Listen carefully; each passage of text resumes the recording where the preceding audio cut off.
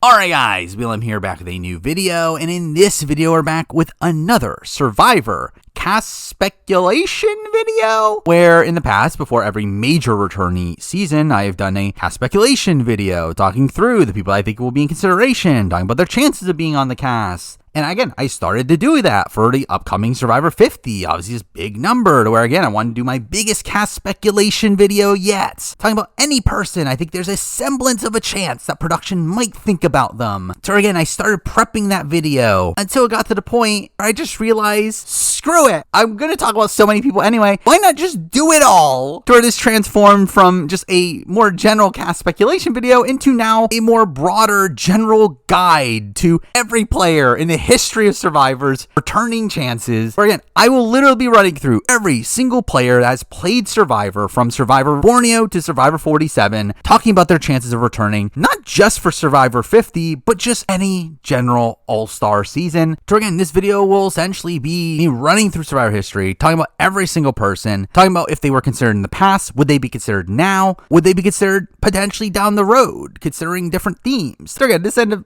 jumping to a pretty ridiculous scale. But again, I was already going to talk about the majority of Survivor players anyway, so again, just might as well run through them all. And with that, let's get started. We're going to be running through them in chronological order of when they first played, in reverse boot order. So let's start off with Sonia Christopher, obviously rest in peace. Sadly, cannot play again. Obviously, if she was still alive, again, obviously would not be able to play Survivor, though. Would have been cool to get the first ever boot, play again, but again, obviously not happening. And the same thing goes with BB, who also rest in peace, but also someone that I don't think would have had any interest in playing Survivor ever again anyway. Then we got Stacey Stillman, where obviously she ended up suing the show. In general, production never particularly liked her. Again, obviously not coming back. Ramon is the first person that is somewhat eligible to return, and she is someone that has popped up a lot more recently. I believe she was involved in the community when the diversity mandate was coming into effect and had played in a Survivor South Africa charity game, but again, at the end of the day, not particularly like a returnee in the grand scheme of things. But I guess theoretically, in a world where if they really want a Borneo person, there's a semblance of a chance that Ramona could return, considering I feel like she definitely would want to return. Dark Bean is someone that I could not tell you where this person has been since Borneo's. Again, I don't think he's in consideration. Joel Klug is someone that I actually think would be a kind of interesting dark horse returnee, in the sense that I believe he has kept up with the show, but obviously not someone that's on their radars in the slightest. Though that said, I know Joel himself has been like very up in the air on whether or not he would return, where I know in his quarantine questionnaire, he was talking about how it would be a tough decision for him, to where again, I don't think they want him that bad anyway, and if he doesn't want it either, again, very unlikely. Gretchen Cordy is someone that I personally have always wanted to see back. I feel like she is a very interesting figure in Survivor history, and if they were to do another second chance, go really old school, maybe Gretchen could be in the running, though to be fair, there's no real proof to that. I've never heard any semblance of talk about Gretchen being in the running for any previous returnee season, so again, I don't think she's really in contention. Greg Buis is the first true contender that we're talking about here, where I think Greg is someone that could seriously be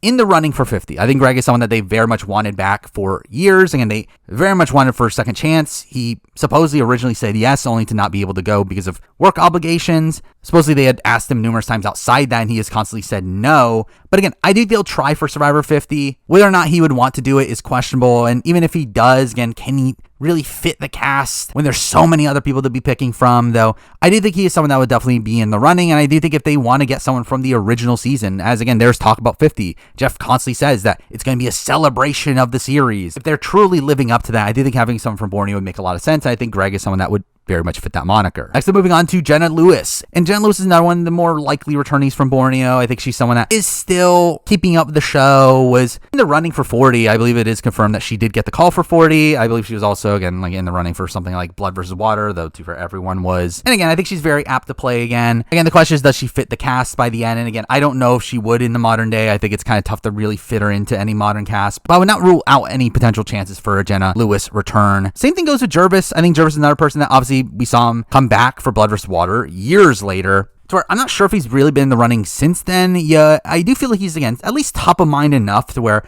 again, if they really want a Borneo person, I feel like Jervis is one of the easiest people to get. Though he's another one of these that, again, I don't think they're like clamoring to bring him back either. So again, he's like a possible returnee, yet just not a particularly likely one. Next we got Colleen, and Colleen's someone that obviously they've been wanting back for years. They asked her back for All-Star, she said no. They asked her back for Here's the Villain, she said no. I would assume they've probably given up on her, and even if they haven't, again, are they really like clamoring for a Colleen return at this this point. I don't know, but obviously she is a massive name to where, and she would be a big get, but I don't think she would be a likely returnee. Sean Caniff, someone that I don't believe has ever been in the running for any previous season. I've never heard his name in the rumor mill for any previous returnee season. So again, I would guess that he's never been in the running. And to be fair, I don't believe he wants to play again either. So again, not particularly likely. Sue Hawk is someone that's interesting, as obviously she was one of the biggest names in Survivor back in the day. So obviously a return for her would be pretty massive, though I think it's very unlikely. Obviously she ended up suing the show after the incident with Richard, where I would assume by this point, I would assume by this point, not someone they're looking at too highly. So again, I don't think she would make it on. And beyond that, I don't think she particularly wants to play again anyway. She didn't really want to play All-Stars, seemed to only come back for the paycheck. I don't think she is dying to play again anyway. Now, obviously, we got Rudy, rest in peace. Obviously, if he was still alive, he would still not be eligible to play again anyway, as again, even at the time of All-Stars, he was very much struggling at that point. I mean, it being years later, obviously,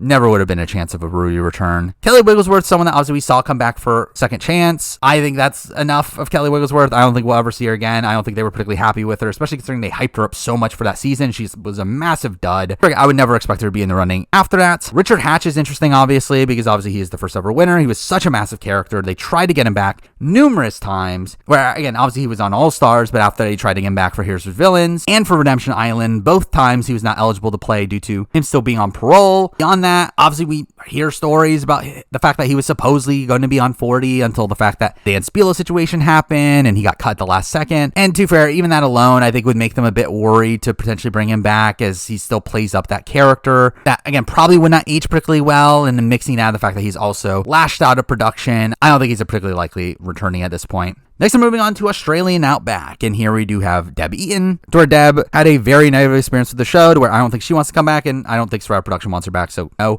Kel Gleason, I mean, the only thing notable about him is Beef Jerky Gate, and again, I don't think they're clamoring to bring him back either. Mad Dog Hershey is someone that's sadly probably too old to play Survivor at this point. I mean, she would be a really great character. Yeah, again, I just don't think a likely returnee. Mitchell Olsen, someone that sadly was also kind of a dud on the season. So I'm being like the first ever super fan of the show, even though it was Survivor Borneo. He kind of goes out there and is super exhausted, where he didn't really bring much to the table, so I don't think he would be in consideration. Kimmy Kappenberg, someone that obviously did later come back for Survivor Cambodia, to where you would maybe think that she would potentially have a chance of returning again. I don't think it's particularly likely. I mean, first up, you got the fact that she's very controversial nowadays, being very openly anti-vax at the time of COVID, and beyond that, I think also was someone that I don't think production loved her on Second Chance. I mean, she was very quiet in the edit outside the times that she was absolutely necessary to her, and I'm not expecting Kimmy Kappenberg to be someone that high on their radars. Next up, Michael Skupin. I mean, obviously he's never going to be on Survivor ever again. Terrible human being. If you don't know, look it up. Again, never going to be on the show ever again. Same thing with Jeff Varner. Where again, I think they love Jeff Varner after Second Chance, but after the Zeke situation, he's never going to be on the show again. Let's move on. Next up, we got Alicia Calloway, and I think Alicia's someone that would potentially be on their radars. I mean, she was a very unique character for the time. Obviously, again, I don't think they're clamoring to bring back Alicia. I think they have so many other people from the modern day that they would like to bring back more. Yeah, and I could see her being a potential person that they reach out to for an old schooler. Yeah, I do think she would say no. She's constantly reiterated that she doesn't want to play Survivor again. And to be fair, even on All Stars, I don't think she was clamoring to play the game again anyway. So again, I don't think she would end up making the cut. Next, I go with Jerry Manthe, and I think Jerry Manthe is one of the more likely people from Australian Outback to be back. I think she's someone that has still pretty openly been willing to play Survivor again. Obviously, was such a big name at the time, though. To be fair, I actually don't know how production really feels about her nowadays. I believe she was in the running for Blood vs. Water. Yeah, I don't feel like she was one of the names out there for something like Game Changers or Survivor 40, to where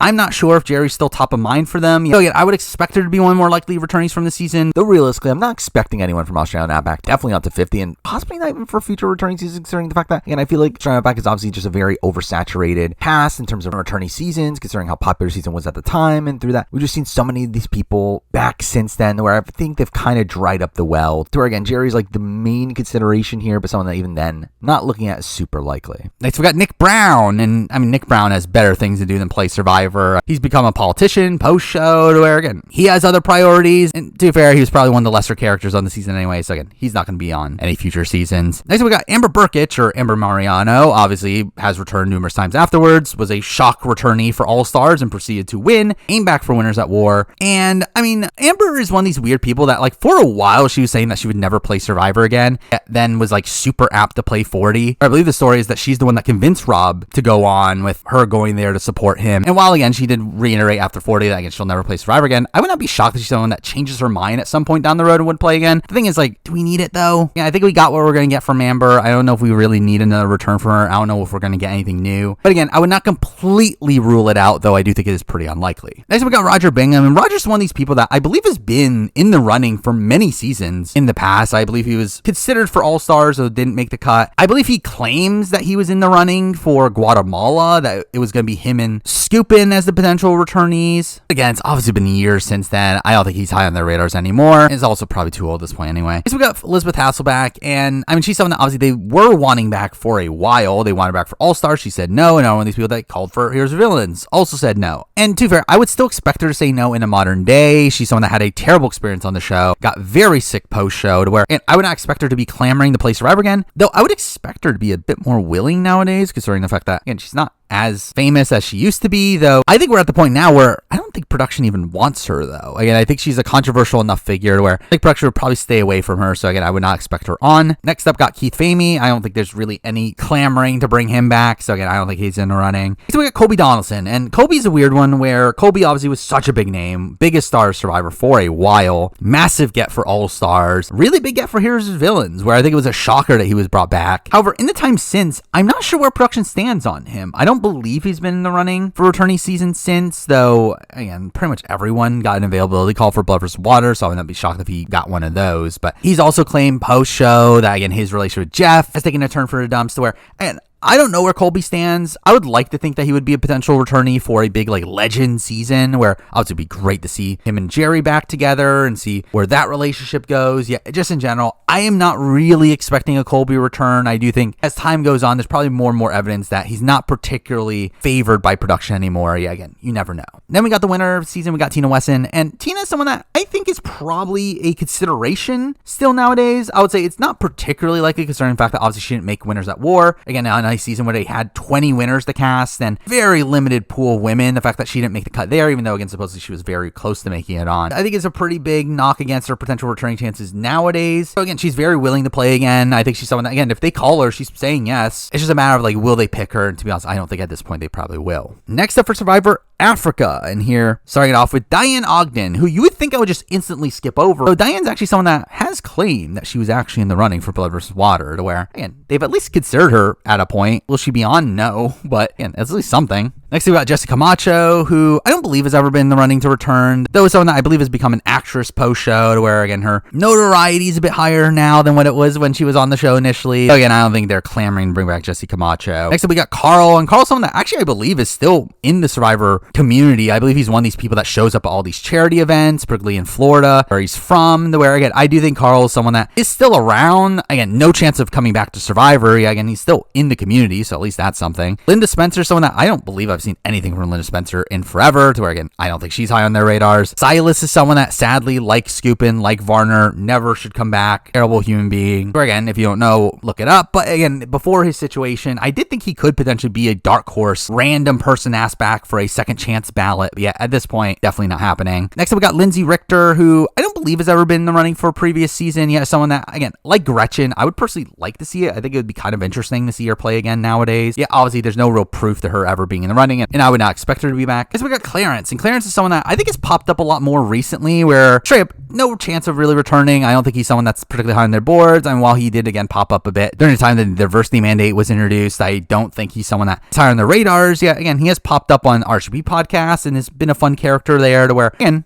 I think it'd be cool, but it's never happening. Next up, we got Kelly Goldsmith. And Kelly Goldsmith's probably one of the more likely people to be returning from Africa at this point, where Kelly Goldsmith is someone that has always been in the running to return. Again, was the alternate for Survivor All-Stars, was very close to making it on, supposedly quit her job to try to get on that season and sadly did not make it, and proceeded to get the call for a lot of seasons following that, where, again, I know she was in the running for Blood vs. Water, Second Chance. Again, I think she's someone that is still on their minds, where, again, I think if we do get a returnee from Survivor Africa, I would say Kelly's one of the top 3 potential people to come back from it. Yet again, I'm not really expecting it. Next up, we got Brandon Quinton, and straight up, I don't know where Brandon Quinton is. I don't know if he would be willing to come back. And obviously they don't want him back. So again, he's not coming back. Frank Garrison, same thing, has not aged well. And even then, they wouldn't be looking at him as a potential returnee anyway. So no. Kim Powers, someone that actually has an interesting story post-show on the fact that she married Alex Bell from Survivor the Amazon. But really outside that, not someone with particularly high notoriety at this point. Someone that I don't think they're even considering. Next thing we got T-Bird. And T-Bird's someone that I would love to see back. Obviously someone that is dying to play again. She was in the running for a second chance. Obviously didn't get voted on. So again, she's another one of these people that again got cut from All Stars, probably due to archetype. So again, I would love her to get her time to get back on the show. Again, I just don't know if they're really looking at her. But again, she has made more of a name for herself nowadays. She obviously has the podcast with RJP. She constantly talks about the show. I do think that's at least put her at least on the radar. But I'm just not entirely sure where production necessarily stands on her. Where again, I hope that she's in the running. I would definitely not rule her out and would still say again, she is probably one of the more likely people from Africa to be asked back. I just again don't really know for sure where production stands on her. Next up, we got Big Tom, and Big Tom is someone that I think was a product of his time. I don't think Big Tom is someone that they would be clamoring to bring back nowadays. I think it would be very unlikely, where he has simply just not aged well. Now, I know he was in the running for Blood versus Water, and again, was a fan favorite at the time, though, again, someone that I just cannot see being cast in the modern landscape of Survivor. Next up, we got Lex, and Lex is someone that I think is, again, probably one of the more likely people to be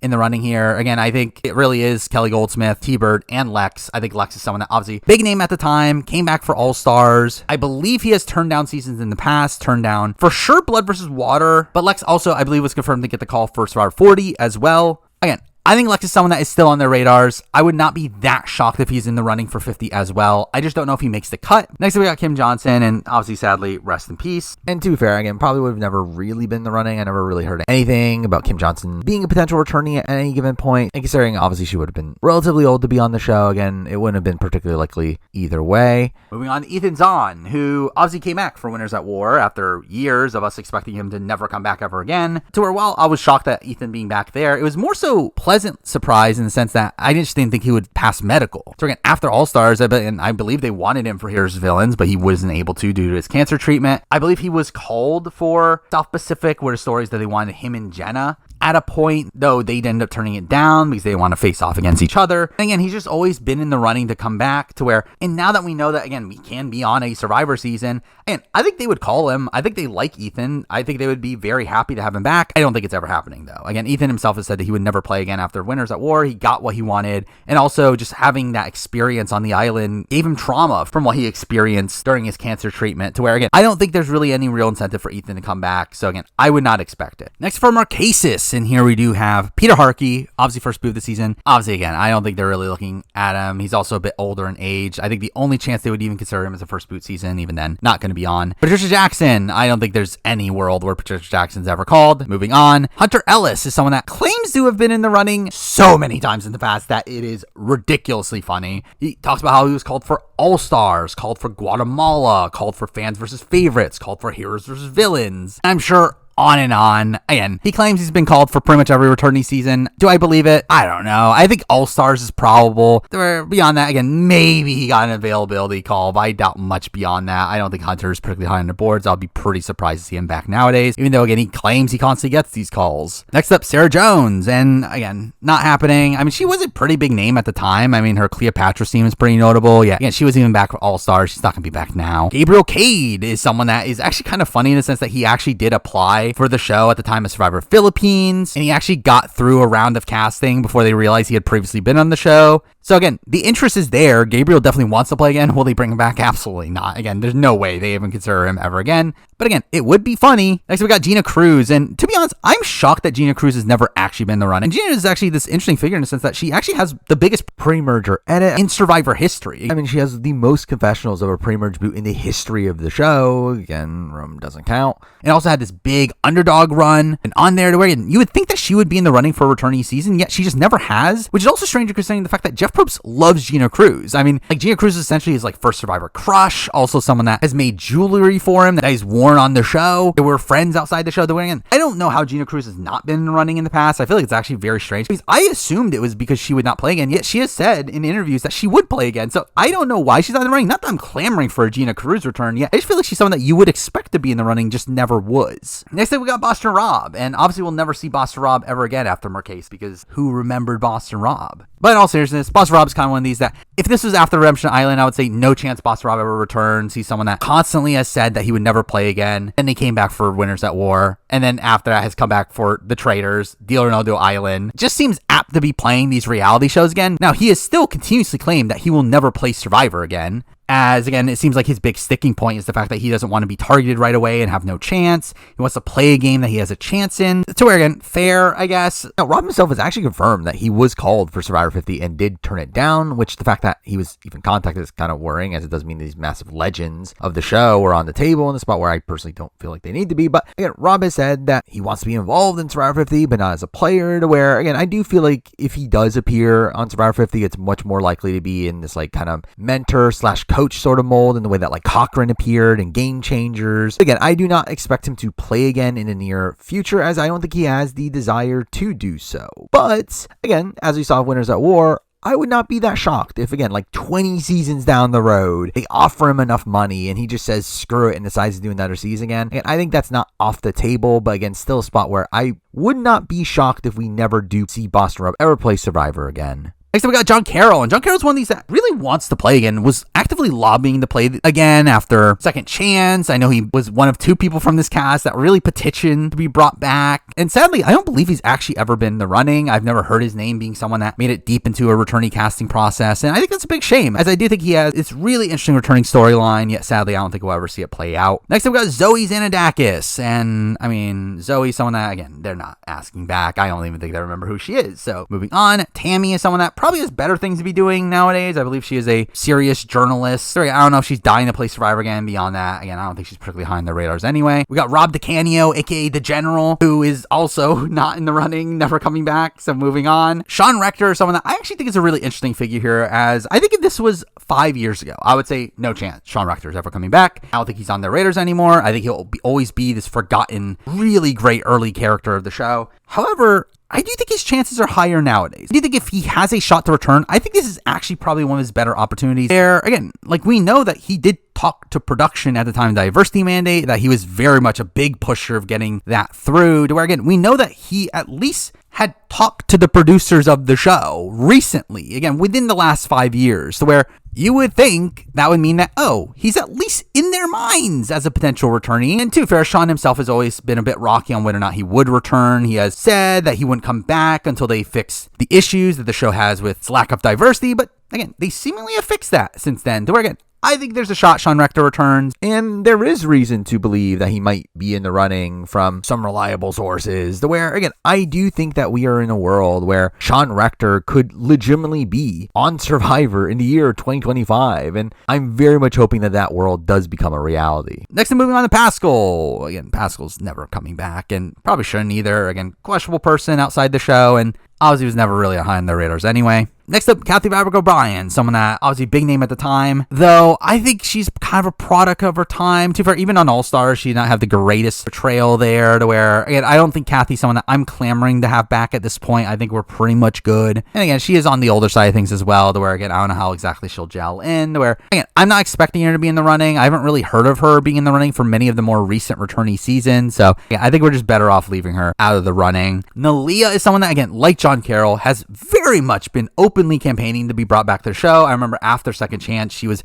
very much clamoring to come back, only for it to obviously fall on deaf ears. And I think it's a shame, as I do think Nalia is someone that obviously has grown a lot since she originally played. I think there would be a lot of potential there. She's still a big fan of the show, though sadly, I don't believe she's really been in the running since All Stars, where I know that she was someone that was at least considered for All Stars, but since then, again, I don't think she's been in serious contention. I would like to see it, though, again, another one, I'm not fully expecting it. Next, I'm moving on to Vesepia, and Vesepia is actually an interesting case, as, again, before Winners at War, 0% chance Vesepia ever comes back. I think Vesepia is someone that they outright just disliked. Jeff constantly talks about her as being a very boring winner. I don't think there's a lot of love for Vesepia from the production side of things at the time. I do think now we are in a post-diversity mandate world, a world where, again, she kind of sprung up around the time Winners at War and was also involved in diversity mandate. So again, I think Vesepia is someone that is probably more likely to return now than she ever has been. I think we're in a world now where, like, there's a chance, again, she is the first ever black winner of the show, and I think that means something, to where I could see them now actually respecting her legacy and wanting to bring her back, to where, again, I think she has more of a chance now, though, again, I'm not really banking on it.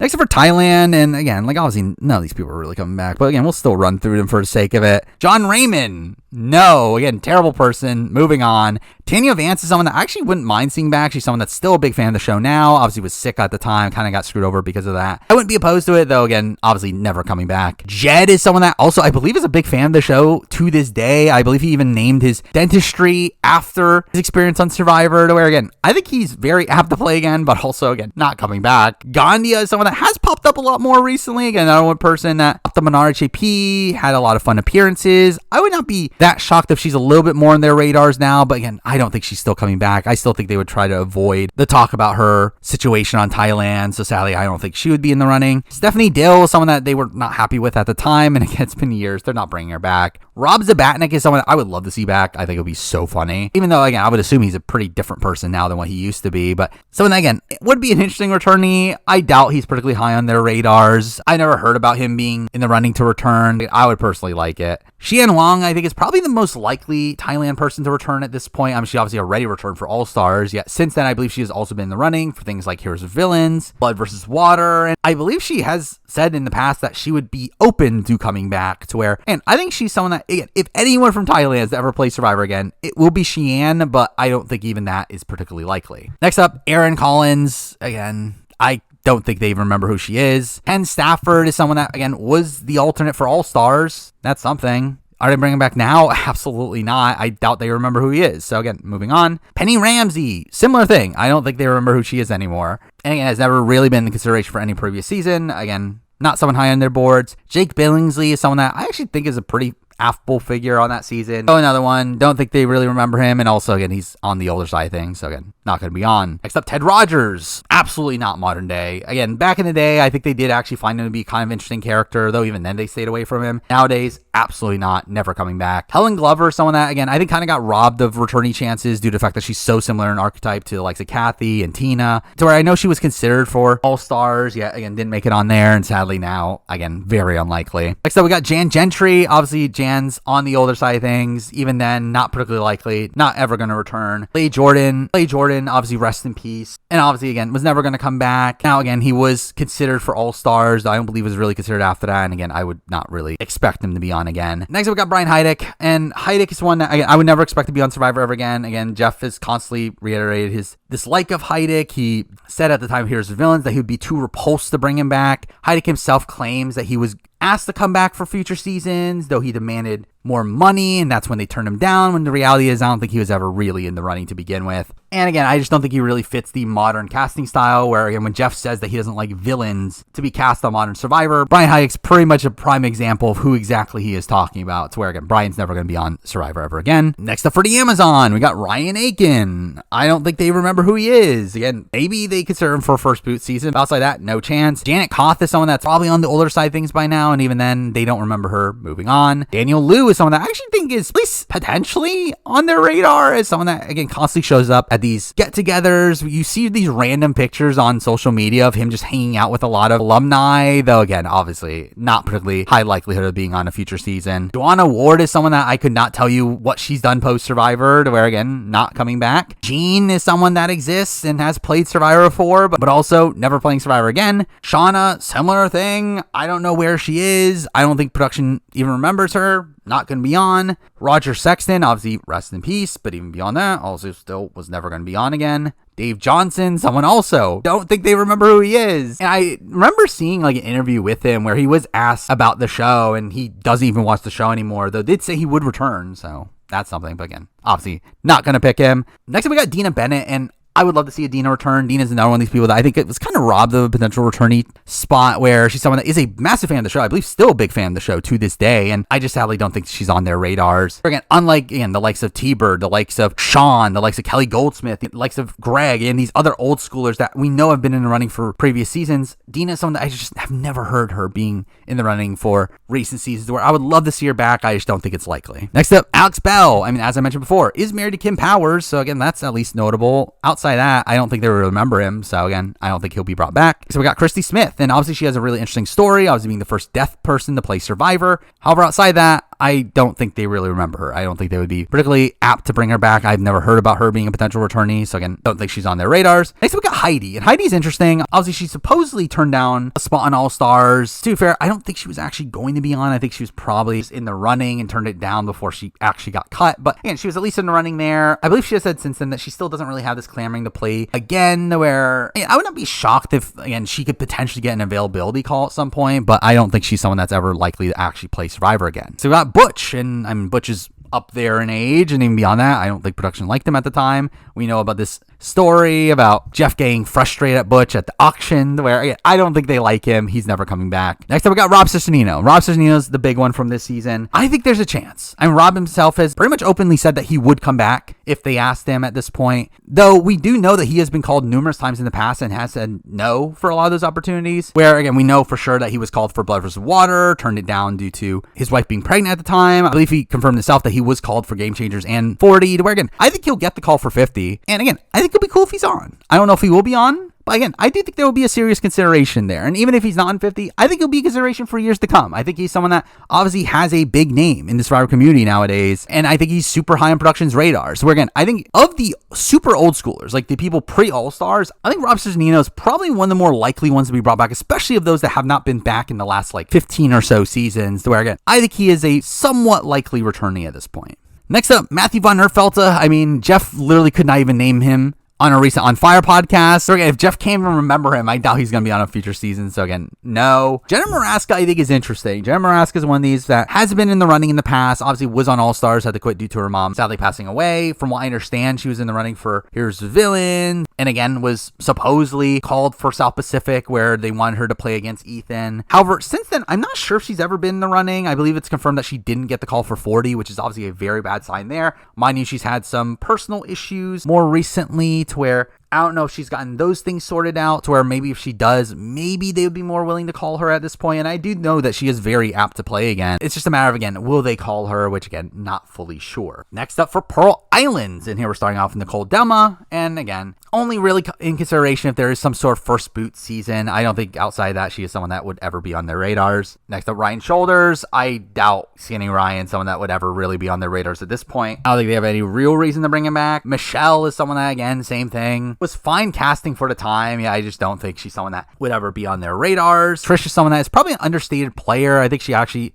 had some decent game ability. Someone that, again, I just don't think they remember. Next up, Sean Cohen, someone that, again, was a pretty big character back in Pearl Islands, yet again, don't think they remember him or really even hold him in that high regard. Austin is someone that obviously was ridiculed at the time for being the show's first quitter, to where obviously, again, I don't think they would bring him back, even though I think it would actually be a pretty interesting story if they did. But even then, I don't know if he's willing to come back anyway. Next, we got Savage. Savage is interesting. Obviously, he did come back for Cambodia, on a spot where I never thought we would see Savage again. Despite the fact that, again, he used to be friends with Probst. He, from what I understand, like, I don't believe he really had been in serious contention before that, to where, again, his return in Cambodia was shocking, though, again, I was very happy for it. Now, again, I don't know if he'll be brought back after that. I do think while he would be willing to play again, I'm just not sure if he'd ever be on their radars enough to actually make a cast in the modern day. But again, I was shocked when he came back from Cambodia, so I guess you never really know. Next, we got Rhino, and Rhino is someone that is still in the Survivor community. Mind you, not the most revered person in the Survivor community, where, again, he's never been in the running before. I don't think he'll be in the running now. Next up, we got Rupert, and Rupert's in a weird spot right now. I think Rupert, obviously, it's been a while since he originally played. Obviously, health-wise, I'm not sure if he's really in the shape to play Survivor again, but even if it wasn't for that, I'm just not sure if he's really on their radars that highly anymore, to where I just don't know if Rupert's really the type of person that they cast on modern Survivor, where I think they want with a bit more game to him. And to be fair, I think Rupert definitely picked up on the game at points, where especially in like Here's Villains by the end, I think he was playing pretty aggressively from the bottom, though at the end of the day, again, I just think it's tough to really see him on a modern season, where, again, mixing in his health issues with the changing casting, I'm just not sure if we'll see him again, though again, I would be pleasantly surprised if we do. Next, we've got Tijuana, who, again, I just don't think is really on the radars. Now, I know she's like popped up more recently, where I remember seeing her at a wedding with the other Morgans. Yeah, again, I don't think she's still really on production's radars. Krista Hasty is someone that I know has come out more recently and said that she would like to play again, did an interview for RJP. Again, maybe that gets her on the radar to come back. I very much doubt it, though. I don't think Krista's was really high enough priority for them to be back, specifically for 50, and maybe down the road, again, if there's some sort of second chance ballot, maybe she could be on that, but again, I'm not looking at it as particularly likely. Let's think about Burton, and Burton's someone that I think I would expect to be in the running for future seasons. Yeah, I don't believe he ever has been. Again, I've never really heard of him being particularly deep in any casting pools, where I know he has said that he would play again, that he was pretty apt to play again last time I've heard from him, but he's also just someone that, again, I just don't know how likely it is, and it doesn't seem like production has much interest in him, though we do know that production still remembers him. Again, Jeff does mention Burton, particularly in relation to the immunity challenge that he initially won, only get that revoked, where again, he's at least someone that they remember. But again, I'm not really expecting him on Survivor 50, but again, another one of these people that if there's a theoretical second chance ballot at some point down the road, I would not be that shocked to see someone like Burton end up landing on that. Next, we got Dara, and Dara's someone that I was personally shocked that Jeff Probst remembered her, where she did get an on fire mention back in 46, to where, again, Jeff talked about her winning the challenge after, again, Burton got disqualified, to where, again, he knows who she is. That's something. Is she going to be brought back? No, but again, at least Jeff knows who she is, which is, again, more than you could say for probably like a third of the Survivor players that ever exist. So, again,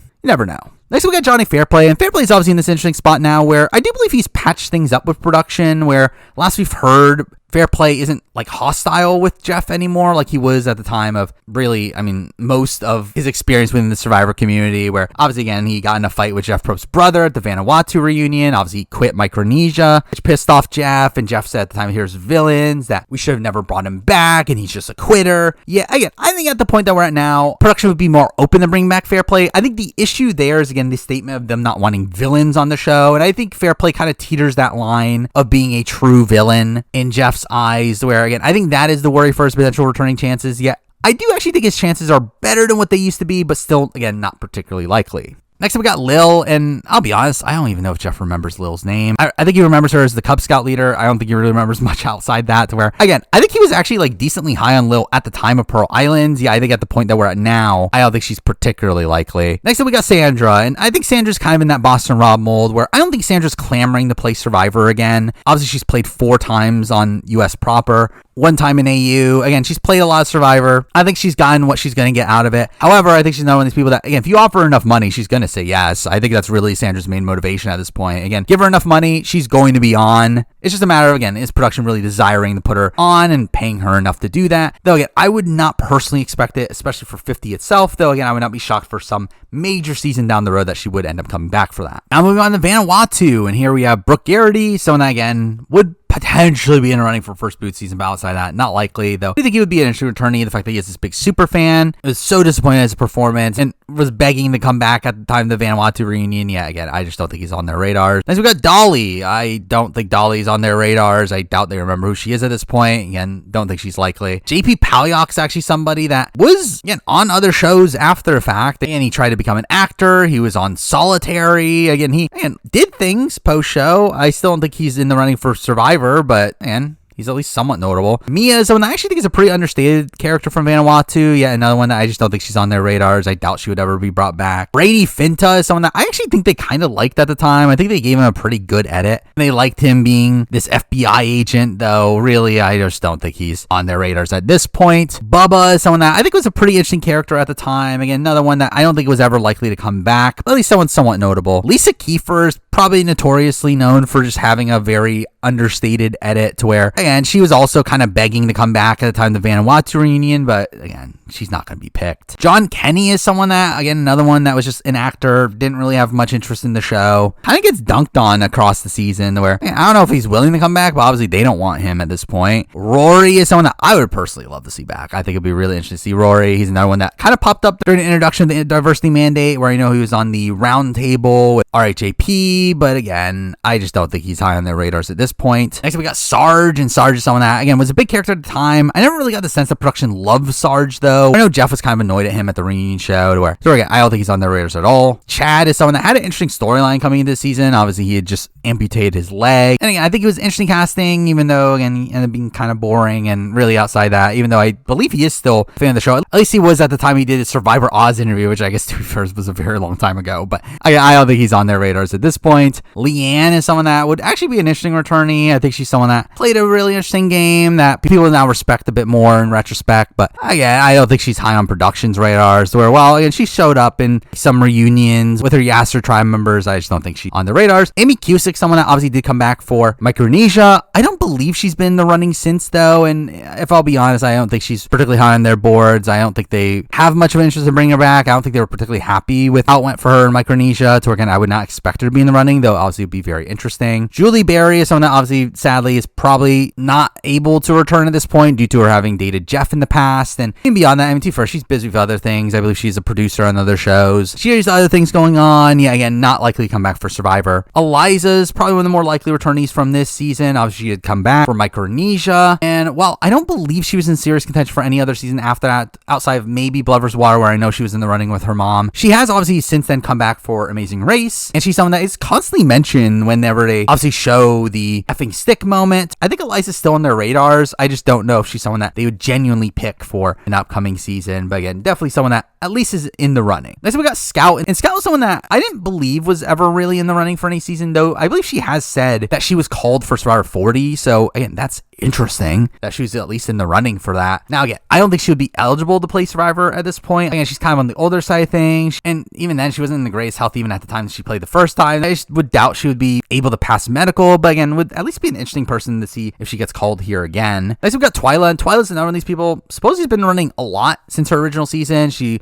was in the running for Micronesia, Heroes vs. Villains, Blood vs. Water. I remember hearing that she had potentially gotten called for 40, though again, that's more uninstantiated. But again, I think she's on their radars to some degree. I would, again, doubt that she would actually make the cut for 50 at this point, but I think it's at least someone that, again, potentially could be in the running. Finally, we got the winner in Chris, and sadly, I don't think Chris was ever on production's radars, which is a shame considering obviously he was such a massive character on his season, though obviously at the time, Jeff very much hated him. They have clearly repaired that since, where Chris has talked about himself, that Jeff later apologized to him, but despite that, I don't believe Chris has ever been called to return. He didn't get called for 40 in particular, which obviously would have been this good opportunity to bring him back, so sadly, I don't think Chris will ever come back, though, again, I would personally like to see it. Now moving on to Palau, where we're starting it off with Jonathan Libby, and shockingly, supposedly he was in the running for Guatemala, where supposedly the original concept of Guatemala was to bring back Jonathan and Wanda. Got screwed over in the previous season, though again, they just didn't by the end, and again, obviously he would never be in the running now, so again, moving on to Wanda, where same thing, I don't think Wanda would ever be in the running. Also, obviously, she's up there in age at this point, I don't think she would even be in true contention either way. Next, we got Jolanda, who is someone that actually has made a name for herself post-show, where she has made appearances on other shows, and again, could be a potential interesting returnee, yet obviously just not particularly likely, especially from that far back. Ashley Ashby is someone that I doubt they even remember who this person is, so very unlikely to be on. Same thing goes to Jeff Wilson. I remember Jeff being annoyed at him for quitting, where he's someone that very much disappointed them on the season, where I doubt he'll be on. Kim Mullen, same thing. Who is Kim Mullen? I don't think they remember her. But to be fair to Kim Mullen, I do believe she's actually still a fan of the show. I know in her quarantine questionnaire, she was begging to come back, to where again, at least she wants to play again. And I'm sure she would be a very different person if she were to, but obviously I'm not expecting her to ever have that opportunity. Willard is probably again up there in age, and even then would not be in the running. Angie has obviously sadly passed away, though was again at least one of the more unique characters of the pre-merge, to where I still don't think she would have ever been in the running, but at least again one of the more notable people here. James Miller, someone that I thought was a pretty fun character on Palau, while some of the things he said hasn't aged particularly well, and he's a good character, but also someone that again I doubt they remember who he is. Ibrahim, same thing, don't think they remember him, and was also pretty quiet on this season anyway, so again, not particularly likely. Next up, we have Bobby John, and Bobby John, again, is at least someone that I think they probably remember. Now, again, does he really fit modern Survivor? Not really. I don't think he's someone that they would cast nowadays, though, to be fair, the recent casting of Kyle for 47, I think they're in a similar archetype, to where, again, who knows? Maybe Bobby John could be someone they're considering. I don't believe I've ever heard of him being in the running for future seasons, outside maybe Blood vs. Water. But again, at least he's one of the more notable people here, but again, I don't think he's that likely. Next, moving on to Kobe, where I believe Kobe was actually in the running for Micronesia, and was one of the people that probably got cut when it got cut down from an all-star season to a fans versus favorite season, though I think Kobe could have returned there. Again, since then, I don't believe he's really been in the running, to where, again, I just don't think they'll remember him at this point, though, again, would at least be a somewhat interesting returnee. Janu is someone that also was shockingly in the running for Micronesia, which I really don't get. Again, I don't know why they were willing to give Janu another shot after she was kind of a dud on Palau, and again, obviously quit by the end. Though again, it seemed like they were willing to put her back again for some reason, but again, in the modern day, I doubt she's anywhere close to being on their radars. Next, we got Stephanie LaGrossa, and Stephanie LaGrossa is probably the most likely person on this cast to be in an upcoming season, where obviously she was a massive name at the time, was on 2 seasons back-to-back, came back for Heroes and Villains, I believe was called for Blood vs. Water, though said no. And when, to be fair, I'm not really sure if she was in the running for future seasons after that, though obviously in that time since, she has been on The Traitors, she's been on Snake in the Grass. I think she's very willing to do reality shows nowadays, and I think she is someone that, if they ever do some sort of Legends-esque season, I feel like Stephanie is someone I would very much expect to be on, and again, just someone in general I would expect to be in the running for future seasons. Next up, we got Greg Carey, and Greg is probably an understated player on this season, yet sadly, I just don't think they remember him. I don't think he's anywhere close to on their radars. He would not be brought back. Karen, same thing. I just don't think she's someone that ends up sticking to their minds after all this time, where while she was actually a pretty big character at the time, I don't think she's someone that is high on their radars. Jen Lyon, obviously, sadly, was the first person to ever pass away from Survivor, so obviously she won't have the opportunity to come back. And even despite that, obviously had a pretty quiet edit, though I do believe it was actually pretty close to Propes, where I believe there are actually stories about how Jeff drove her to some of her cancer treatments, to where, again, it seems like she was at least in good standing with production, but obviously we'll sadly never actually get to see her return. Next, we move on to Ian, and Ian is someone that has been in the running for a while. Ian's one of these people that they constantly call, constantly tells them no. Again, I believe he was in the running for Micronesia, Heroes Villains, Blood vs. Water, Second Chance, has said no to all those opportunities. I would not expect that to change, to where I know I've seen some more recent interviews from him, to where he's still not clamoring to come back, and I believe he said like in one interview that he would be willing to come back if it was like the final season of the show, to where I just don't think there's really that desire from him. Sure, while I could definitely see him getting the call from production, I just don't think he'll say yes. Next up, Katie Gallagher, someone that I actually think would be very open to playing again, was a pretty big character at the time, yet sadly someone that I just never got the sense the production loved her. Sure, again, I don't believe she's ever been in the running for any future seasons. For a while, again, I think she actually would be a really inspired casting choice here. I just don't think it's particularly likely. And finally, from Palau, we got the winner in Tom Westman, who, again, if this is pre-Winners at War, I would say Tom Westman is one of these people that they would love to see back, but would just never say yes. But then we got the shocker of all shockers in the fact that he didn't even get the call for 40. And to be fair, again, we do know that Tom has had some health issues, that we don't really know if he would pass medical or not. But still, the fact that he didn't even get called for 40 is pretty mind-blowing, considering how much they love Tom at the time. Obviously, at the time, Palau, he was one of the most popular winners. Jeff adored him. They wanted him back for Micronesia. He said no. They really wanted him back for Heroes and Villains, and he said yes pretty much at the last second. And since then, I believe he was called for like Blood vs. Water and said no. But again, the fact that he like just did not get the call for 40 is so mind-blowing to me. So again, I guess maybe they just are out on Tom nowadays. And again, to be fair, I don't know if Tom would be able to play again anyway. But for him to just like not even get called is pretty mind-blowing there. So again, I'm not looking at him as that likely at this point. Except for Guatemala, we have Jim Lynch. And I mean, again, I doubt they remember who he is. He was the first boot. Maybe a first boot season, but he's on the older side of things, so I doubt it. Now for Morgan McDevitt, who I also don't think they remember who she is. So again, I very much doubt it. Brianna Varela, same thing. Brooke Struck, almost same thing. Though Brooke Struck's actually been popping up a little bit more recently, where I've seen like podcasts with her and Stephanie talking about Guatemala. And again, like I feel like she is a little bit more prevalent nowadays, even though again, she was probably more of a non-factor on the show. But again,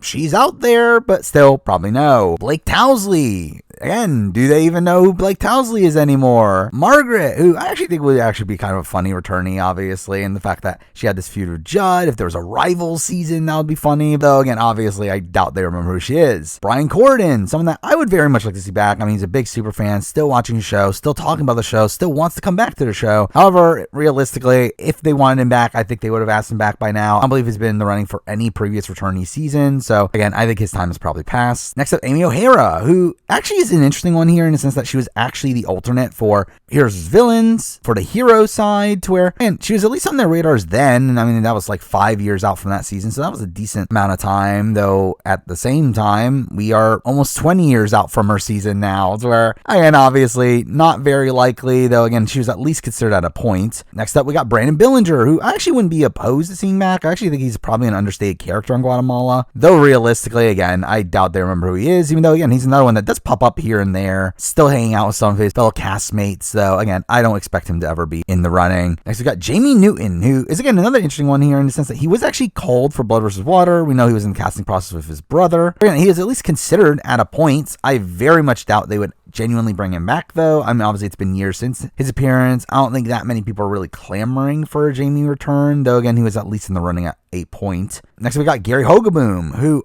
I don't believe has ever been in the running to return. I've never heard his name out there, though I would very much like it. Again, I think another very understated character, a pretty solid player. Though considering the lack of talk about him, I would doubt he would be in the running. Next, we got Judd Sargent, who I would love to see back. Obviously, a great character, someone that has talked about wanting to come back. I believe he was in the running for, again, some of the seasons like Micronesia, Here's Villains. I know he was called for Blood versus Water, but realistically, I don't expect him to be brought back. I do feel like it's obviously been a while, and there are stories about how production did not particularly love him while on the islands, where, again, I would not expect him to get the call. Next, we got Cindy Hall, who is actually another interesting one in the sense that she has popped up a little bit more recently, appeared on Talking to T-Bird, came off as a very fun personality. Beyond that, also was in the running for at least Blood versus Water with her sister Mindy, which, again, I think there's reason to think she was at least on their radars at some point, though I think at this point, again, very unlikely to be brought back. Next up, got Lydia Morales, who is never ever going to be asked back, to where production did not particularly like her at the time. I think Jeff very openly disliked her. And beyond that, again, I doubt they remember who she is, so again, I don't think she'll be brought back. Next, we got Rafe. I actually think there's a chance that he would at least be on their radars. Obviously, he's made a name for himself post-show, and the fact that he is a showrunner for shows like Wheel of Time. Again, he's definitely made a name for himself post-show, and he obviously was a big player, big character on the season. Though, again, at the end of the day, he's still not one of the bigger names on the board, where I don't know if they would necessarily be looking at him, and beyond that, he's probably too busy to go back on Survivor anyway. And finally, from Guatemala, we do have Danny Boatwright, and Danny's in this interesting spot where she had for a while talked about how she didn't want to come back unless it was an all-winner season, and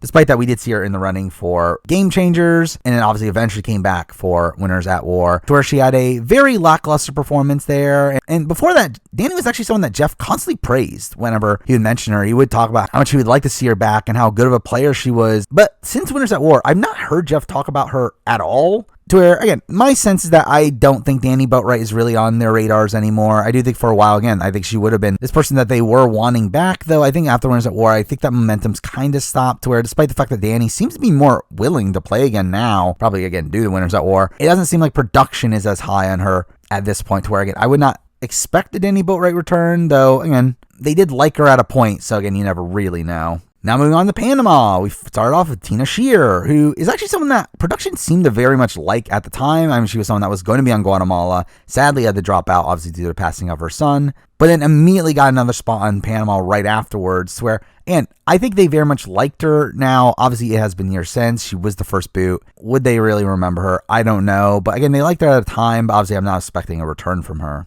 Now for Melinda, and I doubt they remember who Melinda is. So again, if Brandon Donlin couldn't remember who Melinda is, I very much doubt production would. So again, I don't think they would bring her back. Next, we got Misty Giles, who I do think is probably one of these pre-merge players that had a lot of potential. Though, again, she was such an early boo, and someone that, while I think it would be an interesting return, I very much doubt she was even on their radars. And again, someone that wasn't even asked back for seasons closer to when she originally played. So again, she's definitely not being brought back now. Next up for Ruth Marie. And Ruth Marie is someone that I see pop up here and there, and is someone that seems to be in better shape than what she even was when she originally played, where I think in terms of the ability to play Survivor again, I'm sure she's very able to, though obviously someone that I don't think is on production's radars at all, to where, again, not expecting it. We got Bob Dog. And Bob Dog's another one of these people that shows up here and there. I think he is someone that still hangs out with some of his fellow castmates and seems to have a good rapport within the Survivor community, though, again, if he were to be wanted to be brought back, I think he would have been in consideration in the past, and he never has, so again, not expecting it. We've got Dan Barry, the astronaut, who they made a big deal of at the time, though another one you don't really hear mentioned ever again after the fact, where I would very much not expect him to be in the running. Next, I'm moving on to Nick Stanberry, one of the most boring players in Survivor history, so obviously not. I mean, unless he's able to convince them with a very motivational speech, which he's known to do, but again, obviously no. Next, we got Austin Carty, who I think is actually probably an underrated player in Survivor history, where I've always looked at him as someone that could have potentially done well in future seasons, though again, he was never really in the running for future seasons. I very much doubt he'll be in the running now. Next, we got Sally Schumann, who I don't think anyone remembers outside of Dalton Ross, and with that, again, very much doubt production would have her anywhere close to being on their radars. Next, we got Bruce Kenneguy, who is another one, really fun presence, seems to still hang out with some people in the Survivor community. I don't expect him to ever be on their radars, though. I mean, he's also, again, up there in age. I don't think there's any real chance of a Bruce return. Next, we got Courtney Merritt, and Courtney's one of these people that you would expect to be in the running for a returnee season. Seems like the type of character that you would want to see again, though she supposedly has not been asked back for future seasons, to the point where I remember stories about her being super bitter at the Heroes or Villains anniversary party to where, again, I don't think production was ever particularly high on her and never really wanted to bring her back, though I think she would be an interesting returnee. Next, we got Shane Powers. And obviously, this is a very interesting one here in the sense that Shane Powers had always been in the running for multiple seasons. Again, Micronesia, Heroes vs. Villains, Blood vs. Water, Second Chance, again, was on the ballot for Second Chance. I believe even in the running for South Pacific at a point to where, again, he is someone that they have constantly asked back. And again, sometimes he has turned it down himself, but other times, again, he just didn't make the cut. And it got to the point where after Second Chance, he was extremely bitter over it and said that he would never play Survivor again. Though I do think, considering the fact that we are seeing a lot of Shane talking about Survivor on social media, I would not be shocked if he is asked that he would get this itch to play again. Where, again, I do think there's at least like a modicum of a chance of a Shane Powers return. And I think really the more damning thing for him is the fact that he has talked a lot of shit about production in the years since, to where maybe that would stop him from being consideration now. But I do think if he was presented the opportunity, I would expect him to at least deeply consider it. Next, moving on to Suri. And Suri's in this interesting spot where obviously she was just on AU vs. the World, and through that she just had another Survivor experience, though she has constantly reiterated after Game Changers that she wants to play again. She's very willing to. And obviously production very much loves her. I mean, I remember even when Suri went on Big Brother, Jeff Probst went out of his way to comment on Suri being on, to where, again, I think they love Suri. I think they would want Suri back. The question is, do they want her for 50? Again, does she fit this cast? I don't know. Beyond that, are they going to be happy with her going on AU vs. the World? I think that's another question, where, again, we know that AU vs. the World was supposedly originally going to be AU versus US, and then supposedly for our production shut that down with them not wanting any of their players to go on the show. To where, and considering that fact, and obviously now we have some of these players going on the show despite that, again, how are they going to feel about that? And especially considering Jeff's recent comments about respecting loyalty from the players. And there is reason to believe that they are somewhat sticking true to that.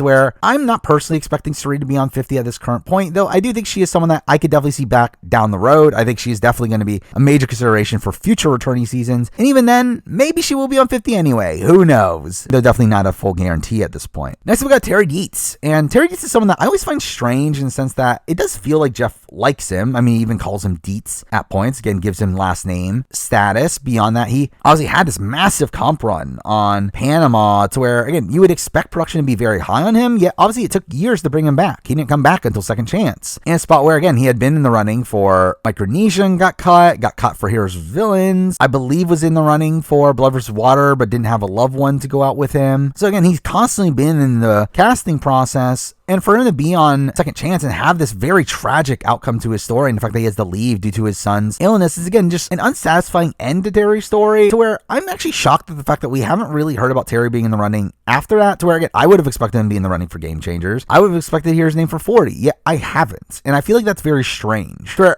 I'm not expecting him on 50, and I think that is, again, kind of disappointing in the sense that, again, I do think Terry is someone that I would love to see get another chance, especially considering how his story ended up, though, again, I'm not actually expecting it, though. Next up, we got Daniel De Lorenzo, and Daniel De Lorenzo is interesting in the sense that I thought she would be kind of done after Heroes vs. Villains. I mean, Heroes vs. Villains was a spot where she got really purpled in the edit. She was barely on the show, got overshadowed by Alexa Russell and Parvati. And in the years since, I feel like I haven't really seen much from her outside of the movie she did with Coach, to where, again, I would expect that to be the end of her, though I believe she has stated that she would be willing to play again. And there are these rumors that she was in the running for Edge of Extinction, though those did not come from a reliable source. And in general, I would not really expect her to be back, where I know Jeff in particular seemed to be kind of annoyed with her during her run, and with her also being, again, from pretty far back in Survivor history at this point, and also not particularly being iconic in the way that many of these other like bigger legends that they would bring back are. Again, I would not expect her to be brought back on the show, but I would also say there's not a 0% chance either. Next, we got Aris. And Aris is a strange figure in the sense that he came out of Panama, being talked about by Jeff as the most boring winner of the show, yet he then proceeds to be brought back for Blood vs. Water in a spot where he is there, obviously because of his brother. I think that was a major reason for him being cast, but following that, Jeff seems to be a lot higher on Aris, to the point where supposedly he was called for Winners at War, said no, and I think that is where we stand with Aris. Aris has constantly reiterated after Blood vs. Water that he doesn't have much interest in playing Survivor again, that they would have to pay him a lot of money to get him out there, and again, they're not going to do that for Aris, to where, again, considering the fact that he supposedly actively turned down an offer for Winners at War, I would very much expect him to do a similar thing for any random returnee season. Next up for Cook Islands, and there's so many no names here. Starting off with Sekou Bunch, who, again, possible first boot season. Again, he is older in age. I doubt he would be asked back. Got Billy Garcia, who hasn't made a name for himself, obviously, through his moment with Candace. And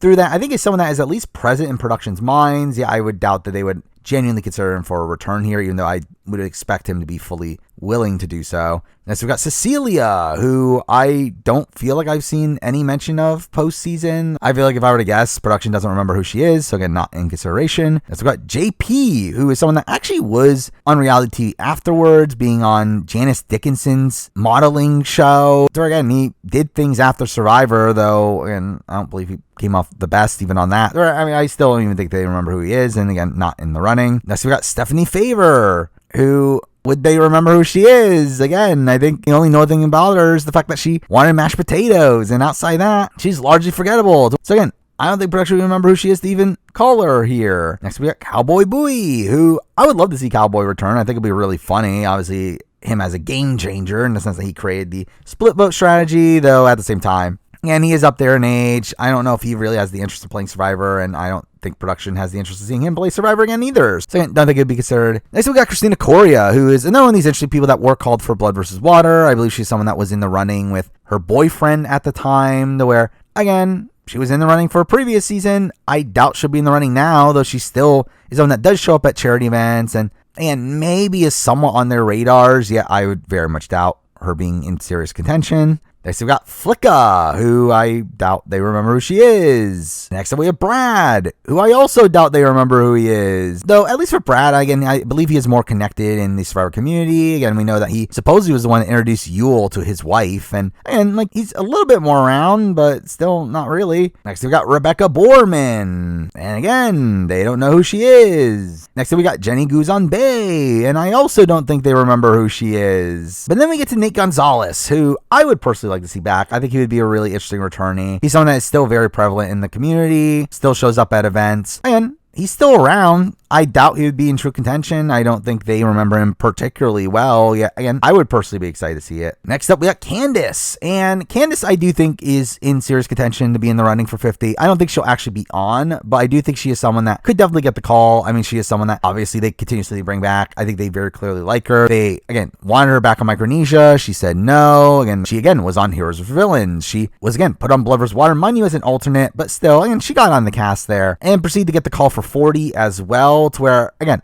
I think she's definitely on their minds. I think she's definitely in contention. Though, again, I would not expect her to make the final cut, though I would not rule out the potential chance of Candace playing Survivor again at some point down the road. Next, we got Penner, and Penner's another one that I think could be in consideration here. I think Jeff clearly loves Penner. I think Penner is definitely high on their radars. We also know he was in the running for Blood vs. Water and Game Changers. I think the issue with Penner is, again, obviously a lot of these more recent players are going to take up a lot of the cast, and Penner also is getting a little bit up there in age to where I think there's a bit of a worry in that sense. But again, I would love to see Penner back. I do think he would be in consideration, though, something that I personally am not fully expecting for 50 itself. Next, we got Parvati Shallow, and Parvati, again, just came back for AU vs. the World, and also did Borneo Island, did the Traders, did so much in such a short period of time. I don't know if she'll be clamoring to do 50. Parvati has constantly said that she would never play Survivor again after 40, and to be fair, again, she went back for AU vs. the World, though I think AU vs. the World is kind of what she wanted, in the sense that a lot of the reason why she said she would never come back to US Survivor is because she would just be an early boot every time at this point, that she has this massive bullseye on her back, and would not really be given a fair shot. And through that, again, I think that would probably stick for 50. I don't think 50 will have this large enough caliber of a cast to where she could genuinely fit in. And to be fair, again, Winners at War was Winners at War, and even then she was such a massive bullseye. To where, again, I don't know if we'll ever get to that point in Survivor US, to where I fully do not expect to see Parvati play Survivor US ever again. Though, again, considering the fact that, again, she has been doing so many shows recently, I guess you never really know. Though, again, I do think she is in this Boston Rob ballpark of kind of just being done with Survivor, where I know she specifically even said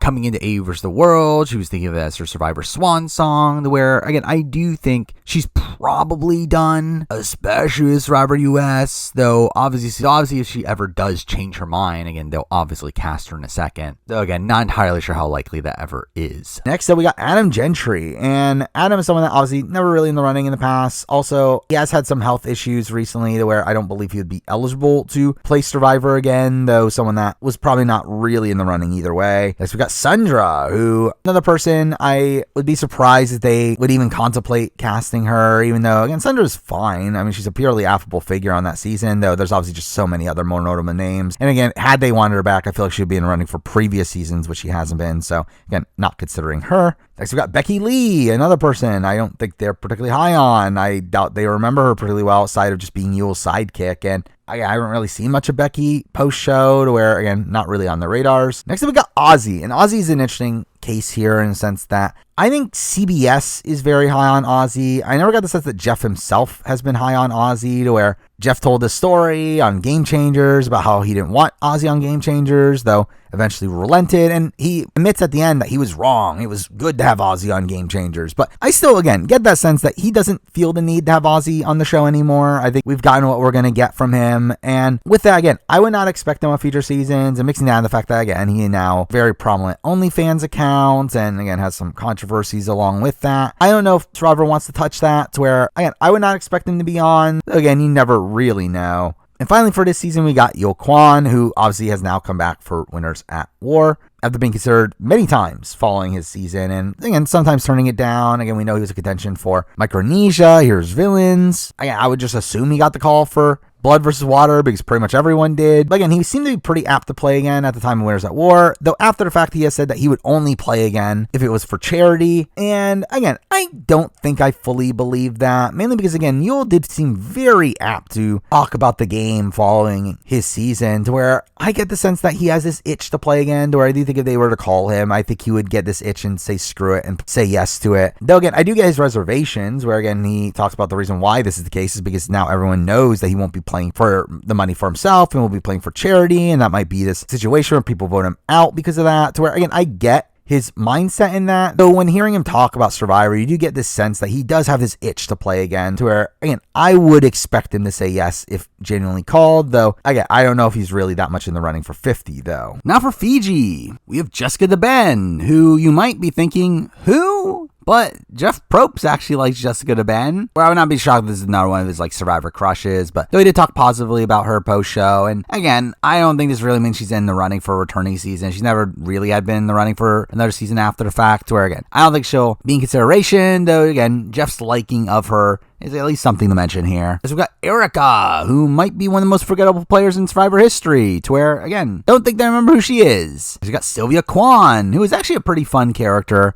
during her short time on Fiji, though another person, I doubt they remember her particularly well. Next up, we got Gary, aka Papa Smurf, who couldn't even handle it on Fiji. I doubt he can handle it almost 20 years later, to where, again, I doubt he'll be in the running. Next, we got Liliana, who ended up being one of the most underrated players of all time, getting 0 confessionals into her boot episode. I doubt she is someone that they're looking at in any significant way. Next, we got Rita, who was an actress that did some movies. There's some notoriety there. Beyond that, she is still in the Survivor community, goes to events. Again, someone to mention, though I doubt she would be in the running. Next, we got Anthony Robinson, who is someone that I actually think is probably one of the more likely Fiji people to be in consideration. Now, again, he's not going to be. But, again, Anthony's someone that I remember like would show up on the Survivor After Show when that was a thing, around the time like Philippines and Caramoan. He's someone that I believe still watches the show, was a fan of the show, works in LA. So again, I think he was someone that actually might surprisingly be on their radars, though someone that I don't think would actually be in contention here. So we got Rocky, who is someone that I actually am surprised that Rocky was never really in contention for a future season. I think you see Rocky and see how much Jeff liked him at the time and expect him to be someone that would at least be in the running for things like Micronesia and Here's Villains. Though, again, I've never heard ever about Rocky being in consideration for a future season. And obviously, considering how long it's been since the season, obviously he's not really in contention now. Next, we got Lisi Linares. And obviously, no. I was a hater at the time. And while obviously it's funny that she sang a song called Tidy Whities, outside of that, nothing particularly notable from her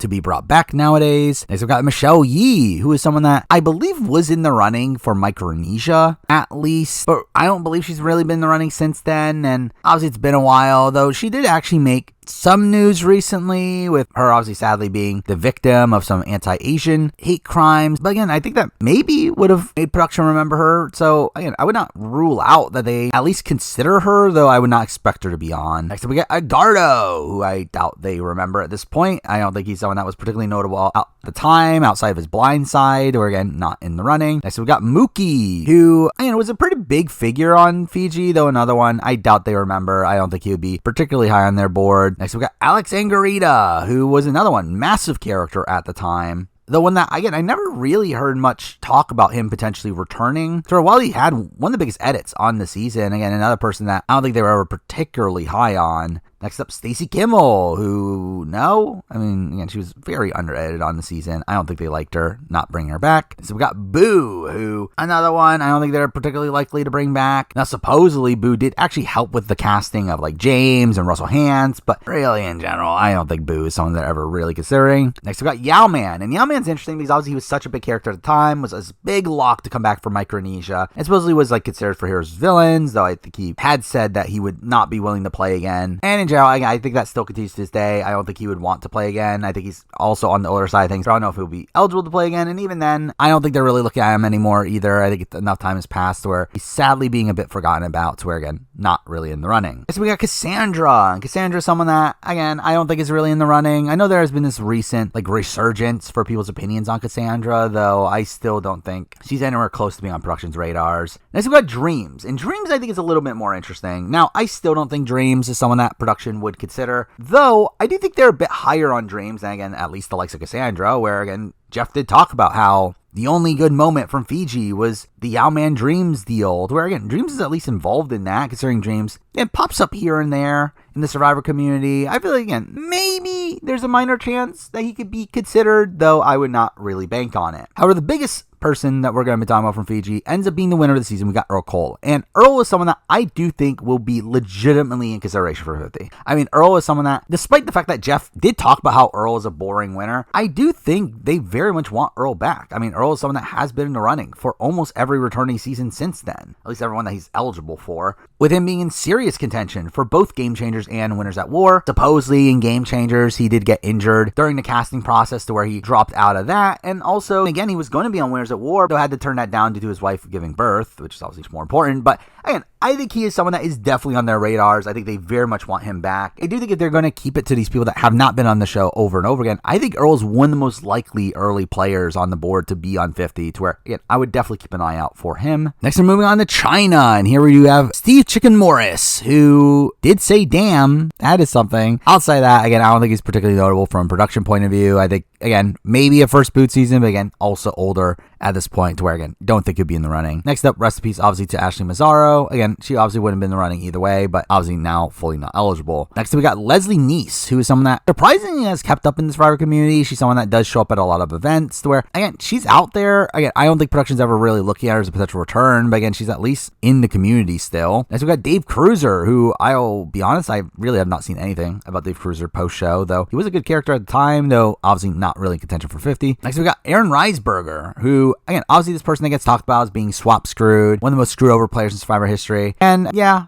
but I don't think they ever really consider bringing him back. I think if he were to be in consideration, he would have been already, though we've never really heard of any word of him being in the consideration, so again, would not expect it. Next, we got Sharia, and I think Sharia's a little bit more interesting because Sharia did end up being another one of these players. It did pop a little bit more when Diversity Initiative was going in place, where she did show up on certain podcasts, where I think there's a lot more appreciation for Sharia in the modern day, and again, she also is one of these people that got really screwed at a swap. So again, I think maybe there's some more eyes on her, though again, another one, I would not fully expect her to actually be on the cast. Next, we got Jamie Dugan. And Jamie obviously was this big fun character at the time, got a lot of Dodo content, though realistically, obviously I think she has more important things going on more recently, to where again, I don't know if she'd be willing to play again, and beyond that, I doubt Productions really has her on their radar anymore, as again, if she was, again, I think she would be in the running for something like Micronesia or Here's Villains, which I've never really heard of her being in the running for those. Next, we got John Robert, and John Robert, no, I don't really expect him to be in the running. I've never heard of him being in the running in the past, where while he was a big character here, and some of his actions are very questionable nowadays, and even then, again, would not make it on. Next, we got Frosty Zernow, who's someone that I always have been very partial to, as he's someone that's a pretty big legend in the parkour space, and I actually watched him on American Ninja Warrior before I ever watched him on Survivor, where, again, also someone that I've always liked. He's not going to be on, though. I don't think he's particularly high on their radars, though. I mean, he has shown up to certain events here and there. I remember him playing Secret Hitler with PG, which I think was like back around the time of COVID, to where, again, he's still around, though I doubt he would be in consideration for 50. Next, we got James Clement, and James Clement obviously was such a big character at the time, was on 3 seasons out of a 6-season span. Again, obviously production adored him. And again, still like to bring up his mistake of getting voted out 2 idols here and there. And again, obviously was a person brought out for the Ghost Island reunion show, though I believe James is one of these people that doesn't watch Survivor anymore. Didn't even watch Ghost Island when he was brought out for it, though I do think, again, he's at least on their radars, though I would not expect him to be the type of person they cast in the modern day. Next, we got Eric Huffman, and absolutely not. Obviously, recently we got the very disturbing allegations against him. So even without that, he would not be in consideration by production, but now he's obviously very much not in consideration by production, or definitely not going to be on. Next, we got PG, and PG is interesting in the sense that she is still very prominent in the Survivor community. She is still constantly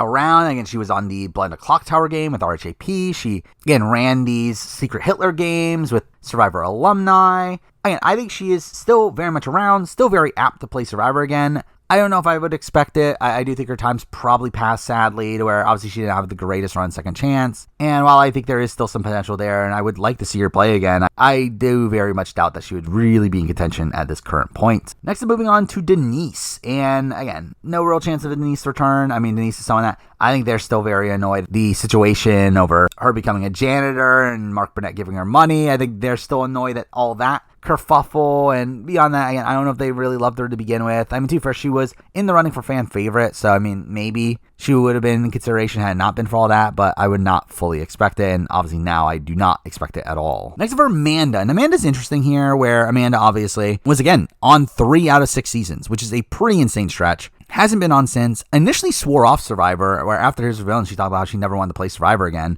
Though I believe there have been more recent interviews that said that she would be willing to play again. Though she has also still kind of fallen off the face of the earth in the Survivor world. But there is a lot of clamoring to bring her back. I know she did make the RCP cast that they made for Survivor 50 that was fan voted, which is claimed that they were paying attention to the RCP series to get a gauge of what fans were thinking. To where, again, considering Amanda made their cast there, if they see the level of interest there is for Amanda there, again, that would make me think, again, they're thinking of her as a potential returnee. Again, I don't know if I fully expect it still, though, considering, again, she was there, I would say that does increase her odds of being asked, where, and even at that point, who knows if she says yes, but again, I would say a potential dark horse for potentially being on 50 at this current point. Next, we got Courtney Yates, and Courtney's someone I'm not expecting to ever see back on Survivor again. I mean, obviously, she had 2 runs in China and Here's Villains. Here's Villains, she was very purpled, barely on the show. Also, you could tell that Jeff was kind of annoyed at her, and just in general, I don't know if Jeff ever particularly liked Courtney, to where, again, I would not expect Courtney to be really high on their radars at this current point, and mixing out the fact that she doesn't also seem to be clamoring to play Survivor again,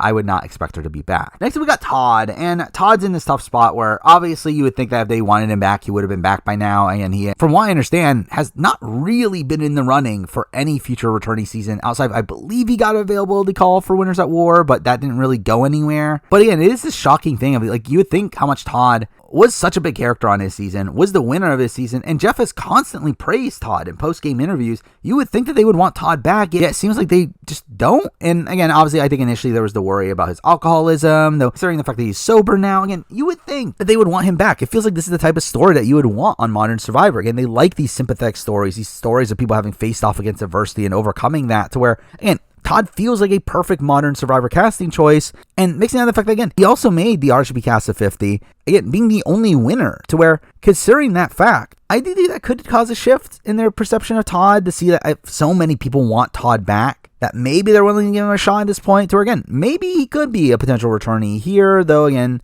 I would still not fully bank on that. Now for Micronesia, where obviously we just got the fans to go through, where we're starting off with Mary. And who's Mary? But realistically, again, I do think Mary is just a player here that is mostly remembered for being forgotten. I mean, she's never a particularly notable player outside of the fact that I guess she got engaged to Rhino at the reunion show. But again, someone obviously not on their radars. So we've got Mikey B, and Mikey B is one of these people that I know was around the Survivor community for a while. I know he's someone that had a lot of friends in the Survivor community and would show up at events here and there. But obviously, again, I don't think Mikey B would have ever been in the running to come back. I've never heard his name out there. So again, not someone that they're going to consider. Next, we got Joel Anderson, who is someone that I've seen very little of him post-Survivor. Again, no one that I don't think production was ever particularly high on. After a while, again, I do think he's actually an interesting player. In fact, he is such an aggressive player. He's someone that, again, not expecting to be on. Next, we got Chet. And again, no way Chet is brought back. To where, while Chet, again, was this funny player in the sense that he was just so bad at everything, I don't think he's someone that's really on production's radars, even though, again, he's another one that does show up here and there.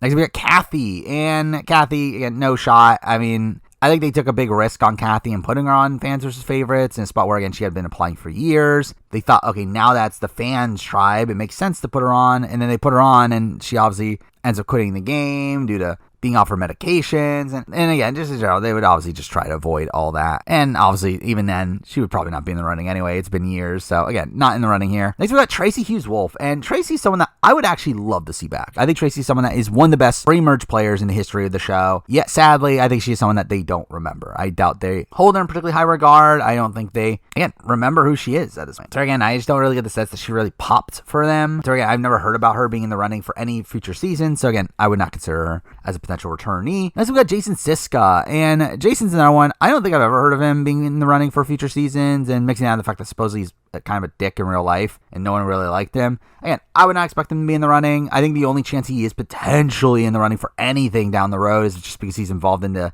it's a effing stick moment. But even then, I think Eliza will get a lot more of that benefit than Jason will. Though again, I don't expect to see Jason ever again. Next, we got Alexis Jones, and Alexis is interesting in the sense that obviously she is part of the Black Widow Brigade. Is a very forgotten about figure in the Black Widow Brigade. Though I think if there is a spot where they do want to celebrate the Black Widow Brigade, I could see a spot where like Alexis gets called at some point down the road. Again, I would not expect it really, and even then, I don't believe Alexis is the type of person that would be willing to play Survivor again. I don't really get that sense from her, but again, I could see them potentially reaching out to her due to her association to the Black Widow Brigade, even though again, she's pretty much the most forgotten about member of it. Next, we got Eric Reichenbach, and Eric's someone that I don't know if they would want back. I mean, obviously they brought him back for Fans vs. Favorites in Caramoan. I think they were very excited to have him back there, though I would guess he disappointed them. Again, he didn't really bring much to the table on that season, played very passively, and following that, again, I haven't really heard much about him being in the running, though Eric himself has confirmed that even if he is in the running for future seasons, he would turn it down. But he is someone that, again, at least has this big notable moment, and someone that is this, again, legend in the Survivor community, again, for something bad, but again, is at least this legend in the Survivor community, where, again, I could see him potentially being in the running at some point down the road, though I don't know if he would say yes. And the final person from Micronesia we're going to be talking about here is Natalie Bolton, and I do think Natalie Bolton is the most likely Micronesia person to be cast in the modern day. Now, I'm not saying that I should think she will, as, again, it's obviously been years since her original appearance. It's even been some time since even hearing about her being in the running, but again, she was someone that, again, was an on-site alternate for Heroes or Villains, meaning, aka, they were very willing to put her on Heroes or Villains. I think a major reason why she wasn't there is because, again, there were so many Micronesia people to begin with. And beyond that, again, I believe she was in the running for Second Chance, and I believe Game Changers, though, again, I didn't really hear anything about her getting the call for 40, but considering the fact that, again, she has popped up a lot more recently. She, again, did this, like, photo shoot with Parvati and proceeded to do a show with Parvati, Sri, and Ethan. Again, I think she's at least on people's radars, to where, and I would not rule out her potentially returning due to those factors, but again, I would not say that she's necessarily like a lock on the board either. Next, I'm moving on to Gabon, and here we're starting off with Michelle Chase, who, again, is not really on their radars. I don't think she'll ever be brought back. While I do believe she has become a somewhat notable DJ in the years since, I don't think she's someone that is even on their radars. Next, we've got Jillian Larson, and Jillian, someone that, again, she is almost 20 years older from how she was at the time. I doubt she is someone that is apt to be playing Survivor again, though she is someone that, again, made a name for herself in the Survivor community, and she started one of the most prominent reality TV charity events, where, again, that's something notable from her, but again, not expecting to see her back. Next, we've got Paloma. I don't know if they remember who Paloma is. Next, we got Jackie, and also no, though there's a little bit more intrigue from this, and the fact that Jackie is actually someone that ended up marrying a producer on their show, who she met during filming, where, again, I think that probably adds even further incentive for her to not be on their show, but even then, again, it was never really contention anyway. GC is someone that I don't think they were ever considering, and even then, they might think of him as a liability considering his likelihood to quit, so again, he would not be on. Kelly Zarnacki is someone that I don't think they remember at all, so no. Ace Gordon, I think, is actually interesting in the sense that supposedly he was in the running for Heroes vs. Villains. He was at casting finals as a villain, so again, they at least considered him at that point, but obviously that was pretty close to his season's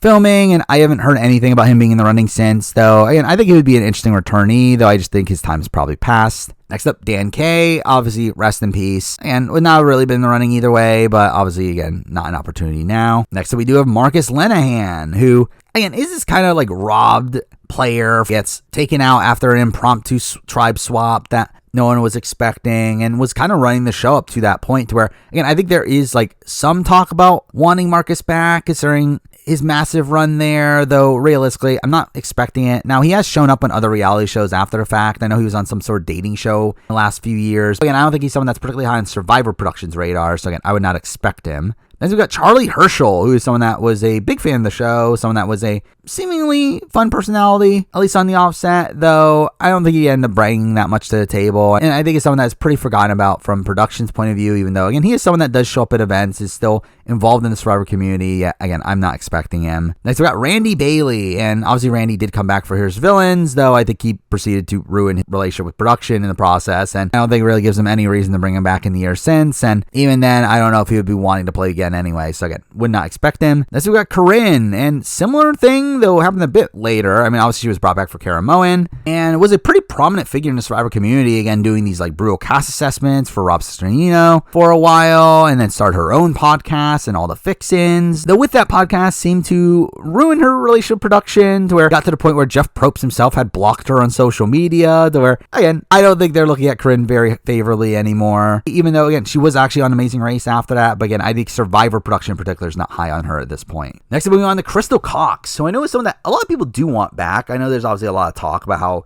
great of a character she was, and again, it would be interesting in that light. I would not expect it. I don't think they liked her at the time. And again, I've never heard about talks about her being in the running for future seasons, so again, would not expect her. Next, we got Kenny, and Kenny actually has been in the running for future seasons. Again, supposedly he was in the running for Here's Villains. I believe he was in the running for Blood versus Water. Again, he's been in the running in the past, though I don't think it's enough. Again, we've been so many years out. While again, he is still someone that is prominently online. I believe he streams on Twitch. I don't feel like he's someone that is high on their radars, though I will say if there is a person from Gabon to get cast nowadays, I feel like Kenny is at least one of the more likely people to be picked, though I don't think anyone really is that likely. So we got Maddie, and Maddie is someone that I believe was called for Heroes versus Villains, though has never been asked since, and I think that's about right. Again, I think he's another one that was probably his time to return if he was going to, and even then, I don't know if he would have made the cut. And I think nowadays he's someone that's largely forgotten about, and I know he has talked about how he regrets saying no to coming back at the time and wants to play again now, but again, I just think his time's probably passed to where I would not expect him to be even in the running. Next, we got Sugar Kuiper, and Sugar is someone that is very prominent in the Survivor community to this day, still shows up constantly at events. You see a lot of photos of her with alumni. I do not think we'll ever see Sugar play Survivor again, though. I think her experience on Here's Villains, I think, was an extremely negative one, to the point where I think production would be very worried about the ramifications to potentially bring her back, to where, while Sugar seems to be in a much better place in her life nowadays, I don't know if production would risk bringing her back, and beyond that, it's been years. I don't think they're clamoring to have her back, even if that wasn't the case. Next, we got Susie Smith, and no, I think Jeff clearly disliked her at the time. I don't think there's any reason to think that they would ever even consider bringing her back, so no. Finally, we got the winner in Bob, and Bob is this weird figure in the fact that he seemed to be someone that Jeff did not like on the island. I feel like he's someone that Jeff would typically get annoyed at, yet post-show, Jeff really talks very positively about Bob, constantly brags about how he's the oldest winner of the show,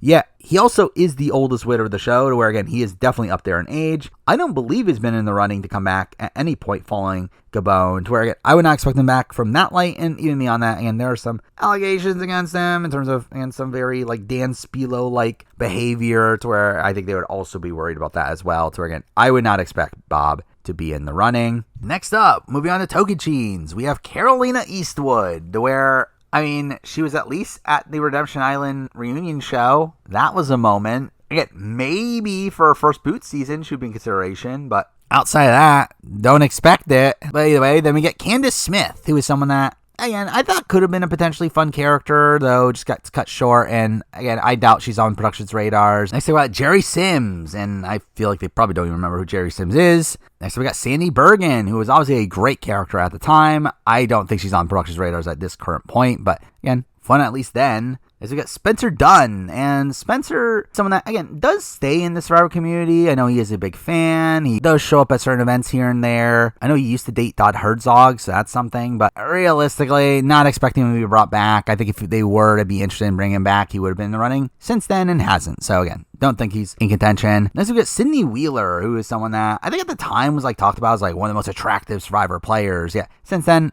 I've never heard about her ever being in the running. I really have not seen anything about her at all since then. So again, would not expect her. Next, we got Joe Dowdle. And I mean, Joe is someone that I think was kind of boring, and I think most people knew that. And while he obviously got medevaced, I think that's the one redeeming thing about him and his potential returning chances. They think there's some unfinished business there. I don't expect it. Again, I've never heard about him being in the running for a future season, so again, would not put him on. Next, we got Brendan, and Brendan's one of these people that I would have expected to hear more about him being in returning seasons, though I've never really heard about him being in the running. And I remember I saw an interview with him where he did talk about how he's willing to play again, and I think it's always been a shocker to me that he's never been in the running. Not that, again, I'm clamoring for a Brendan return, but again, I thought he was a pretty big character on this season and has some chops as a player, but obviously at this point, I think he's very much overshadowed to where I would not expect him on. Next, we got Tyson Apostle, and Tyson's interesting in the sense that obviously he has been brought back constantly over time. Again, came back for Heroes Villains, came back for Blood vs. Water, won that season, later came back for Winners at War.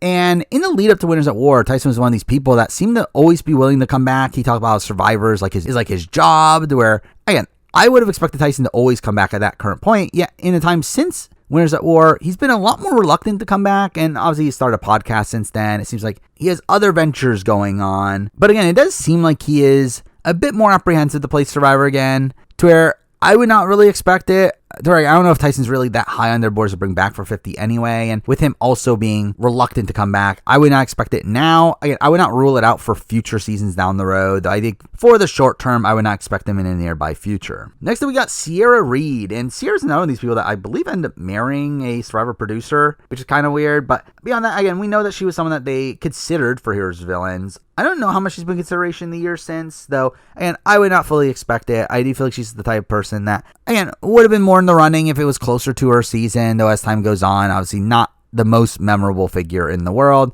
And also, I don't know if she's like clamoring to play again either, so again, I'm not expecting her to be back. Next up, we got Debbie, who I think is near impossible to come back, to where, while I'm sure she'll be willing to play again, I don't think production really thought highly of her. I mean, she's someone that got a very quiet edit on Tocantins. So again, I'll be shocked if she's even in the running. Next up, we got Coach, and Coach is interesting, obviously. Obviously, he came back for Heroes Villains and South Pacific. He was on, again, 3 out of 6 seasons there, but hasn't been brought back since. And Coach has been very on and off on whether or not he would play Survivor again. I know after South Pacific, he was very no, though more recently, especially around time of Survivor 40, he seemed to be leaning towards yes, and now he's like kind of wavering on that. Again, I would expect him to be willing to play on 50. I think if they were to call him back, I do think he would say yes. The question is, do they want him? And I'm not sure. I do think we're in a spot right now where, again, I'm not really expecting that many of these like big legends of the game. But I do think if there was a legend of the game on the cast, I do think Coach is one of the more likely people to be on. So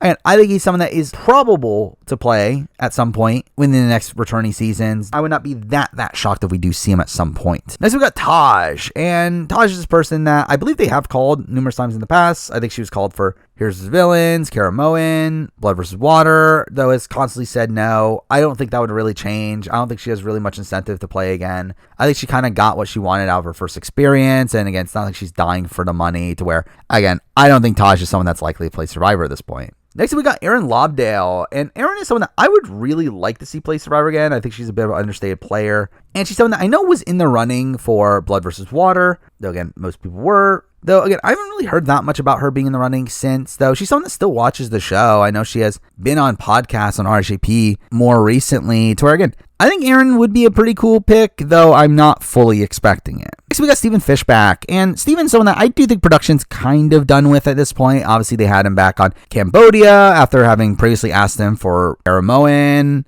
where he got pretty deep into the casting process of that, to where, again, I think they kind of got what they wanted him out of Cambodia. Now, again, I think they still like Steven, and I would not be shocked if they at least contemplate the idea of potentially bringing him back. Though even if they do, Steven has constantly talked about how he has no interest in playing Survivor again, and I do take him at his word. I do fully get that sense from him that he's kind of over the idea of playing Survivor again. So again, would not expect him back. Next, we got JT, and JT's this weird one where obviously they brought him back a lot. They brought him back for Heroes Villains. They brought him back for Game Changers in a spot where it seemed like he was cast over the likes of Mike Holloway, who was such a big name at the time, to where, considering that fact, again, you would think that he would be someone that would be likely to come back nowadays, though, again, he was not on Winners at War, supposedly did not get called, and obviously we do have these rumors nowadays about how he supposedly burned his relationship production, and how he supposedly was tough to deal with at Ponderosa. So again, it seems like JT might have burned his relationship production, where, again, it seems like he's willing to play again. So again, if they get over that and are willing to ask him, I do expect him to say yes, though I do not expect him to get the call, but again, I guess you never really know. Next, I'm moving on to Samoa, and we're starting it off with Marisa. And Marisa is someone that, again, I think would actually be a pretty cool returnee, especially for like some sort of first boot season, though obviously practically she's not going to be asked back unless it's a first boot season, and even then, who even knows if that. So again, would not expect her. Next, we got Mike Barassi, and Mike Barassi is someone that they had been wanting on the show for a while. I know he was supposed to be on Tocantins, but did not pass medical, got approved for Samoa, only get medevaced right away. Again, I would expect them to obviously not want to put him on a modern season due to that same worry, and even then would not really be on the Raiders anyway. Next, we got Betsy, and Betsy's someone that I actually thought was a pretty interesting player on her season. Obviously called out Russell for his shit, but again, not someone that's on their radars, would not expect her back. Next thing we got Ben Browning, and no, I mean, obviously, he very much openly comes off as racist on his season. I don't think they would have any intention of bringing him back. Next we got Yasmin, who I also don't think they would want to bring back. Not necessarily due to any controversy or anything, but I just don't think they found her particularly interesting outside of the Ben Browning situation, where, again, she gets very little content on the season, even in her boot episode. Again, I don't think they were particularly high on her. Next we got Ashley Traynor, who is someone that in the years since has become a pretty big Survivor fan, has stayed with the community at points, and I think she's someone that, again, is at least around, though I do not expect them to ask her back. I don't think they really even remember who she is. So we got Russell Swan, and Russell Swan obviously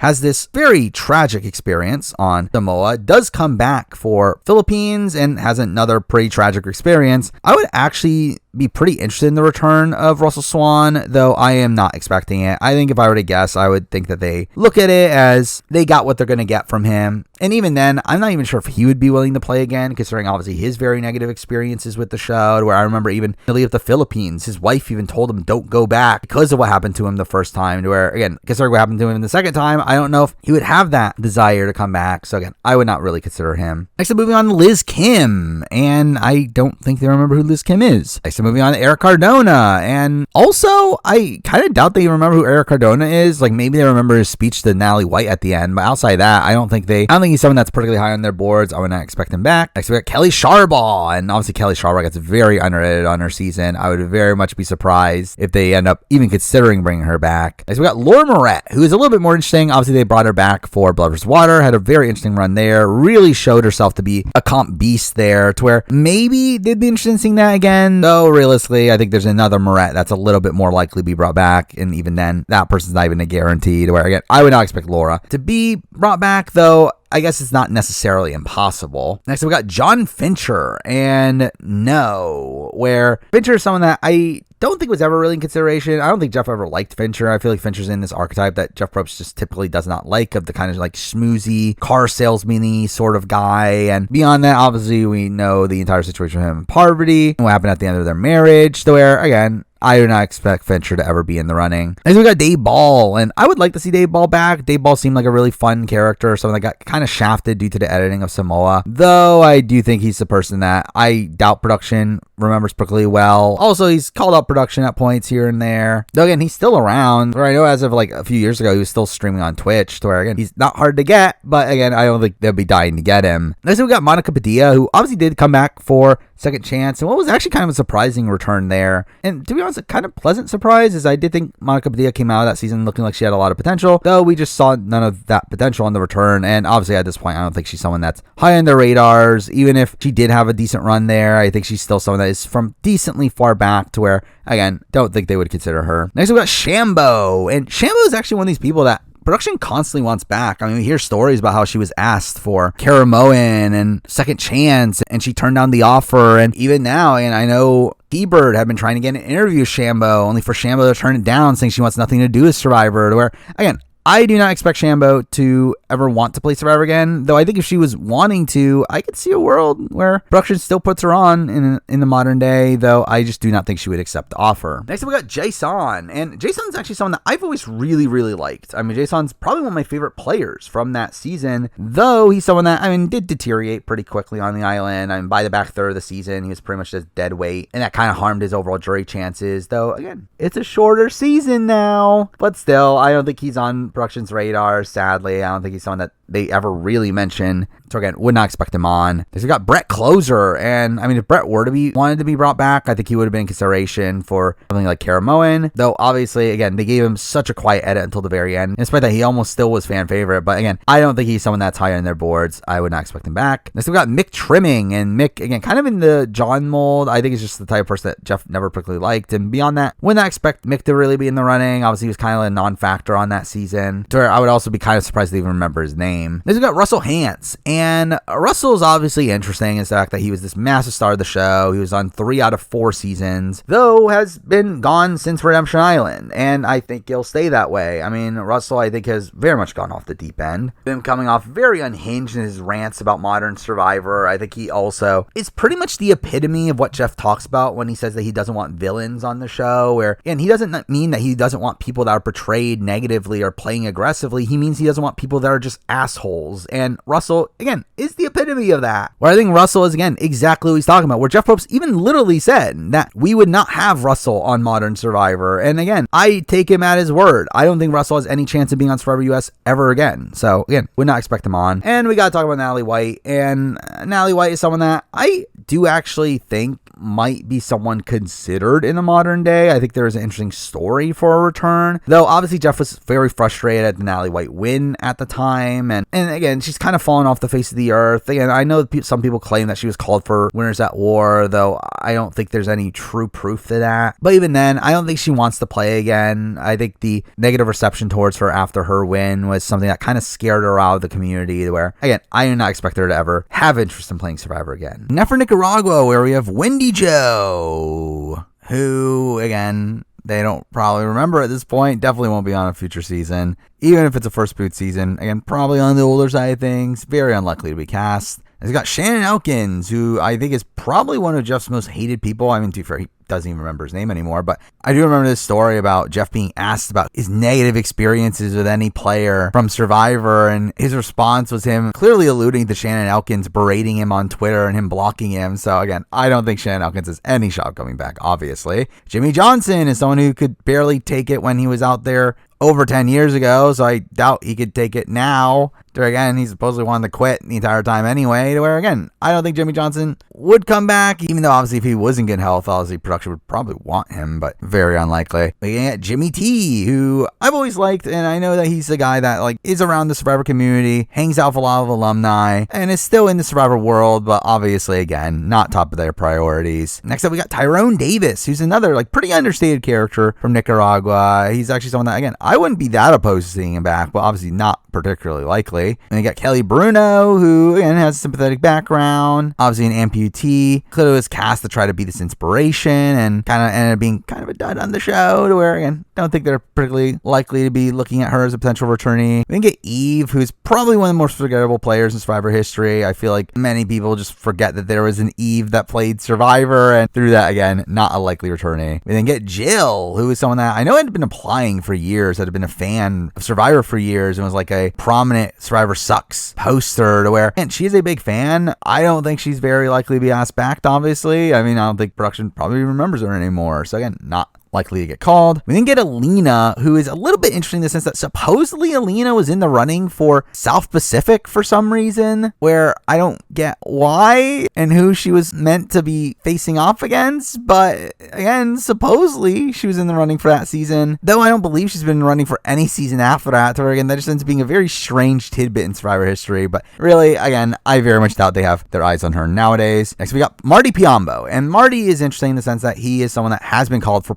pretty much every returnee season since his season. I mean, we know that he was in the casting pool for Caramoan, did not make the cut. He was in the casting pool for Blood versus Water, and I believe he didn't have a loved one that was eligible to go out there. He then was at casting finals for both Second Chance and Game Changers, did not make it onto the cast. I sadly think we're at the point where Marty is a bit too far out, where I would be pretty shocked if Marty ends up being on the cast nowadays. I mean, if he is, he again hasn't been on in over half of the series ago. And also he is, again, on the older side of things at this point, to where, again, I would love to see Marty, and I wouldn't say it's impossible, though I don't think it's particularly likely. Next, moving on to Brenda, and Brenda's interesting in the sense that obviously she did come back for Caramoan. She was pretty high on Survivor's priority list at that point, and she comes back and pretty much disappoints, being quiet the entire season, supposedly not really wanting to be there, and missing her partner the entire time, though proceeds to have this big moment in her exit, to where again, I don't know where they stand on Brenda right now. I would assume that they were very low on her at the time of Caramoan, though I would not be shocked if as time goes on, that negativity kind of fades away, but still, it is still at a point where by the time of 50, it was literally half of the series ago is the last time she's been on, where I don't know if she's a top priority to bring back. So again, I would not look at her as a top contender here. So we got Nyanka, and Nyanka is someone that obviously massive character on the season, massive villain for the season, but sadly one that did end up quitting. Now, I think if she didn't end up quitting, I think Nyanka would probably be a top contender to be brought back for years to come. Though at the point that we're at now, obviously Jeff was very upset at the fact that she quit the game, and through that, again, I don't think it's likely she'll ever come back. Even though she seems to be in a better spot of life currently, she talks about wanting to play Survivor again. Yeah, again, I just don't think she'll ever get the opportunity. Next, we got Purple Kelly, and similar thing. I mean, I think Purple Kelly's another one of these that I think she would be willing to play Survivor again. I think she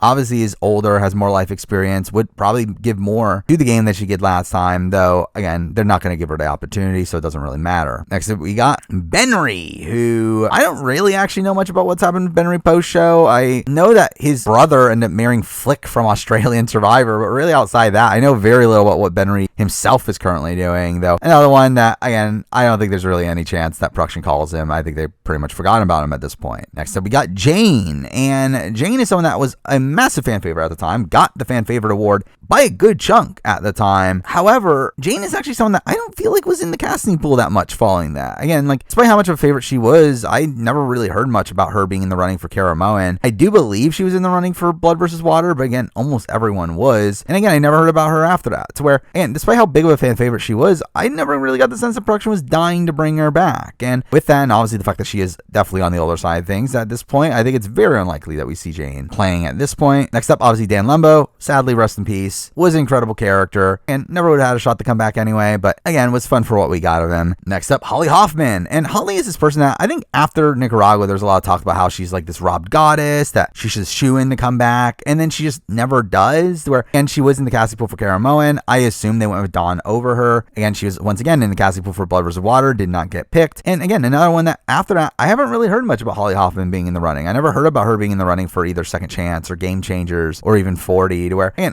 I have a feeling Holly Hoffman's kind of off their radars at this point. So, again, I wouldn't be opposed to a Holly Hoffman return. I just don't think it's that likely currently. Next up, moving on to Sash. And despite Sash being one of the bigger players in Nicaragua, I don't think they ever liked Sash, as, again, it's very clear Jeff particularly did not like Sash, and I think just in general, Sash is just kind of, again, skeezy, car salesman-y sort of guy that, again, they never really liked. Now, obviously, beyond that, you do have the mortgage gate situation, which, again, has been, again, very flimsy on whether or not it's real. I would lean towards aspects of it being real, aspects of it not being real, but to be fair, I would not say that's a major reason why Sash wouldn't be on a future season. I think he's mostly not going to be on a future season because they don't like him. Next, moving on, Chase Rice. And if this was immediately after Nicaragua, I would say absolutely no chance of Chase Rice because production doesn't want him. Now, again, I know he was in the running supposedly for Caramoan and Blood vs. Water, though even then, I don't really get the sense that production was ever particularly high on him to where he would actually make the cut for those seasons. And again, now I think there might be a bit more intrigue from production in the sense that obviously he is a bigger star than what he was at the time. But I think we're still, again, in a spot where Chase Rice himself has no interest in playing again. He even said so in a recent interview to where, and I would not expect him back. But even then, it's not like production would be clamoring for Chase Rice. I think they're fine. I don't think Chase Rice is someone that would truly be in contention. But again, just saying that even if he was, I don't think he would be that likely to say yes. And finally, from Nicaragua, we got Fabio. And Fabio's interesting in the sense that, like, you would think that they would want him back. Again, he was a big character, and while his win was, again, kind of fluky,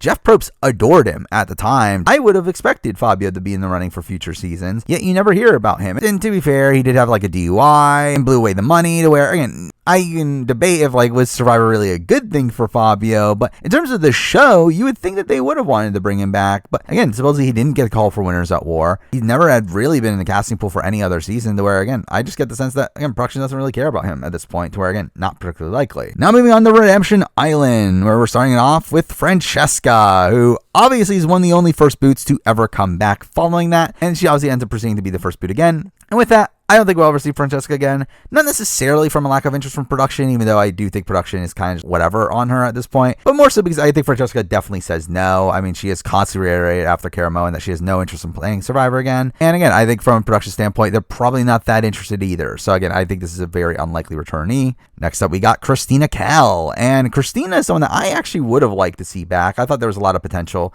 in Christina, where I think had she not been on the season with Buster Rob, I think she could have potentially played a very strong game. Yet I I do think Christina is probably a person that is, again, forgotten about by production. I don't think she was particularly memorable for them, to where, again, not a likely returnee. Next, we got Krista Klump. And who is Krista Klump? Again, they don't remember her. She will never be brought back. So we got Stephanie Valencia. And this one's a little bit more interesting, as obviously Stephanie Valencia was on the ballot for Second Chance. It's a spot where I do think they like Stephanie Valencia, and I think they very much were willing to bring her back. To where, while I didn't really hear much about her being in contention for like Caramoan and Blood versus Water, and really I do think Second Chance, again, she was probably put on the ballot more so as potential fodder. I do think, again, they were willing to have her on the cast, but I do think, again, nowadays it's been so many seasons. I think there's so many like earlier boots that they see more potential in than Stephanie Valencia. She herself has said more recently that she even doesn't even want to play again anymore, to where, again, it just makes her return obviously even that much more unlikely. Next up, we got Sarita White. And who is Sarita White? Or again, not going to be on. As we got David Murphy. And David Murphy is interesting in the sense that he is a person that at the time was looked at as potentially one of the new stars of Survivor. I mean, there's a lot of talk at the time about how he's like one of the smartest players to ever play the game. And he's a guaranteed returnee. And that just never happened. So again, I've never ever heard a single mention of David Murphy being in the casting pool for a returnee season. Where again, you would think that he would have been in the running for something like Caramoan or Blood versus Water. But no, I never heard anything. So again, I think it's very unlikely David Murphy makes it on a future cast, even though, again, it seemed like he was primed to at the time. Next, we got Julie Wolf, and again, I think very unlikely. Julie, I mean, had some moments on this show, but really ends up being a largely forgotten about figure in the grand scheme of things, so I don't think she'll be on a future season. Steve Wright is someone that I do think is a pretty understated player and sometimes character in Survivor history. I do think he brought more to the table than people probably remember, but at the same time, I don't think production was particularly high on Steve, and again, I never heard about him being in the running following that, so again, not a likely returnee. Next, we got Ralph Kaiser, and sadly, obviously, rest in peace. Though Ralph is actually somebody that I was very shocked to never really hear much about him in future seasons, where, again, Ralph was such a big character on Redemption Island that I would have expected him to at least be called for the likes of Caramoan and Blood versus Water, but I never really heard much about it, and that's always been shocking to me, but obviously at this point, none of that's particularly relevant. Next up, we got Grant Matos, and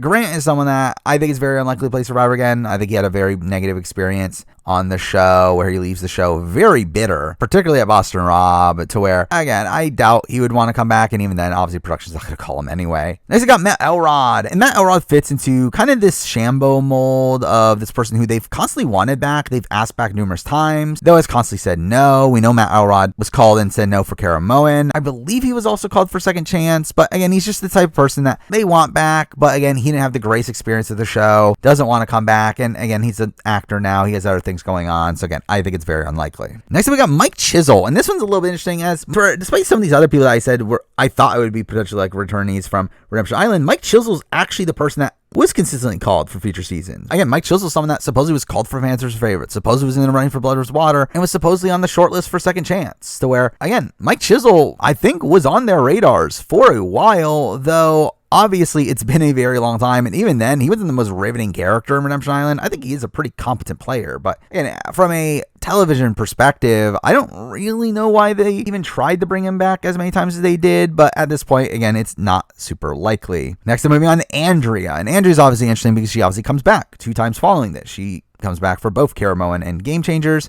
and I do get the sense that Andrea is just this type of person that probably just says yes at most opportunities. I think Game Changers is probably the most definitive representation of that, as straight up after Caramoan and like she became this big reporter, I thought there would be no chance at seeing Andrea again. I thought she would have no reason to come back, but then she again seemed to really struggle with the idea of not saying yes for Game Changers and did come back, to where, again, I get the sense that she would say yes if she were asked. I just question if she would be asked at this point. I think we're at the point now where I think her role as the like all-American, well-rounded player really has transitioned a bit more onto Kelly Wentworth than to Andrea, to where I do think Andrea's probably a little bit less top of mind. But again, I would not completely rule out Andrea here in the sense that, again, she obviously just very recently hosted a early screening of an episode of Survivor 47, during which they called her a Survivor legend, and again, she clearly is somebody that is on their radars, to where, again, I would not be that shocked if Andrea is in the running, though I do think I personally would probably think some other similar caliber of legendary figures would be more top of mind than her, but again, I could just be genuinely wrong. Next, moving on to Ashley Underwood. And Ashley Underwood's another one of these people that, like, supposedly was in the running for future seasons. Supposedly she was again called for Caramoan. She was in the running for Blood vs. Water, but can get a loved one, to where Ashley's, again, someone that I think was definitely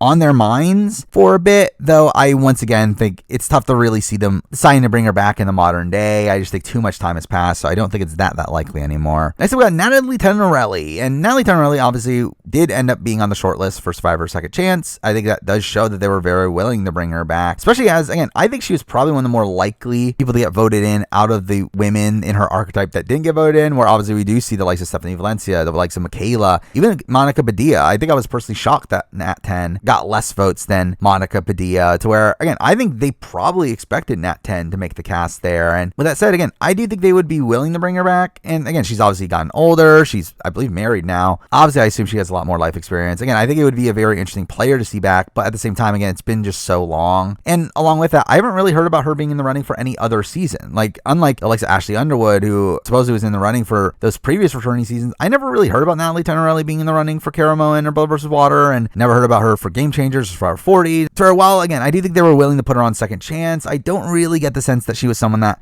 they were really clamoring to bring back. So again, I don't think it's that likely. And finally, for Redemption Island that we have to talk about, we have Philip Shepard. And Philip's in this spot where obviously he was a massive star at the time, very controversial figure, but still, they loved him, brought him back for Caramoan. He was actually supposed to be on South Pacific initially. It was supposed to be him versus Coach, where again, that would have been him being brought back the very next season, though obviously he hasn't been back since Caramoan, and I don't believe he's gotten the call. I haven't heard anything about him getting a call in those later seasons, and even then, I don't think he wants to come back either. I mean, Philip has been very outspoken about how he thinks he was portrayed very negatively, unjustly, to where, again, I don't think he had a particularly great experience with Survivor, to where I think he's kind of done with the show. Now for South Pacific, and here we're starting it off with Semhar, who, again, not particularly likely. I doubt they really remember much of her at this point. Maybe, again, a first boot season, but again, considering that's not likely to begin with, not particularly likely. Next, moving on to Papa Bear. And again, I've always said I thought Papa Bear was a pretty fun character, though I do not expect him to ever get the call for Returnee season. He is someone that, again, I don't know if production has very top of mind at this point, and also he's getting a bit up there in age to where, again, I think it's very unlikely we see him again.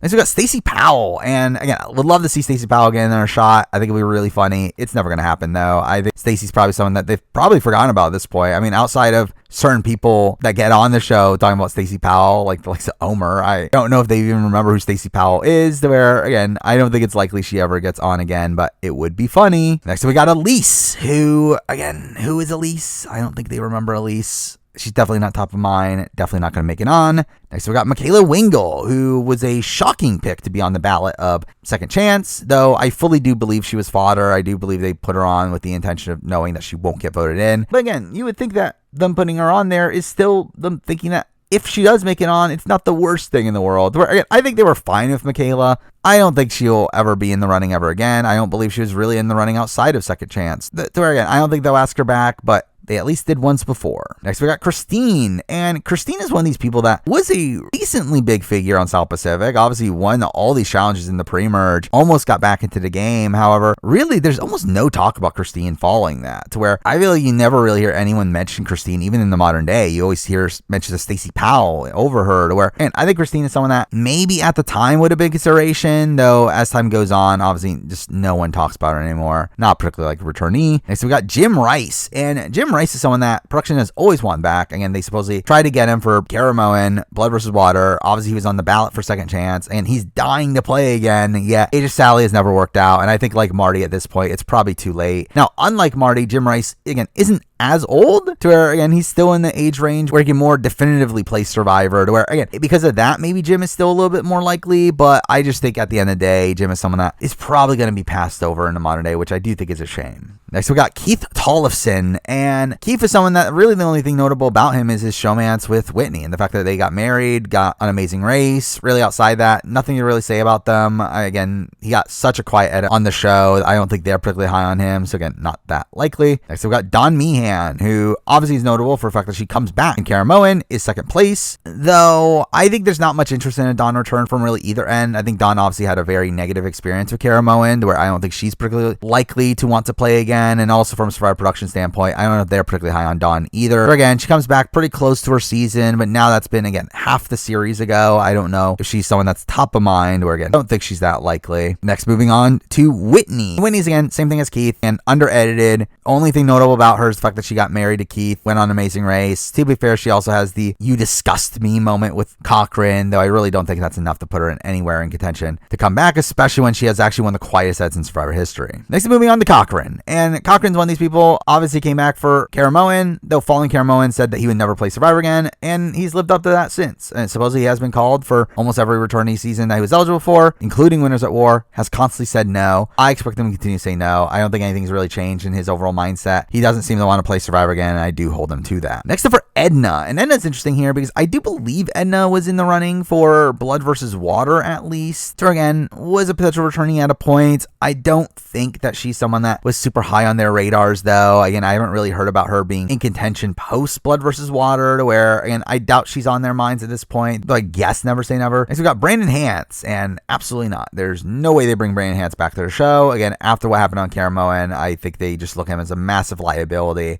So even if he has grown since then, developed as a person, I don't think that'll be enough to them even just risk having him back. So again, I don't think they'll put him on. Next we got Rick Nelson, who is a definite no, but not for like icky reasons like Brandon, but more so just because he's such a dud. Where it's funny because he's someone that was supposedly applying for years and actually won the Sears contest to get on the show, meaning he was voted in by fans only for him to just be such a dud. And I know Jeff in particular was very frustrated at talking to him at Tribals, where again, I don't think they like him. He got a very quiet edit, not likely to return. Next we got Albert, and Albert is again falling in line with the likes of Sash, with the likes of Mick. Again, kind of this archetype he just doesn't like, these people that are again kind of smoozy car salesman types. Now Albert is a massive fan of the show though, and is someone that is still around the Survivor community where that might help his odds a little bit, but I just don't think they have him top of mind. I never really heard about him being in the running for any future returnee season, where while I actually think it would be an interesting return, as I do think Albert has the potential to be a really strong player, I just don't think it's very likely to ever happen. Finally, we have Sophie Clark, who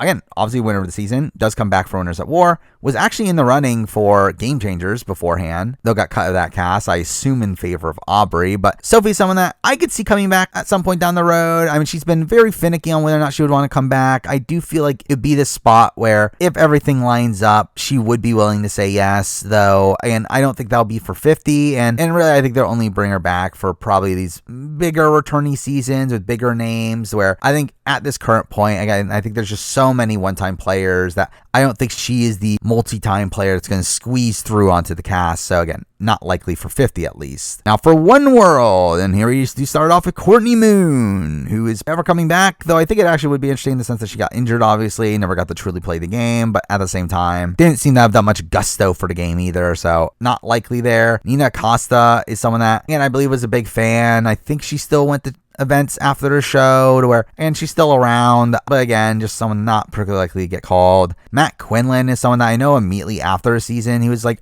pretty prominent in the community, though he kind of disappeared since then. And again, another one, I don't think they remember him, not very likely to come back. Bill Posley, I think, is an interesting potential returnee here in the sense that Bill Posley's actually obviously someone that got very unfortunate circumstances on the season, with him being with Colton and facing off against very blatant racism, though at the end of the day, I don't think Bill is someone that is super top of mind, even though he did actually proceed to host the Survivor after show, which is so random. But again, I think that really comes down to his hosting abilities more so than his ability as a Survivor player or their wants of him as a Survivor player. So again, not likely to come back. Next, we got Monica Culpepper, who obviously did come back for Blood versus Water, supposedly was contacted for future seasons. I remember that she was in the running for Game Changers, but again, I don't know if she's super top of mind right now, especially considering we have so many stronger, older women on Modern Survivor that I think her archetype's just pretty full to where I would be surprised if she makes it on anytime soon, though I would not completely rule her out. Next up, we have Colton, and obviously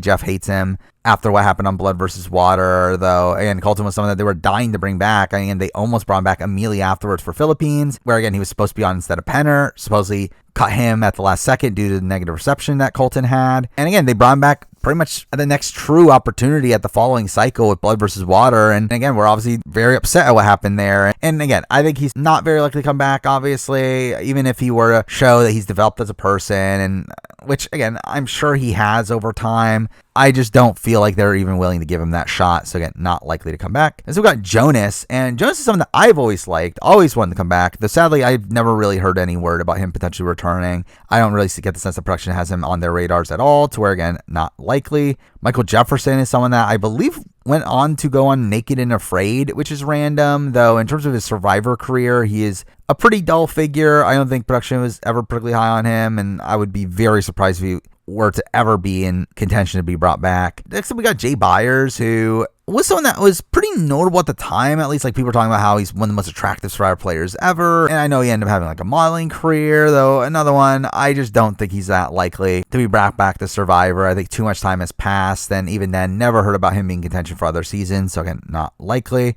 Next, we got Leif Manson, who, no. I mean, while obviously he does have a place in Survivor history as the first ever person with dwarfism on the show, he also is really boring, and they gave him no screen time. And again, they will never ask him back. As we got Troyzan, and Troyzan's really interesting. They really love Troyzan post One World. I mean, they tried to get him back for future seasons. Again, he was in the running for Caramoan, got dropped at the last second when they decided to add Malcolm to the cast. Was also in the running for Blood vs. Water, but did not make the cut there. I assume over the likes of Aris and Vetus, as it was supposed to be him and his brother. Ozzy was then in the ballot for Second Chance, did not make it on, and finally gets on in Game Changers, where I think he kind of disappointed them. To where, again, I would be surprised if Troyzan is still in the running nowadays, where while they really loved him for a while coming in the Game Changers, I haven't really heard anyone talk about Troyzan in the years since. There again, I don't really think he's that much in the running anymore. Next up, we got Kat Ederson, and Kat Ederson's interesting. Obviously, she did return for Blood vs. Water, and I know a lot of people claim that she was only brought back because of Hayden, when that's simply just not true. She was actually supposed to be on originally with her cousin Robbie, until Robbie had to drop out the last second. Actually, Hayden was a last second replacement for that cast, where, again, they clearly wanted Kat. Now, the question, do they want Kat now? And I think it's unlikely. Now, in the years since, she's had some issues with the law, and I think has seemingly turned her life around. And maybe this new Kat is someone that they would like, though I think at the end of the day, I would assume that they kind of forgot about her, and I think it's unlikely she gets brought back. Next, we got Tarzan, and I mean, I would love to see a Tarzan return, but I think it's very unlikely. I mean, even at the time, he was struggling due to his old age. I think nowadays it would be even worse. I think it's very unlikely he makes it on the show, even though, again, I was shocked at the fact that they actually gave him a bit of a cameo in the 46 reunion, but still not likely to make it on. Next up, got Alicia, and Alicia is someone that was a pretty massive character at the time, though obviously came off very unlikable, to where, I'll be honest, I am a little bit surprised that I never heard about her being in the running for future seasons, where even though she was obviously portrayed very negatively, I assume production liked what she brought to the show, to where I thought she would be in the running for future seasons, but she just never really was. So again, at this point, obviously not likely to be brought back. Next up, got Christina Cha, and again, I think they were very frustrated with Christina by the end of the season. Obviously, she essentially quits by the end, to where I think it's very unlikely they end up bringing her back, even though she is still somewhat involved in the Survivor community, at least hangs out with some alumni here and there. But again, I don't think she's someone that's likely to be on a future season. Next, we got Chelsea Meisner, and I will say, out of the One World cast, I do think Chelsea Meisner is probably the most likely to end up returning, where in the years since, she's been still involved in reality TV, she's been on other shows. She also is someone that has been in the running for almost every Returnee season since, where again, we know she was at casting finals for both Second Chance and Game Changers, and I remember Jeff being particularly high on her. I do assume that there is this desire to bring her back, but again, we're at this point where, like, this was over half the series ago, to where I think it would be a struggle to really bring her back at this point. But again, she was in the running up to 10 seasons after her season, but again, even then, it has been, by the time of 50, 16 seasons since Game Changers. So again, I do think it probably has been a bit too long, though again, she is someone that they have wanted in the past, but again, I doubt she makes the cut now.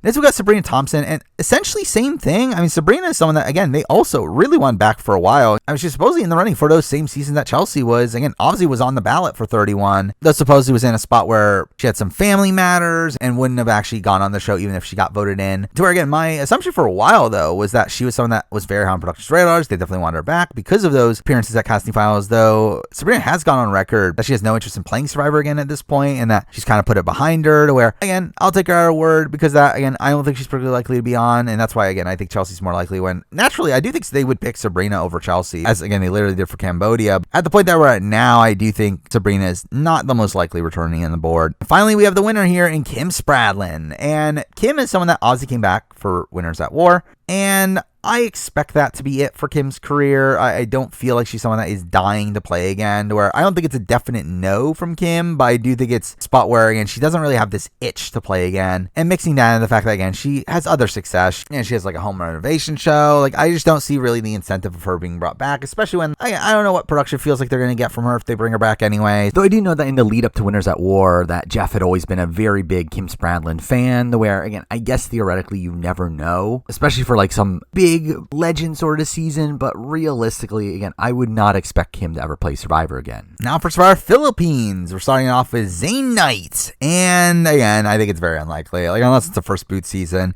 I don't think he'll be in contention. And even on a first boot season, I don't think they would bring him back, as I do think it would even struggle to bring him back there. Where again, Zane essentially asked to be voted out of the game, and while again it gets played up on the show as he was creating this master plan, I do think when he said it, I think he was being genuine. I do think he very much was struggling with the nicotine withdrawal, and maybe he could obviously do it better nowadays, but I think just the fact that he was willing to quit at a point is something that production probably won't love, so again, I don't think he's that likely. Next we got Roxy Morris, and straight up, I just don't think they remember who Roxy Morris is. Next, we got Angie, and Angie is someone that surprisingly was in the running for Second Chance. We're supposed she was at casting finals, which, like, why? So again, I would have said that no chance that Angie comes back. I doubt they remember who she is, but considering she was at least at casting finals for her later season, it's like, okay, maybe they remember her, but again, it is Survivor 50, like almost 20 seasons from that, so again, very unlikely, especially at this point. Next, we got Dana, and Dana is someone that obviously, like, quit, though again, it was a medical quit, so it's not as bad, but still someone that I don't think production's particularly dying to bring back, so again, I don't think it's likely.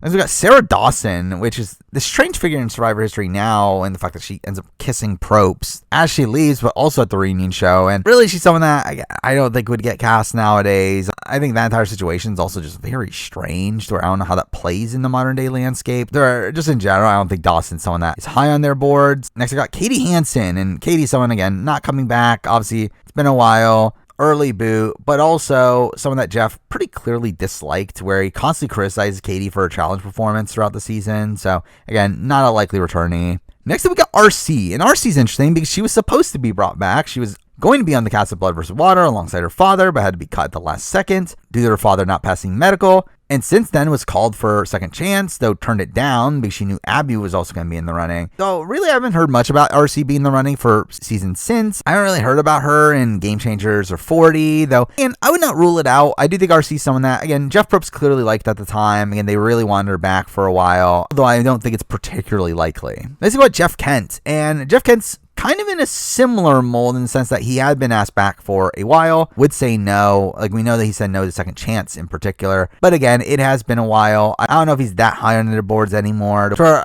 maybe he has this lasting power because he is this famous baseball player, though in general, I would say he's probably not someone they're looking at anymore. Next, we got Artis, and who is Artis? I mean, again, Artis got barely any edit on the show. I don't think they liked him not coming back. Then we got Pete Gurkowski, who for years I always considered this like dark horse to potentially return to Survivor, who got this like villainous edit, but was playing the game very hard. Jeff Probst himself, I believe, even called him a dark horse coming into the season, to where I think they've always been a bit lukewarm on him, though I thought his portrayal on the show was probably better than what you would think it would be, though. At the end of the day, again, it's been a while. I don't think it's that likely he would be brought back nowadays, though. Again, he could be a dark horse to return, but again, not particularly likely. We got Carter Williams, and outside of people's experiences meeting him at a grocery store, I feel like Carter Williams is not that relevant in modern Survivor. I feel like people don't really talk about him that much outside of that context, and really in general, I feel like Carter's one of these people that production was like super high on coming into the season. He just ended up really disappointing them, largely because again, he was so deteriorated on the season.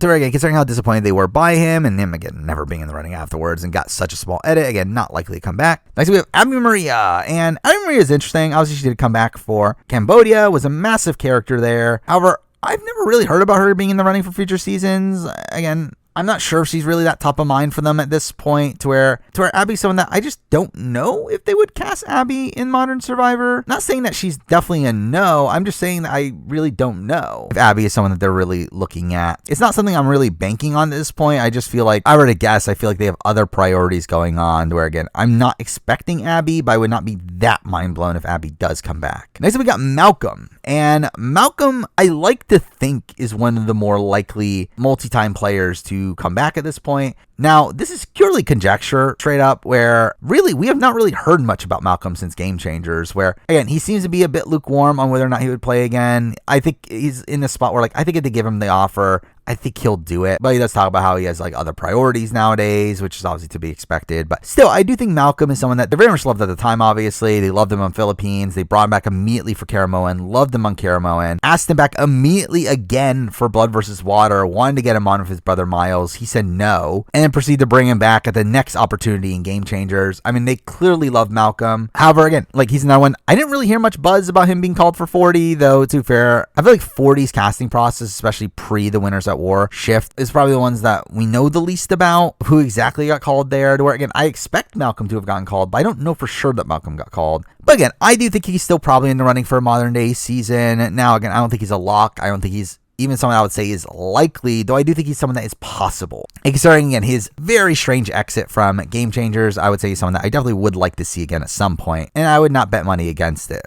Next, we got Lisa Whelchel, and I don't think it's likely we see Lisa Whelchel again. Now, I do know that there was talks at the time of Caramoan where Jeff said that they were thinking about asking Lisa back for back-to-back seasons, though just assumed she would say no due to her being a single mother, and they didn't want to keep her away from her kids. Though in the years since, I haven't heard much about her even being in the running for future seasons, though I think she's also in the spot where, like, I don't expect Lisa Whelchel to say yes even if they did ask. I don't think she's someone that's clamoring to play Survivor again, though again, we do know that she is close to Jeff. They did work together on the Jeff Probst show, to where, again, I would assume Jeff would know her status on whether or not she would want to play Survivor again, which I think the fact that she hasn't really been in the running for future seasons gives me inclination that she probably would say no. Next, we got Denise, and Denise obviously came back for Winners at War and had a showing. I mean, obviously she takes out Sandra, but really outside that, I felt like she was kind of a dud on the season, and in general, I don't know how production feels about Denise. Obviously, she's still this legendary figure in the game. People still constantly refer Denise and Malcolm as this power duo in the game, and I do feel like Denise is still someone that holds to that Survivor legacy. However, I don't know if she's clamoring to play again, and I don't know if production's clamoring for her to play again. Again, I don't really get the sense that she was someone that they were really excited for after Winners at War, and I don't really get the sense that Denise is really that excited to play again after Winners at War. So again, I would lean towards her not playing again at this point. Next up, moving on to Caramoan. We're starting off with Ali Povitz, who is very unlikely to come back, obviously, but is someone that had proceeded to work in casting, and well, it's not something that necessarily disqualifies you from being on the show. I feel like that's probably more so her role than actually being on the show itself. Next, we got Hope. And again, who is Hope? I doubt they remember Hope. Next, we got Shamar, who was a big character on the season, though, again, I think he got kind of grating at a point, and again, seemed to want to quit at points. Gets medevac for an eye injury. But I think in general, they wouldn't really want to risk bringing him back, especially due to his propensity to quit. Next, we got Laura Alexander, who I think is a pretty understated player in Survivor history, especially for a pre-merger, though someone that, again, I doubt they remember at this point, sadly. Again, someone that I would very much like to see back, but I don't expect it at all. Next, we got Matt Bischoff, who has gone on to host a Survivor podcast with Johnny Fairplayed, or maybe that puts him on their radars, though even then, I doubt they're clamoring to bring back Matt Bischoff, so again, not a likely returnee. Next, we have Julia Landauer, who is someone that would be a definite no, and to be fair, still a definite no, but he has been campaigning to be brought back, to where, considering the fact that she is obviously more famous now, and she's made a career for herself in NASCAR, again, I think there's more incentive to bring her back, but I just don't think they would want to bring her back still. Next, we got Michael Snow, and Michael Snow is actually someone that I think had some potential on the season, and in post-show has still been in the community, hangs around a lot of alumni. Again, I think Michael Snow would be an interesting returnee, though I doubt he's that top of mind for them. Next, we got Reynolds, and again, I would also really like to see Reynolds back. Reynolds is someone that has openly said that he would love to come back, has campaigned to come back, where I believe the only time he was asked back was Blood vs. Water, which he said no. Those later said that he kind of regrets that. And again, I think Reynolds is someone that would be cool to see back, though I just don't think it's particularly likely. I don't feel he's the type of person that they would bring back at this point, sadly. So again, not going to be on. Next up, we have Eddie. And Eddie's someone that, again, also, I don't think they're likely to bring back. Really, I think Reynolds probably actually more likely than Eddie still, where I've never really heard a single semblance of Eddie being asked back for future seasons. And even then, it's not like he was the biggest player character in the world, where outside of his dog bar moment, he's not really bringing much to the show, to where, again, I don't think he's that likely. And finally, from the season, we do have Sherry. And Sherry's someone that I just don't think is on their radars anymore. And as I mentioned, like someone like Monica Culpepper, I just think there's so many people in her archetype to bring back over her, to where, again, considering it's also been half the series ago since she's been on, I don't think she's someone that is anywhere on their radars to bring back. Next up, for Blood versus Water. First up, we have Rachel Folger. And she is someone that, and is at least connected to the Survivor community still, and she is the wife of one of the most famous Survivor players. Though, again, I don't think they're clamoring to bring her back. Now, I do think they liked her at the time. I remember Jeff talking about in an interview about how surprised he was that someone like Rachel was with Tyson and was really talking her up. Though, again, I just don't think she's someone that they're looking at as a potential returnee. Marissa is someone that I actually wouldn't be that opposed to coming back. I actually feel like she's someone that could potentially have a fun run on a return. I got the sense of production liked her. I believe she's actually the only person at the Blood vs. Water reunion to not get a question. So, again, I don't think she's high on their boards. So we got Brad Culpepper. And Brad Culpepper's interesting. Obviously, was brought back for Game Changers. They really wanted him back for Cambodia as well, though obviously didn't get voted in. And I believe the rumors that he got the call for 40 to where, again, I assume Brad Culpepper is still top of mind for them. I think he might get the call for 50. I don't know if he'll be on. And his overall willingness to play again has been very rocky, where I remember at the time of 40, he was saying no, but I believe he said more recently that he would say yes, where, again, I don't know really where he stands, but Brad is someone that, again, I think is someone that they would think of as a returnee, though I'm not really looking at it as that likely that he ends up actually being on 50 in particular, at least. Next we have John Cody, and John Cody's interesting in the sense that he's one of these people that got calls a lot immediately after a season, where, again, he was at casting finals for both Second Chance and Game Changers, though I believe did not get the call for 40 in a spot where Candace did, to where I think maybe that's a sign that their willingness to bring John back is probably over. Though, again, John was someone that was top of mind for them for a while. Yeah, I would suspect at this point it's probably a little bit too far gone. That's it. We got Laura Bonham, and I don't think they're bringing back Laura Bonham. I think even when they brought her on the show, I think they brought her there for Rupert, and I don't think she really brought that much to the table. So again, I don't think she's that likely. Next up, we have Vetus, and Vetus is someone that they adored at the time.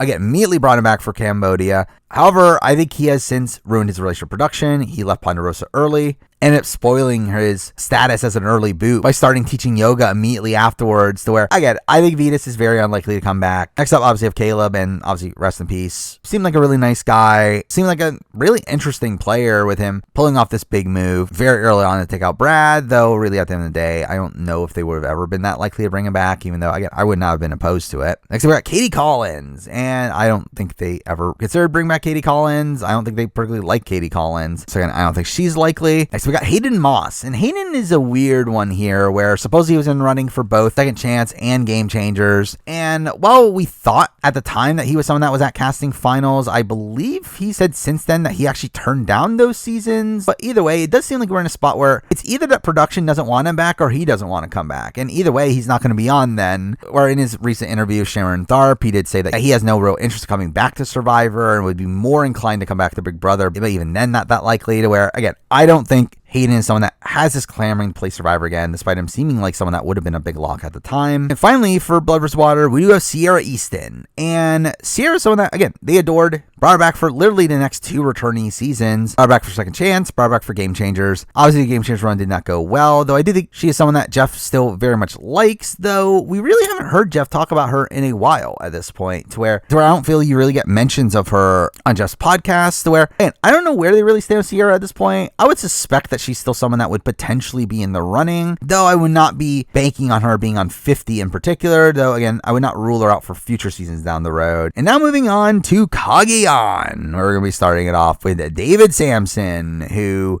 if there is a first boot season, I actually would probably expect David Sampson to be on it, though otherwise, again, not that likely. I think David Sampson probably did have this very high-profile job as the president of the Miami Marlins. He currently doesn't have that job, and I feel like he's kind of an archetype that there's a lot of over time, where, again, him also being a first boot from so far back at this point makes him very unlikely to be brought back. So we got Garrett Adelstein, who has shockingly been making news a little bit more recently, though I think Garrett's another one of these, again, was a big character at the time, big downfall, but never really was in contention to be brought back, and I don't think he's that likely to be brought back in the grand scheme of things. So we have Bryce, and Bryce is very interesting in the sense that Bryce is probably one of the most prolific members of the Survivor community, and being someone that really made more out of his Survivor experience post-show than he did on the island, where again, he was the 3rd boot of the season, but despite that, he is such a notable name post-season, running all these watch parties, and Ozzy has a podcast, and a notable RHB fixture, where again, I know Bryce has had some run-ins with Jeff Probst in recent years, years. Where, again, I would actually not completely rule Bryce out for a future returning season. Now, again, I don't know if that's 50. I think with 50, again, we're at the point where there's so many potential returnees that I think Bryce would not make that cut. Though, again, if there is like a future season down the road, some sort of theme that involves early boots, I could see Bryce being in the running for that. So again, I would not say he has 0% chance, though, again, obviously not particularly likely for this upcoming season. Next up, moving on to Jatia. And Jatia is someone that I know actually was in the running for second chance, at least. Where supposedly she was at casting finals. So again, naturally, I feel like Jatia's time has passed. I feel like she's the type of player that would be in the running immediately after a season, but not much following that. However,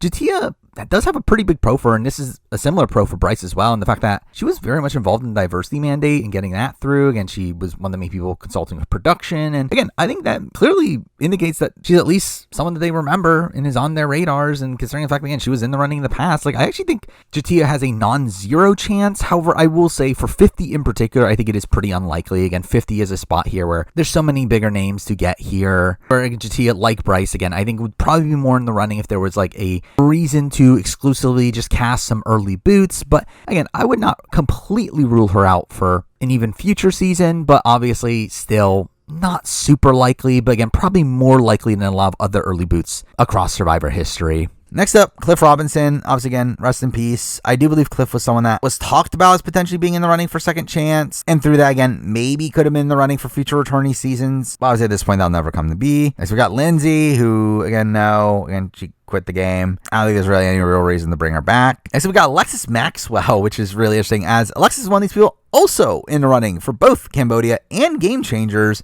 So again, I think they were very high on Alexis at the time. I think they looked at her as this like pre-merge person, had a lot of potential, though again, I think a lot of time has passed. I mean, she's now married with multiple kids, I believe, to where, again, she's a completely different person, though again, maybe that's an interesting story for a return. But again, I do think it's been a while to where while she still follows Survivor, watches Survivor, tweets about Survivor, I do find it very unlikely that she would be on the upcoming season. Next, we got Sarah Lucina, who obviously came back for Game Changers, won Game Changers, came back for Winners at War, almost won Winners at War, to where, again, I think Sarah Lucina is clearly a legend of Survivor at this point. The question is, would they bring her back? And I don't know, to be honest. I don't really get the sense that they love Sarah Lucina, where even that moment of Sarah getting Jeff to call her Lucina was one that felt very awkward, where, again, I'm not sure if they're clamoring for Sarah Lucina return. Now, again, I would not be shocked to see her in the running for a bigger, grander returnee season at some point down the road, though I will say for 50 itself, I don't think it's that likely. And really, just in general, I don't know if Sarah Lucina herself has that much of a clamoring to play again either. I think she's kind of in the spot where I think she would probably say yes, though that's not even a guarantee. But again, I just think all things considered, not the most likely returnee, though again, not impossible. Next up, we got Morgan. And Morgan's someone that, again, you would think that they wanted her back. She would have been brought back already.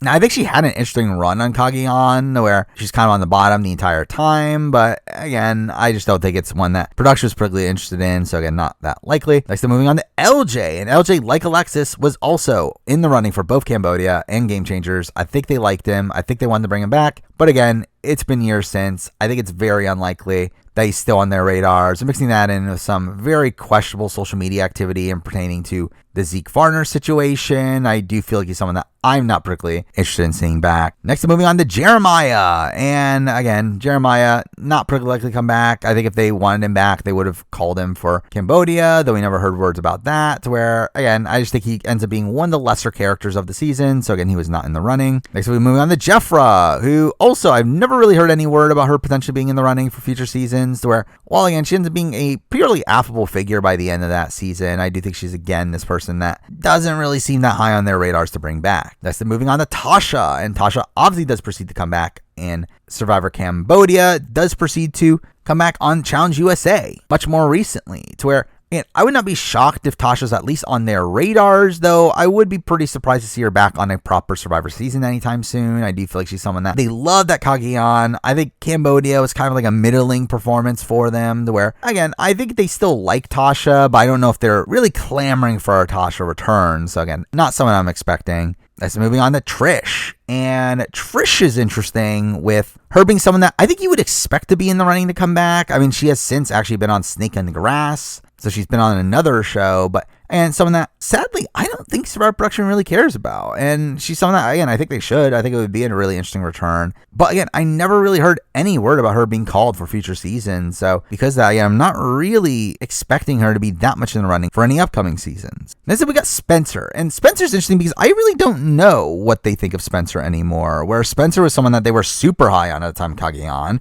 Obviously, immediately brought him back for Cambodia, and we're super high on him after Cambodia. So in that time, he went on this bit of a personal journey and had shut off Survivor, talked about how he would never play Survivor again, though proceeded to get called for Survivor 40 and said yes, supposedly. Though in the years since then, he has once again said that he would never play Survivor again. And also in the years since, he has kind of gone off the deep end with him promoting these like conspiracy theories, being anti-vax. And again, I think Spencer's become a very like controversial figure at this point, to where again, I don't know if they would be willing to bring him back, even if he wanted to. Though considering last I heard, he didn't want to come back anyway. Again, I'm just in general looking at him as not that likely of a returnee. But again, I don't really know where production themselves necessarily stand with him. Next up, moving on to Cass. And Cass is someone that I know a lot of people do want back. I believe she made the cut for the RGP cast that was made. And in general, Cass is someone that I do think is a possibility. I mean, she is someone that's still talking about Survivor, still prominent in the community, someone that I do think is still on their radars, but also someone that calls them out for their shit. And I do feel like that's something that I don't know if production necessarily wants, to where, and I'm a bit unsure about where they would stand with someone like Cass. I feel like she kind of teeters the line on the type of villains that they like for the show.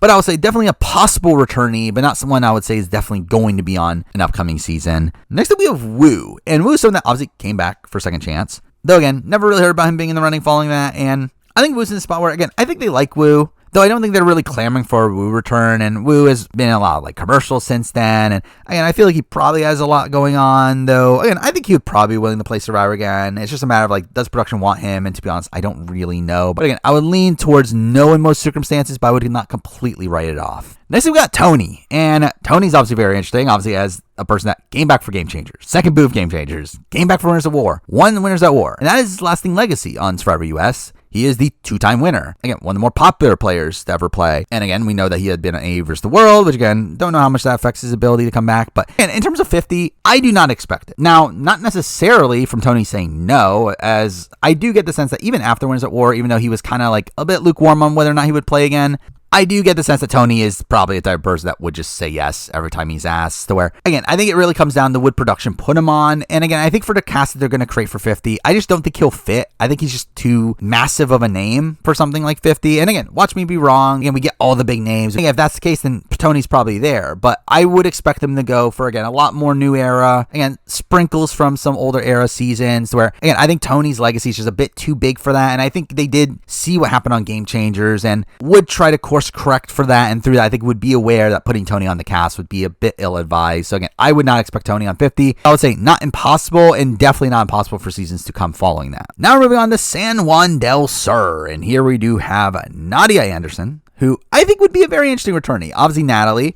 has come back since then and had won the season that Nadia was first boosted in, and through that, I think Nadia would actually be a really interesting returnee. I think she would have a really interesting storyline, though, again, there's never really been any inclination that she would be in the running. Again, literally never heard a single thing about her being in the casting pool, so again, I don't know how likely it is, but again, I would be interested in it. So we got Val Collins, and Val's another one, again, related to another more famous Survivor player in Jeremy Collins. Had a really interesting first run. Again, clearly on Survivor's radars, in the sense that they know she exists, but again, I'm not really seeing her as someone that they're really willing to bring back as a returnee. I think obviously they would want Jeremy, but they wouldn't necessarily want Val. Though again, who knows? And the fact that she's even on their radars to begin with is at least a positive, but I would say, again, not likely. Next up, we got John Rocker. And John Rocker's a weird figure for the show, and this is obviously there was a lot of negativity pointed towards him, as obviously he was this very controversial figure before the show, comes on the show, is this villain, but despite that, people actually genuinely liked him on the season. But again, he did get a big edit, but again, I don't think he's someone that they're really clamoring to bring back, so again, I don't think it's that likely. Next up, we got Drew Christie, who is this incredible character, massive flame out. Despite that, again, another one I don't think has ever been on their radars to potentially bring back, to where while it would be really funny, I just don't think it's that likely. Next up, we got Kelly Wentworth, and Kelly Wentworth obviously comes back, second chance, massive star of the show, comes back, Edge of Extinction, again, once again, very popular on that season, still one of the bigger legends of Survivor, and I would have said for a while that Kelly Wentworth is a more than likely no for coming back, not because they don't want her back, but because she doesn't want to come back. However, much more recently, she has said that maybe she is willing to come back. To where, because of that, I actually do think she is very probable for 50. Again, I think if there are multi-time players on 50, I think Kelly Wentworth's probably one of the more likely ones. I do think she's, again, still very top of mind. Not too big of a name to where she'll have this massive bullseye on her back. To where, again, I actually think Kelly Wentworth is a possible returnee for 50. And again, even if not for 50, then probably for seasons down the road. Next up, we got Dale Wentworth. And Dale Wentworth, not as much. Again, I don't think Dale Wentworth is ever coming back. I think he's very unlikely.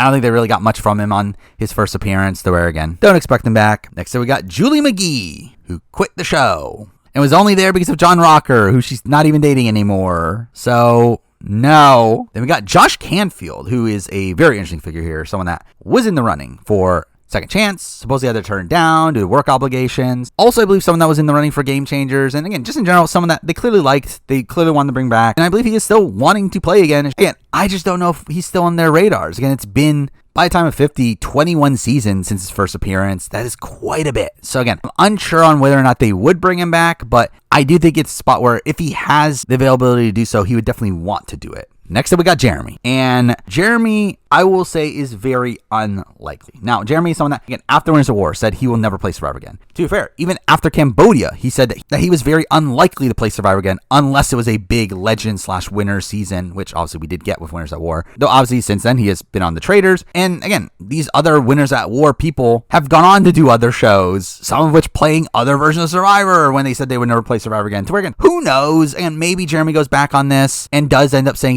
screw it, yes, the Survivor 50 or some other season down the road. Though, again, based on what he has said himself in recent interviews, it's a likely no. I don't expect to see him on Survivor at any point down the road, especially considering he was not particularly happy with his experience with Winners at War. But again, you never know. Maybe he changes his mind. But again, I'm not looking at it as that likely. Next up, we got Wes Nail, and not particularly likely. I mean, he got a pretty quiet edit, despite the fact that he was actually a pretty funny character, had some funny little moments. Again, but still very few confessionals, less than one confessional per episode, not a very likely returnee. Next, we got Reed Kelly, and Reed is someone that I would very much like to see back, and I very much would expect them to want back, yet is another one of these people that I've never actually heard of Reed being in the running, where again, I've always heard of Josh, yet Reed to me is the one that is the bigger character, where while he was pretty purple early on, in a spot where Josh was very prominent in the pre-merge, Reed had a much better exit from the game, almost pulled off this really insane 4-3-2 vote. He has the Wicked Witch speech. Again, I feel like Reed is a lot more notable of a figure, yet despite that, I've never really heard of Reed being in the running for future returnee seasons, yet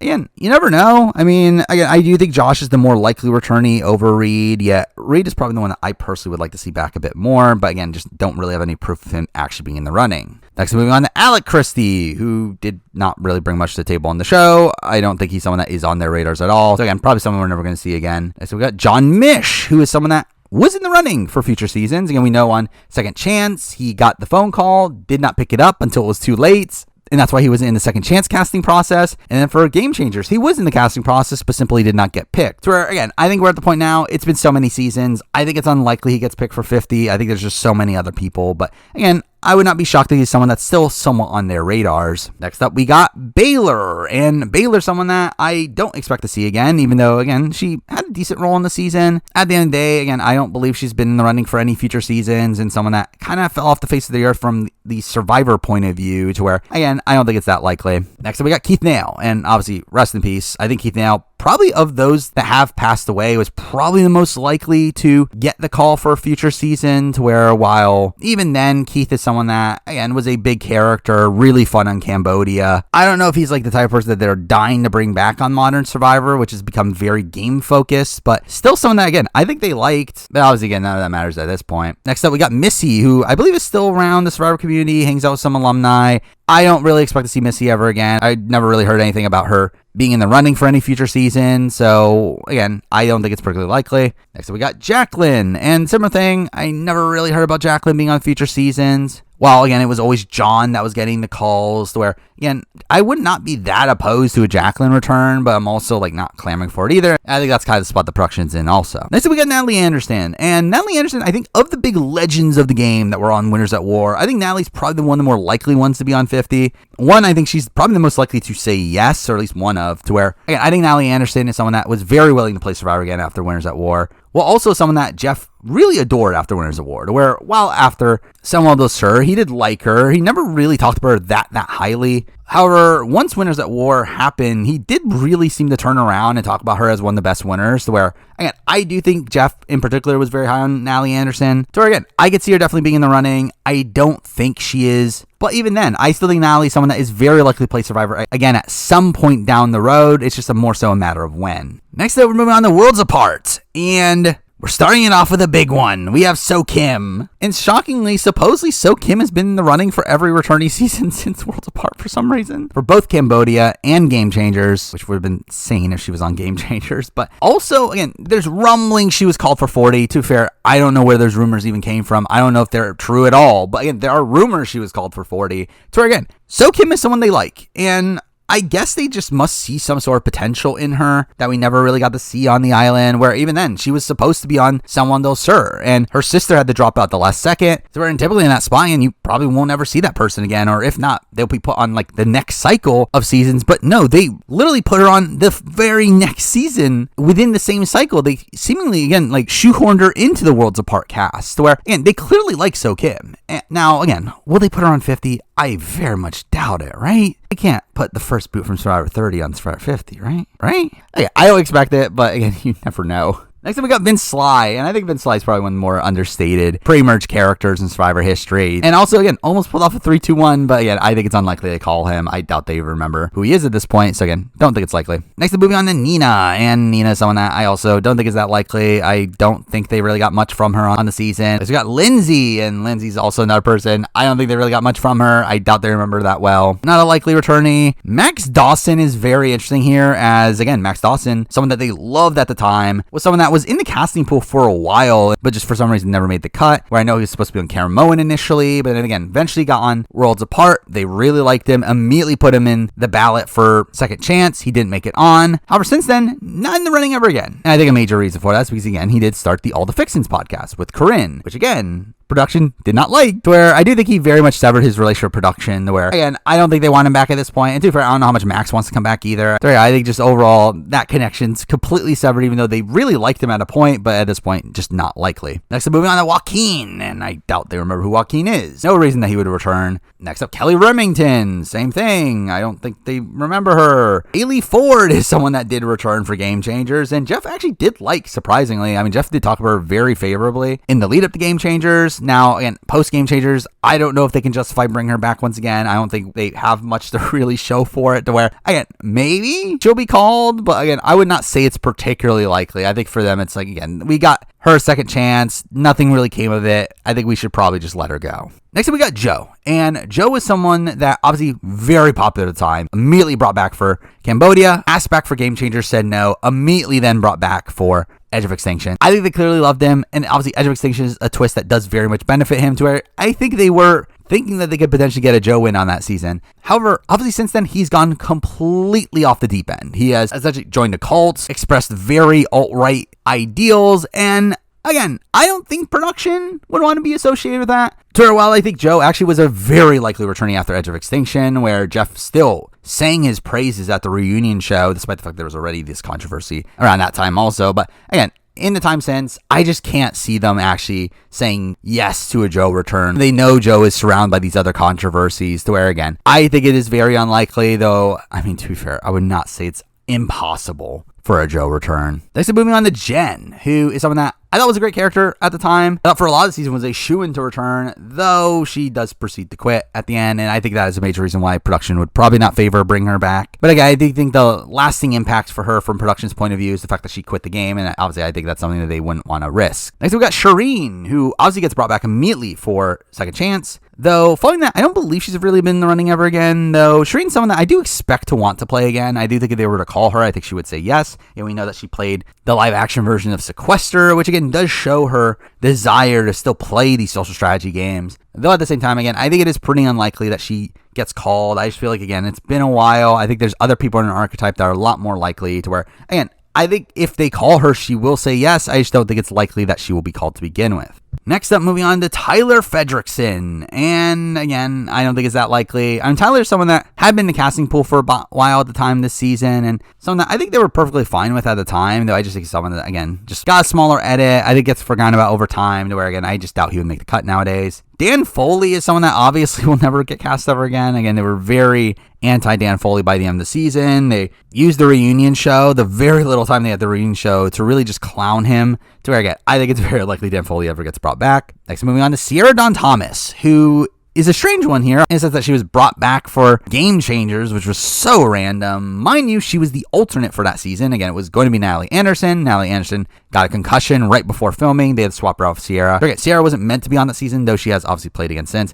Again, I don't really expect her to be back at this point. Again, when she was an alternate for that season, and it's been so many seasons since, I doubt she's a priority for them. Mixing that with the fact that, again, she is also, again, married to Joe. Where, again, you would expect a lot of the stink from Joe would also go on to Sierra as well, where, again, I would not expect Sierra to be in the running here. Next up, we got Rodney, and Rodney's this person that I thought was a massive character at the time. They clearly loved him as a character at the time, though despite that, he had never really been in the running following that. And I think it's always been pretty shocking to me, though he himself has gone down a bit of a rabbit hole with some very controversial takes, to where, again, another one, I just don't think they would really want to try to cast him nowadays, and even then, I don't know if they were really incentivized to do so to begin with. Next, we got Carolyn Rivera, and Carolyn Rivera is this person that they had been wanting back for a while. Again, they asked her back immediately for Cambodia, did not get voted on. She was really deep into the process of Game Changers, did not make it on either, though in interviews at the time, Jeff did proceed to say, Carolyn, next time we have a returnee season, you're going to be on it. Which never happened. And to be fair, there's never been a full-blown returnee season since. But again, is she going to be on 50? I would lean towards no. And again, I just think there's so many people in her archetype at this point, so many people that could replace her. Now, it's not impossible. I do think there's a shot they still remember her and do cast her in that spot. But again, I just think so many years have passed that I just don't think it's that likely. Though again, I think they clearly like her. I think there is still incentive to bring her back. I just think that there's so many other possibilities to where it does definitely harm her chances from where they were at the time of that statement being made. Next up, moving on to Will Sims, who, again, not likely. Again, I don't think they were really happy with him by the end of the season. I think they were very happy with him coming into the season. I thought they thought he would be this massive, larger-than-life character, and he just kind of being kind of bland, with obviously the stink of the Shireen situation as well. So again, I think they would just avoid him in future seasons. Finally, for Worlds Apart, we do have the winner in Mike Holloway. And Mike is someone that I thought was a shoo-in to return after the season, and they clearly loved him. Jeff was so excited about his win that he literally spoiled his win in preseason interviews, to where, again, Mike is someone that they adored at the time. However, since then, obviously, again, he was in position to be back on second chance if he did not win. He obviously did win, but again, he did get enough votes to be voted in, so again, he almost was on that season. He was then in the running for Game Changers, to where I remember seeing him on the short list, and I was thinking, oh, he's guaranteed to be on. And then,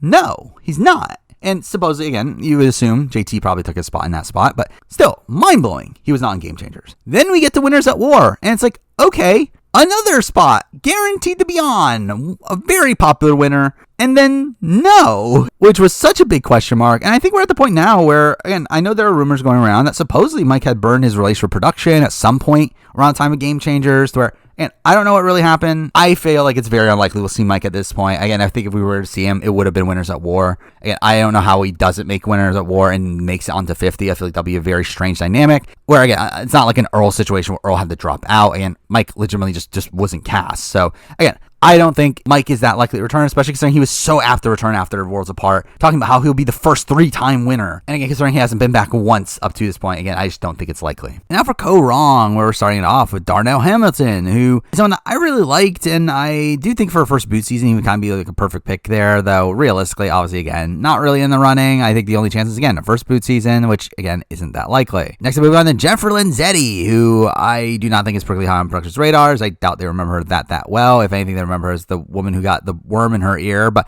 outside of that, again, not likely. Next, we got Liz Markham, who, again, another one, pretty forgettable in the grand scheme of things. I don't think production remembers her. Not very likely. Next, we got Caleb Reynolds, who, obviously, again, had a very dramatic exit from the season, was later brought back in Game Changers, where he didn't have a great run. I think that's probably it for Caleb on Survivor. I'll be pretty surprised if they bring him back. I actually think he's probably more likely to be brought back on Big Brother, even though I don't know if he would want to do Big Brother at this point, but still, again, I'm not looking at him as particularly likely on Survivor. I do feel like he kind of served his purpose, and with him not doing well in Game Changers, it's not really giving any incentive to really bring him back, though again, you never really know. Next we got Alicia, and Alicia, again, I don't think it's particularly likely. Again, I know there's some people that probably do want her back, and I wouldn't be that opposed to it. It's just that, again, I don't think production ever looked at her particularly highly, never been in the running for any previous Returnee season, so again, I don't think she's on. Next we got Anna Kate, who is initially figured as production was very high on Anna Kate at the time. Jeff talked very highly about her after her boot, though obviously since then she has gone completely off the deep end, has become an influencer in the alt-right movement, where again, she's never going to be on Survivor ever again, even though I think at the time it was actually not that unlikely. Next up we got Peter Bagginstows, who was actually in the running for Game Changers. He was at casting files for Game Changers, where again, he was at least considered at one point. Obviously at this point it's been a decent amount of time. I don't think he's particularly likely anymore, though, and he was considered at one point, so again, who knows who would be considered again, but probably not. Next up, we got Neil Gottlieb, who is someone that got a very tragic exit from the game. I was getting medevaced in a spot where he had been applying for years and was so excited to finally get on, and proceeded to act very cocky post-show, talking about how he would have won the game and how he's ready for a second chance, which will never happen at this point, as I don't think production cares about Neil, which again, for him, I would like to see him get a second chance. Obviously, he really wants it, but it's never going to happen. Next, I'm moving on to Nick Majorano, who is another person I would actually really like to see back. He's actually someone that, again, big fan of the show, played a really interesting game, was a fun villain, though another one. I don't know if production has their eyes on him at all. I do think he's probably forgotten about at this point. So again, sadly, probably not going to ever be on Survivor again. Next up, we got Debbie Wanner, who is someone that obviously did come back immediately for Survivor. Game Changers has been referred to at points across modern Survivor, to where, again, I think there's a shot she gets brought back at some point down the road. I'm not like banking on it. I don't think it's like that likely, though I would say she's definitely not like completely ruled out. Though again, I think there are probably other people in her archetype that are probably bigger locks on the board, to where, again, I don't think Debbie is that necessary anymore. Next up, moving on to Scott Pollard, who I think is very unlikely from multiple angles. I mean, one,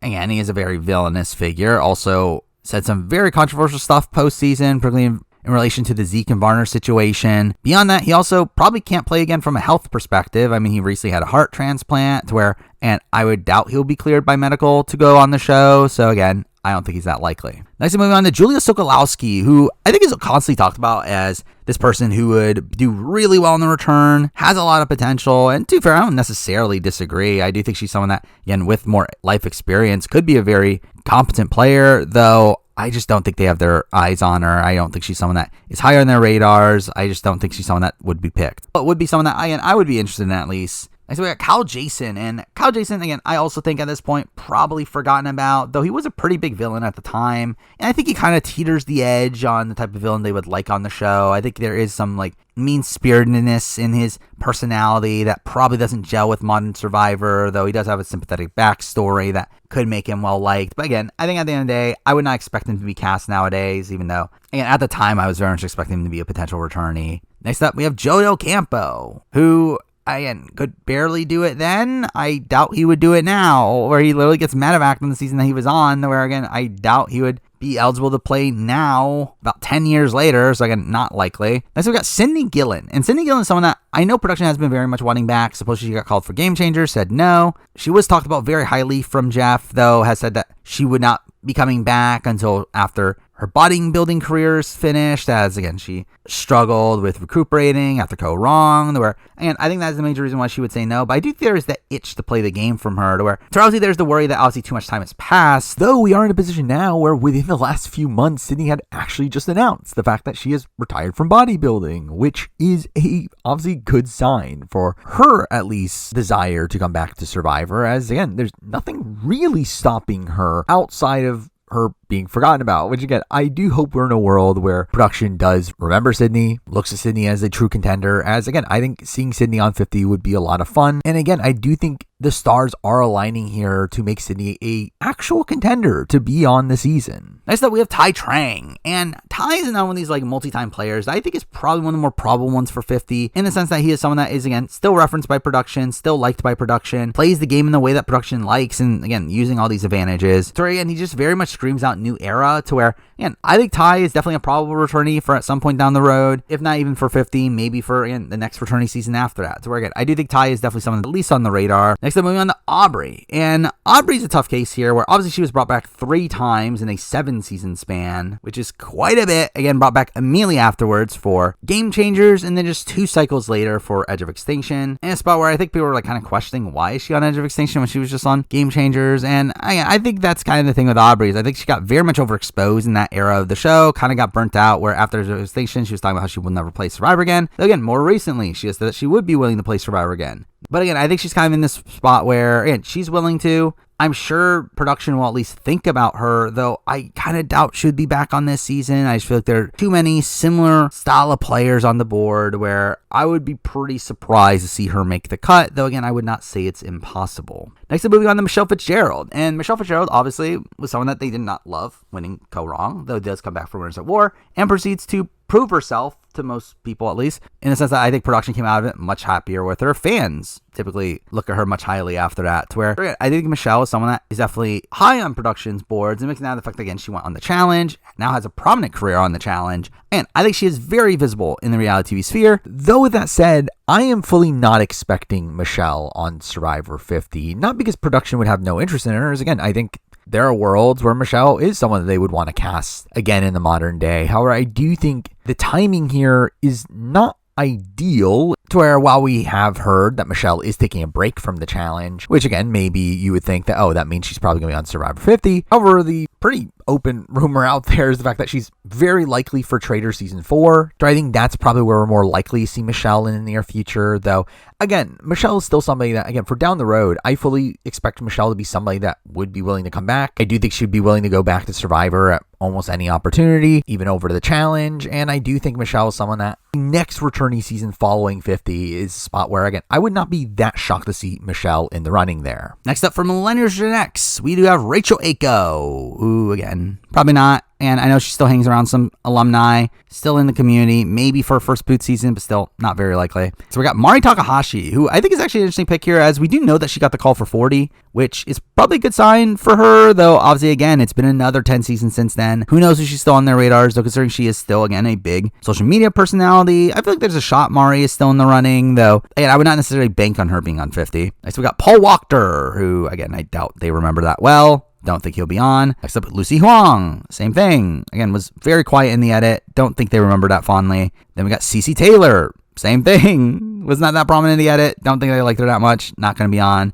Then we got Figgy. And Figgy's interesting. Obviously, she had been on Squid Game since then. I do think at the time I was looking at her as like kind of the new replacement for someone like Alexis Maxwell, as this like pre-merger that had potential that they would want to bring back. Though, again, it never really came to be. We didn't get, again, enough returning seasons after this for her to really fill that slot. And I think we're at the point now where the time is probably past. Next up, moving on to Michaela. And Michaela's interesting. Obviously, as she was on 2 back-to-back seasons. They really loved her in Millennials Gen X. They thought she had the greatest exit from the game. And then on Game Changers, she was just kind of fine. I thought she was good, had some decent moments, but again, I think definitely did not pop as much as she did the first time around. But obviously, since then, she's been on the challenge, which I think she had a very good challenge run on USA 2, to where I would personally say I would rather see on the challenge moving forward than Survivor, though I would not be shocked that she's on their radars. Now, I've said this in the past about the Challenge USA, and I'll say it here. I do think the Challenge USA, for me, seems to be a spot where the people that are getting on are people that Survivor production is letting on, aka people that they're willing to let go. So that kind of screams out to me that, again, Michaela might be someone that they're not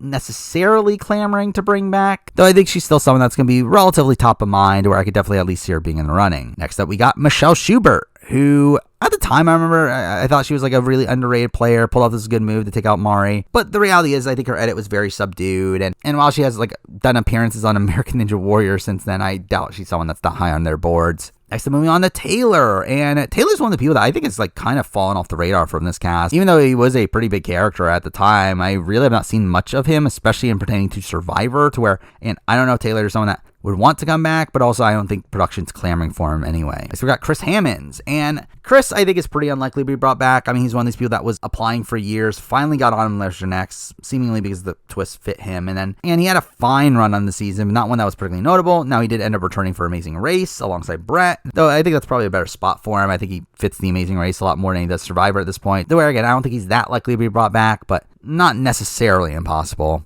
Next, moving on to Jessica Lewis, who is someone that I think at the time, again, would have been a very likely returnee, someone that got rocked out of the game, that was a very notable exit, and has still remained notable in the Survivor community, still does the Why Blank Lost podcast with David Bloomberg, where, again, she's still around. I'll say, not looking at her as that likely anymore. I think enough time has passed where I would be pretty surprised if she gets picked. Though, again, I'll be happy for her if she does, as again, she clearly wants it. Next, moving on to Zeke. And Zeke is interesting here because obviously he comes back for Game Changers, obviously has the Varner situation, which completely taints that entire experience for him. Where he comes out of the show, at least being representation for the trans community, though does also come out of the show being very anti-playing again. And in the years since, I don't think that's really changed. I don't think Zeke still has this incentive to really play again. And beyond that, there was also like him being blocked by Survivor social media for some reason, which I don't know if that's because he spoke out against them for the Dan Spilo situation. I'm not sure. But again, it does seem like Zeke might not be in the best graces with production, even though Jeff was very high on him for a while. Though even without that, I do feel like Zeke is still someone that, again, is not likely to say yes anyway. So again, not going to be on. Next, we got Will Wall. And Will Wall's a very interesting player. Obviously, like, was 18 when he played, one of the youngest players ever. Again, the first ever high school student to play Survivor. And in the years since, I mean, he has obviously gotten older. I believe he's married now. He ended up playing a college Survivor season in Survivor Time and Change Buckeye Battles, which was a really interesting appearance from him. One that actually makes me think he would have potential on a return, at least from a character front. I mean, gameplay front, questionable. I think Will is, and someone that I would actually like to see back personally. I just don't think it's that likely. I don't think he's really on their radars, though. Again, would be a very inspired choice. Next up, obviously, we got Sunday Burquest. Again, rest in peace. Tragically passed away from cancer. Someone that was, again, such a big fixture in the Survivor community. Even won a Survivor Maryland like mini game that they played. For Sunday is someone that I think if she came back could be a very good Survivor player, though realistically was probably never going to happen considering she got a very quiet edit, and obviously realistically it can't happen now. Next up, moving on to Jay, and Jay is someone that, again, was a lock at the time. Production clearly loved Jay, and obviously since then he has gone on to have a challenge career. Mind you, a bit rockier of success there. Again, he definitely got a lot more negativity in his most recent season to where, again, I think his reputation is a little tainted, but still I think he is someone that is still on production's radars. I'll say I don't know if he gets on 50 at this point. I think it is a bit tough to really gauge, as again, it's been so long since the original season. He's someone that, again, if it was Survivor 40 newbie players, I would say he was very likely for that. I think now with Survivor 50, it's a lot of time. I'm not sure, but again, he was at least very likely back then. Next, moving on to Brett LaBelle, who I don't think is likely, but again, was brought back for Amazing Race. I think they liked him there. I don't think Survivor is really the place for him, even though, again, he still made a lot of appearances on like RGP after the fact. I just don't really feel like Survivor is really the game for him, and I don't think production's really clamoring to bring him back either. Next, we got David Wright, and David Wright, obviously really good run on Millennials Next. Obviously comes back for Edge of Extinction, has a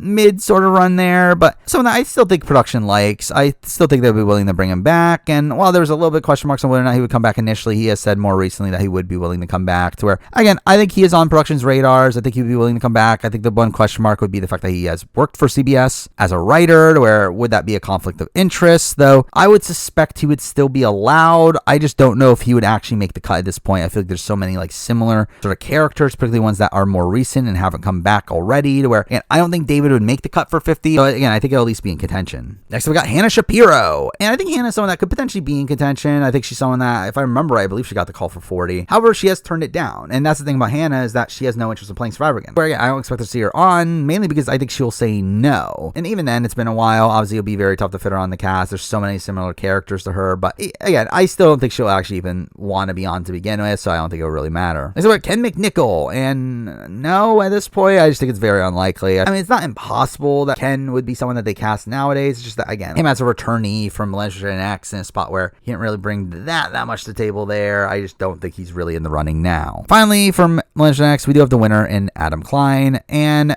Adam is this tough player here where I think they loved him, Winners at War. Now, I was questioning if he was even going to be on Winners at War to begin with, as I do feel like he was probably one of the last people cast for that season. Yet, once he was on, again, they loved him, exits the season with a very high reputation. However, since then, Jeff Probst has notoriously been very anti-Adam Klein, particularly due to the fact that he started this cast coaching business, which Jeff seems to be very insulted by the concept of. How dare someone try to game our casting process? Where, again, obviously I don't think Adam's really doing anything wrong in this, yet Probst seems to think of it as, and again, that seems to have severed the relationship there, to where I would be pretty surprised if Probst is okay with putting Adam on a cast nowadays, but you never know. And maybe it's just simply this thing of, yeah, we're annoyed at you for casting, but we still want you to be on our show. show. But even then, I don't think Adam is that high of a priority for them to bring back anyway, to where, again, I would not expect him for 50 at least, maybe first season down the road, but that would have to have Jeff getting over his own ego. Next up for HHH, and now we're starting off with the seasons that have not had a full-on normal returnee season since then, and through that, again, could potentially have more contenders here. With this season, we do start off with Katrina, and obviously no, again, didn't really bring much to the table, was the first boot, not very likely. Next, we got Simone, same thing, not very likely, didn't bring much to the table, just kind of an outcast right away, not very likely. Patrick Bolton brought a little bit more to the table, definitely had a bit more of a personality, and again, was a kind of interesting character, though someone that I don't think production likes, so again, I would not expect him to be in the running. Next, we got Alan Ball, and Alan Ball is this interesting one where I think at the time of 40, I was expecting Alan Ball to be someone in contention. He was someone that, again, had a pretty big early run here. Again, came off as this really hectic player, has this really explosive exit from the game. Was, again, only the fourth boot of the season. Also, it's been a while at this point to where I doubt he'll be asked back because of that. But also, he supposedly has said that he doesn't want to play again anyway. So, again, I don't think he'll be on. Next, we got Rourke. And Rourke is someone that was a massive super fan of the show. Someone that I think would very much like to play again. However, I don't expect her to be asked. Obviously, again, a relatively early boot from a season almost 10 years ago. So again, Rourke is someone that's probably not that likely to get asked. Next up, Allie Elliott. And this one's interesting because Allie Elliott was someone that I know production was very high on at the time. I know Jeff was very complimentary of her after she got voted out, to where Allie is someone that, again, at the time, I think was the new pre-merge person to be brought back. Where, again, I think that Alexis Maxwell spot of potentially in the running for future seasons. But again, it's been 15 seasons since then. I don't know if Allie Elliott is still in contention nowadays. I feel like a lot of time has passed. But again, I would not completely write it off either. But again, I do think it's a lot less likely. Next up, moving on to Jessica. And Jessica's someone that I think, again, at the time, I thought was a pretty likely returnee. I did feel like she was someone that clearly production liked, got a decent amount of screen time, though, again, it's been years. I doubt she's that high on their boards anymore. Again, I feel like there's a lot of people in similar archetypes to her, to where, again, I do think she's gotten overshadowed, though, again, I think she was likely at least back then. Next up, we got Desi. And Desi's actually someone that probably has a higher profile now than what she did at the time, where, again, I think based on how she was played on Survivor, I think very little chance she ever gets brought back. She got very little content, pretty overshadowed on the season. However, since then, she's gone back to going to Challenge USA, getting 2 really deep runs, winning USA 2, to where, again, I think that definitely raises her profile, but as I said before, I think the people that were on Challenge USA are people that Survivor Production seem to be willing to let go, where none of the people on Challenge USA, besides the winners at war people, and one person we'll talk about, were people that I think were like super, super high on their radars, to where, because that Desi is someone that I do think is not that likely for Survivor, but again, at this point, not impossible. Next up, we got Cole Metters, and Cole is another one I think was likely at the time. I thought he was a big character at the time, had a decent underdog run by the end. I think they liked him, but enough times pass, I don't think he's likely anymore. Mind you, he's done other reality shows since then. Maybe he's keeping his name out there, but again, I just don't think it will really stick. Next, for JP Hilsebeck, which no, I think it's one of the few modern players that Jeff Probst actively disliked in terms of him giving him nothing for the show, to where, again, I don't think it's likely. So we got Joe Mena, who is someone that, again, another one of these, very likely at the time, was a big character, essentially another coming of Tony. I don't think he's memorable enough nowadays to really stick. I just don't think he's someone that's that high on their boards at this point, especially when we had so many other people in a similar archetype that probably have taken his spot. Next up, we have Lauren Rimmer, who another one, massive lock at the time. It seemed like Lauren Rimmer was really a massive star at the time. People love Lauren Rimmer, massive fan favorite. Though, again, so much time has passed that I think she's just overshadowed. I don't think people remember her anymore, which is a shame considering, again, she was a great character, actually pretty good player. Yet, again, at this point, I do think she is very unlikely to be brought back. Though, again, I would not say impossible. Next, we got Ashley Nolan, who also at the time, I thought would have been a dark horse to return. I thought she was like the Sierra Dawn Thomas of that era of the show, of this like person who might squeak on as a returnee on 40, as like this person that no one was expecting. Though at the end of the day, at this point, again, time has gone by, not very likely anymore. I don't think she's on production's radar, so again, not very likely. Next thing, we have Dr. Mike, and Dr. Mike is a person that is a really wacky character, someone that would be fun to see back, though I don't think he really stands a chance nowadays. And to be fair, even at 40, I was not really looking at Dr. Mike as a potential returnee, but especially now at 50, I just don't think Dr. Mike really makes the cut. I just think there's so many other people to cast that he sadly is not really on my board. Next, I'm moving on to Devin Pinto, and Devin Pinto is one of these people that never seemed to be clamoring to play again. He did talk immediately after the season that the only way he would play again is if he was on Blood vs. Water with his mom. Yeah, again, time has passed, and in general, I just don't think he's that likely of a returnee at this point. At the time of 40, I would say he's probably fighting for a spot with Jay, and even then, I think Jay would get the spot. At the point that we're at now, I just don't think he's likely at all. I just think he's kind of forgotten about, and sadly, he's probably going to remain a one-time player. Next, we got Ryan Ulrich, who is someone that was a pretty big figure on the season, especially in the first half of the season, though kind of ends on a bit of a more sour note with him kind of just getting to the end and getting no fanfare. But in the grand scheme of things, though, I do think Ryan would be a somewhat interesting returnee. I do think he would learn from his first time around. And I think he's someone that production seemed to like as like this next coming of Cochrane. Though, again, I just don't think he's on production's radars anymore. And really, for a while, he was also pretty negative on his Survivor experience, seeming to not want to play again, though he has clarified more recently that he would play again. But again, I just don't think he's high enough on their radars to actually get picked. Next, we got Chrissy Hoffbeck. And I do think Chrissy is the most likely returnee from this season at this point. Obviously, second place, this robbed goddess, this person who won a lot of challenges, got screwed due to a twist, even though really a lot of people got screwed due to the fire-making twist. But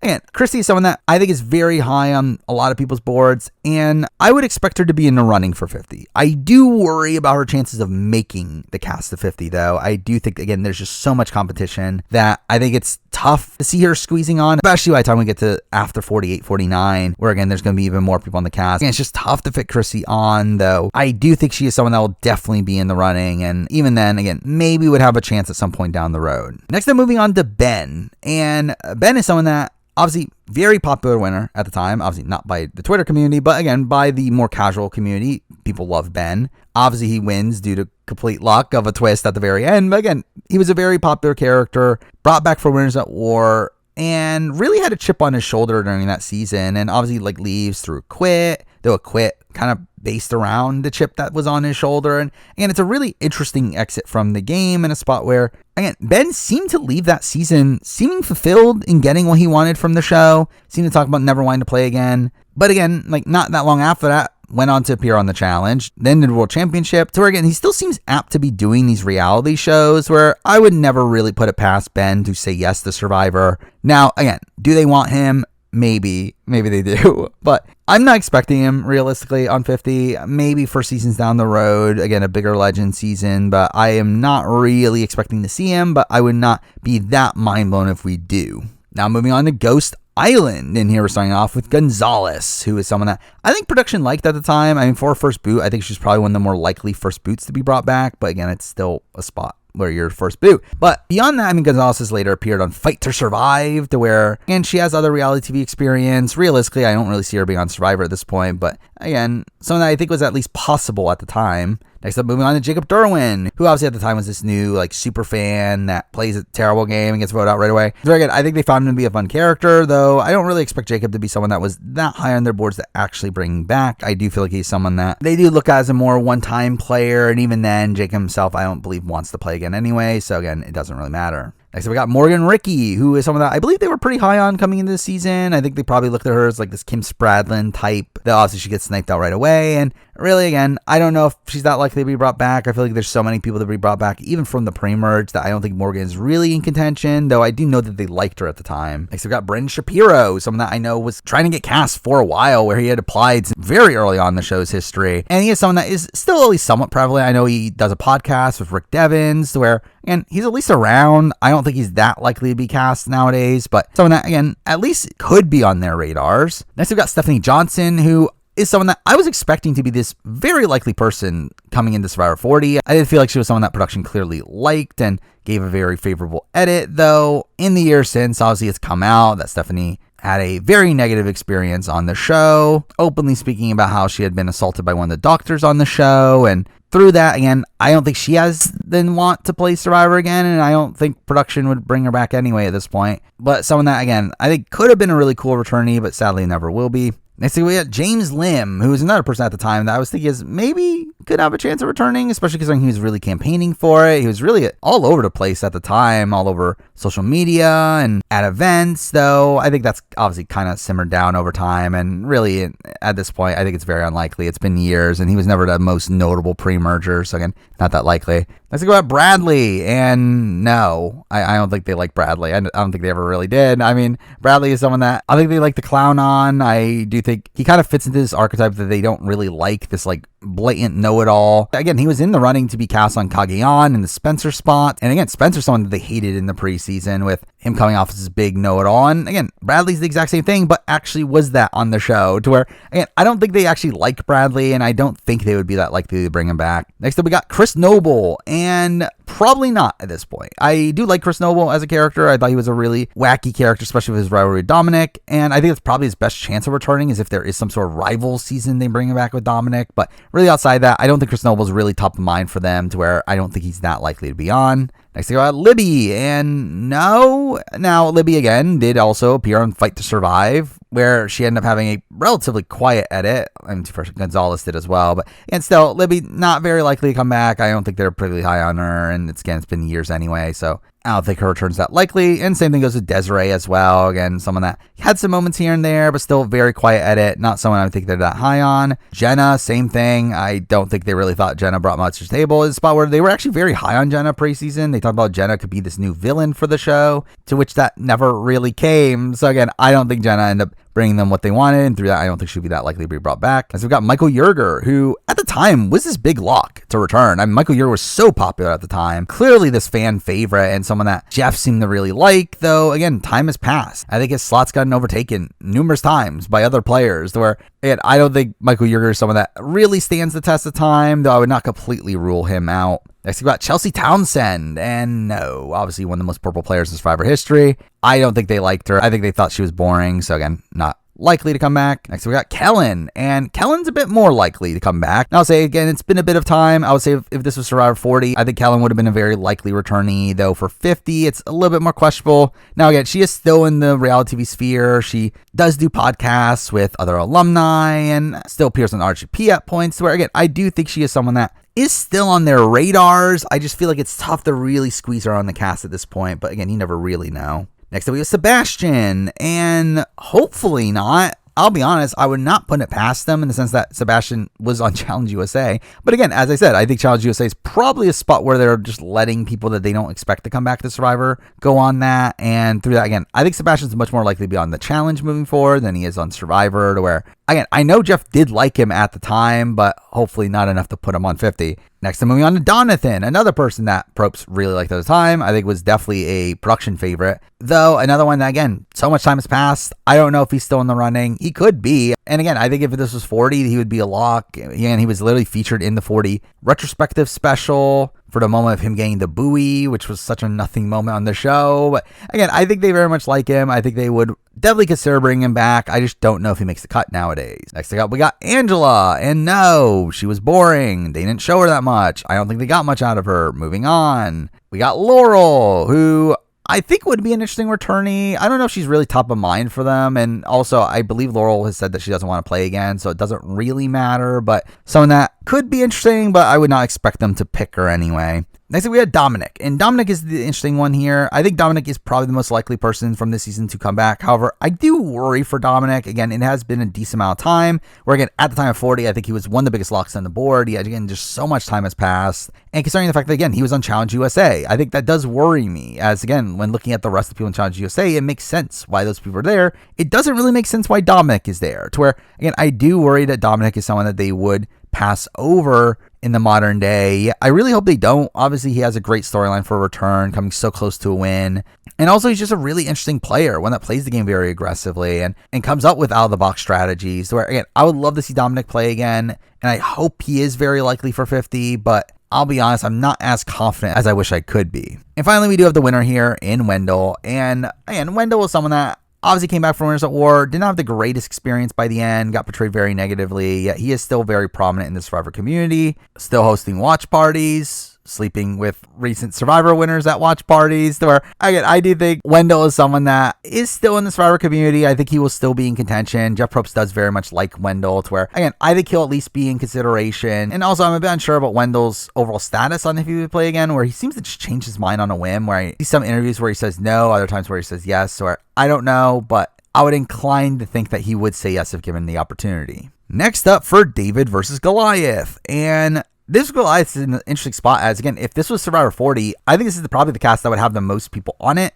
On that cast, though, again, time has passed, so I do think there are still some pretty big names from this cast that could be on. Now, let's start off with Pat Cusick, who, again, if this was 40, I think he would have been in contention. And it's highly rumored that he was called for 40. And, again, I do think he was a decent priority for them at that point. I think they thought he had this great redemption story, though, again, it's been 10 more seasons since then, and sadly, I do think for him, that time has probably passed, though I would never rule it out entirely. Next, we got Jessica Peets, and I think she's probably one of the more forgettable people from this cast. I don't think she's particularly likely to be on. Next up, we got Jeremy Crawford, who, like Vetus, kind of pissed off production by leaving Ponderosa early and supposedly was not easy to deal with, where I would not expect him to be on a future season. Next up, we got B Wen, and B is someone that, again, I don't expect to be on either. Again, she quit the game due to getting injured, where, again, right call for her, but not something that production would want to bring back under the worry that she would just quit again. So again, I don't think she's likely. Next up, we got Natalia, and Natalia, I think, is a bit of a dark horse to be in contention, where, again, I think Natalia was set up to be the next Alexis Maxwell. Again, this younger woman that had potential, that got taken out early, that would have been in the casting pool all the time. And again, they love Natalia. Jeff Probst openly talked about his love of Natalia, to where I think she could potentially be in the running for 50, but again, I would not bet money on her being on 50. I do not expect her to be on 50, but I do think she is someone that could at least get the availability call. Next thing, we have Natalie Cole, and I know a lot of people want Natalie Cole back, and to be fair, if this was 40, I think she would definitely be a lot more in consideration, though I think now Survivor 50, I kind of doubt it. I could, again, see her potentially getting an availability call, but I doubt she'll be that deep into the process, to where I don't think her casting here is particularly likely. Next up, we got Lyrsa, and Lyrsa is someone that, again, feels like a really big character. Despite that, I don't think she was ever really that much in contention. I don't really get the sense that she's someone that production ever favored in any significant way, to where, again, I would never really expect her to get availability call for any returnee season. I don't think she ever really did. Next, moving on to Elizabeth. And Elizabeth, similar thing. I do think Elizabeth, again, fine character for a season, the one that I think gets kind of overshadowed, where I don't think she's ever a top priority for production, especially considering there's so many other people from this cast I think they would rather see back. So, again, I don't think she's particularly high on their boards. Next, we on the John Hennigan, and I think John Hennigan is someone that I would personally like to see back. Obviously, he was a fun personality, had a very fun blind side, but I think he's someone that probably won't end up being recast at this point. I do think it's kind of tough to see him making a modern cast, where, well, again, I think it'd be really interesting, and obviously he is a high-profile name that could add attention to the show. I don't think he's someone that's likely to be on. Next, moving on to Dan Rengering, where Dan's one of these people that we know got the call for 40. Though, again, I think another one that, again, it's been 10 seasons since. I doubt he's top of mind for them at this point. I think there are other names, again, are probably more top of mind than Dan. And again, I think that had this been 40, he could have been on the cast there. Though I think for this specific season for 50, I don't really expect it, and really for down the road, I don't expect it either. Next up for Alec Merlino, who is a definite no, even though, again, I would like to see it. I think Alec was actually a really interesting player, though obviously he did break NDA before the season, and I think that's a big no-no there, to where, again, very unlikely that he would be allowed back. And so we got Carl Boudreau, who was a fine character on the season, kind of very middle of the road for me, to where I don't think he's someone that production's particularly high on, to where I would not expect a Carl return, though considering his cameo in The White Lotus, who knows? But again, I would not fully expect it. Next up, moving on to Gabby. And Gabby is someone that I do still think is on production's radars. I would actually very much expect Gabby to be in the running for 50. Again, I don't know if she makes the final cut. I think she's probably one of these that's going to be fighting for one of the last few spots on the cast, though I do very much expect Gabby to be in the running. Gabby is someone that is still constantly mentioned on Modern Survivor, where a lot of people coming into the seasons do mention Gabby as the person they want to play the most like, to where, again, I do expect Gabby to be very top of mind for production, but it's just a question of does she really squeeze onto the cast. Next up, we got Christian, and we're finally getting to the first person of this entire video that I think is a lock for 50. I think Christian is very likely on 50. I think he is very willing to play again. I think now that he has tenure, I think there's nothing really stopping him from playing Survivor again, outside of, again, maybe some other real life circumstance. But again, I think Christian is near guaranteed on 50. He is someone that is still so prevalent in Modern Survivor. Again, still a prominent fixture of the community, constantly playing like Goose Goose Duck and Blood in the Clock Tower and with the RGP community, still doing podcasts for that community, and someone that Jeff Probst still mentions on Fire podcast. So where, again, I think there's no way Christian's not on 50. So where, again, I think he is a pretty big lock. Next, then moving on to Davey. And Davey, I think, is sadly in this spot where I could very much see Davey being the alternate for 50. Where, again, if this was 40, I think Davey is a very likely returnee. I think in the time since, again, there's just so many people. I think it's tough to see Davey on. And again, now Davey's kind of had this reputation for just being the alternate on a lot of these shows. Again, he was an alternate for the challenge, alternate for traders. He was an alternate even on his original season, Dave vs. Goliath. Again, I think this is just what Davey's role is. And sadly, I do see him being in a similar spot for 40. And sadly, I do see him being in a similar spot for 50, where, again, I just think there's so many other people that I find it tough to see him making the final cast, though I think he is someone that will definitely be in contention, just probably barely missing out. Next up, moving on to Allison, and Allison's not particularly likely. Obviously, she got a very quiet edit early on in the season, while it did peak a little bit towards the end, and is a somewhat notable character by the end. I do still feel like she's someone that did not get enough to really warrant a return, so again, not someone I'm looking at too highly.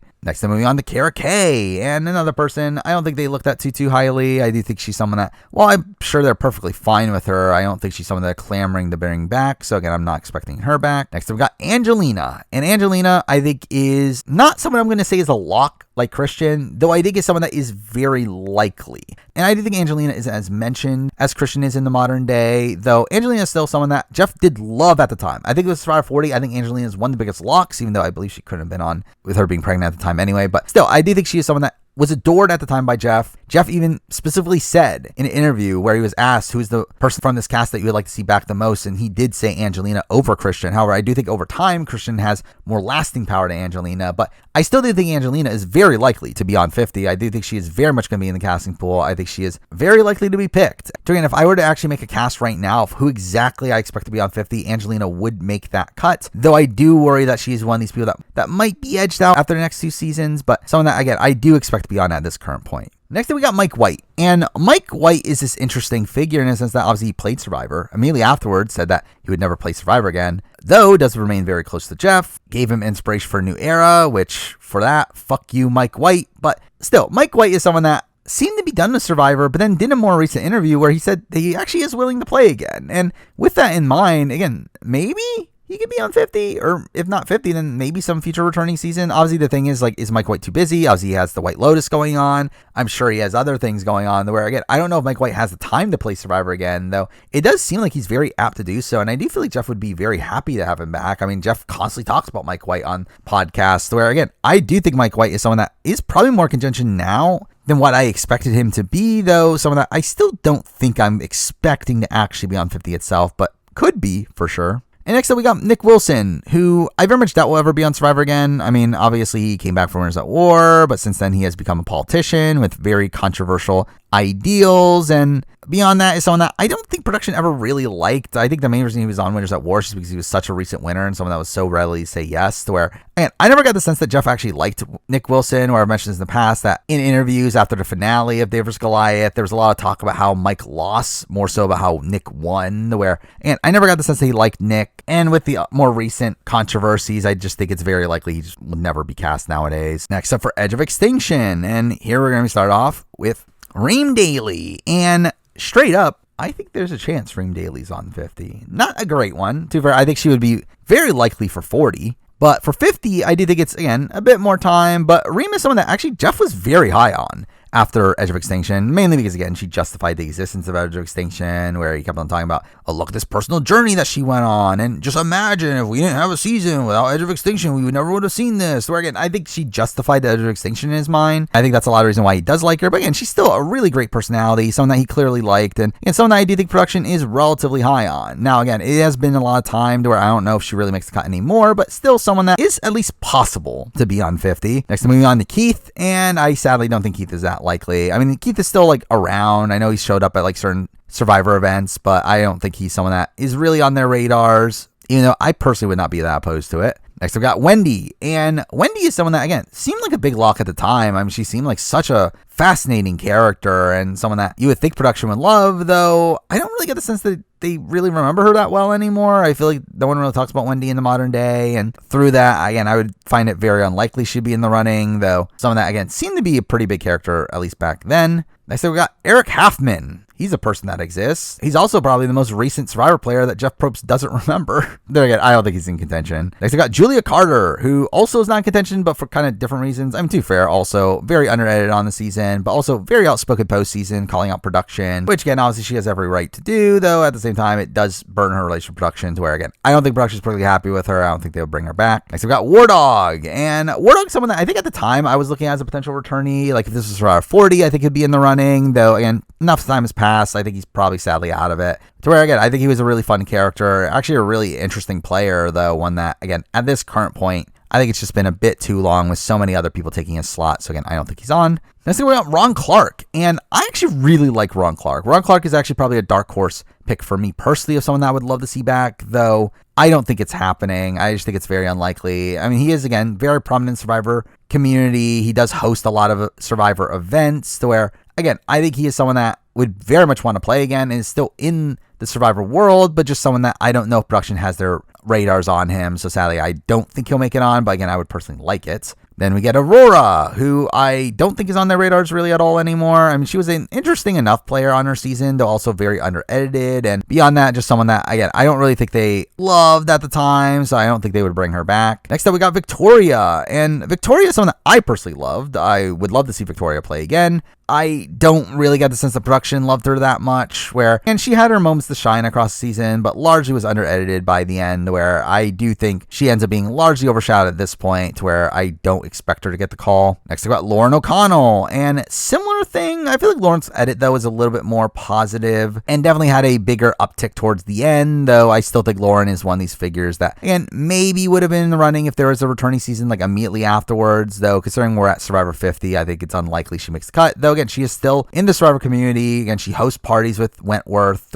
and she's still around, but I just don't think she will be picked at this point. Next up, next lock on the board, we got Rick Devens. I cannot imagine Rick Devens not being on 50. I think Rick Devens is, again, one of the biggest locks on the board. I'll be truly mind blown if he's not there. I think the only way he is not there is if he has some sort of family emergency that stops him from being there. I think Rick Devens is, again, like, adored by production, constantly talked about production, was chosen as the first ever co-host for the On Fire podcast. Again, Jeff even mentioned that his original plan for 41 was to have Rick Devens out there as a fire token dealer. So again, I do think Rick Devens is very clearly high on their priority list. I think a very likely person on 50.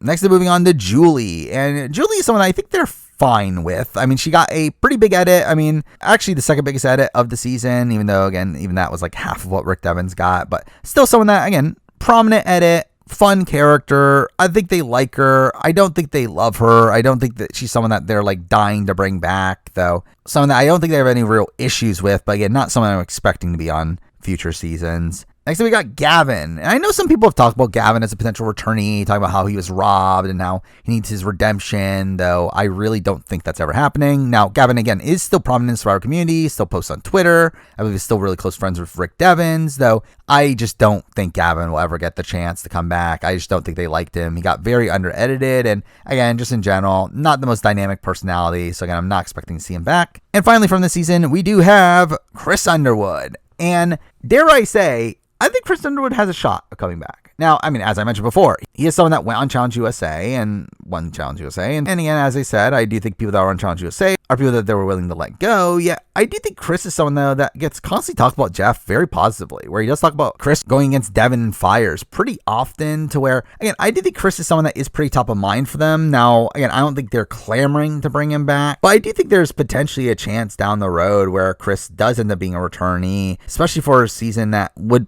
involve a decent amount of winners. I do feel like Chris is definitely a very likely returnee of that bunch, and someone that I do think would say yes now. Now, again, he did get the call for Winners at War, turned it down. That's because he was literally on his honeymoon at the time. I do think now that obviously he's removed from that, I do think he would be willing to play Survivor again, and I do think there's a chance we see Chris Underwood down the road, though I don't know if I expect it necessarily for 50 itself. Now for IOI, the last non-New Era season to talk about, we're going to start off with Ronnie Bardaw, which... No. Now, again, he is a popular poker player. Maybe that could make him somewhat relevant, but I don't think so. I mean, really, again, first boot season, maybe he's on, but outside that, no chance. And so we got Molly Byman, who I doubt they remember that well. I would be surprised if she's anywhere close to being in contention, so no. Vince is someone that was a pretty big character at the time, and I think it's someone that they did like, though sadly I do think it's kind of gotten forgotten about over time to where I don't think he's really in the running anymore. Chelsea Walker, someone that I know they were pretty high on at the time. I know Chelsea did some interviews with Jeff, and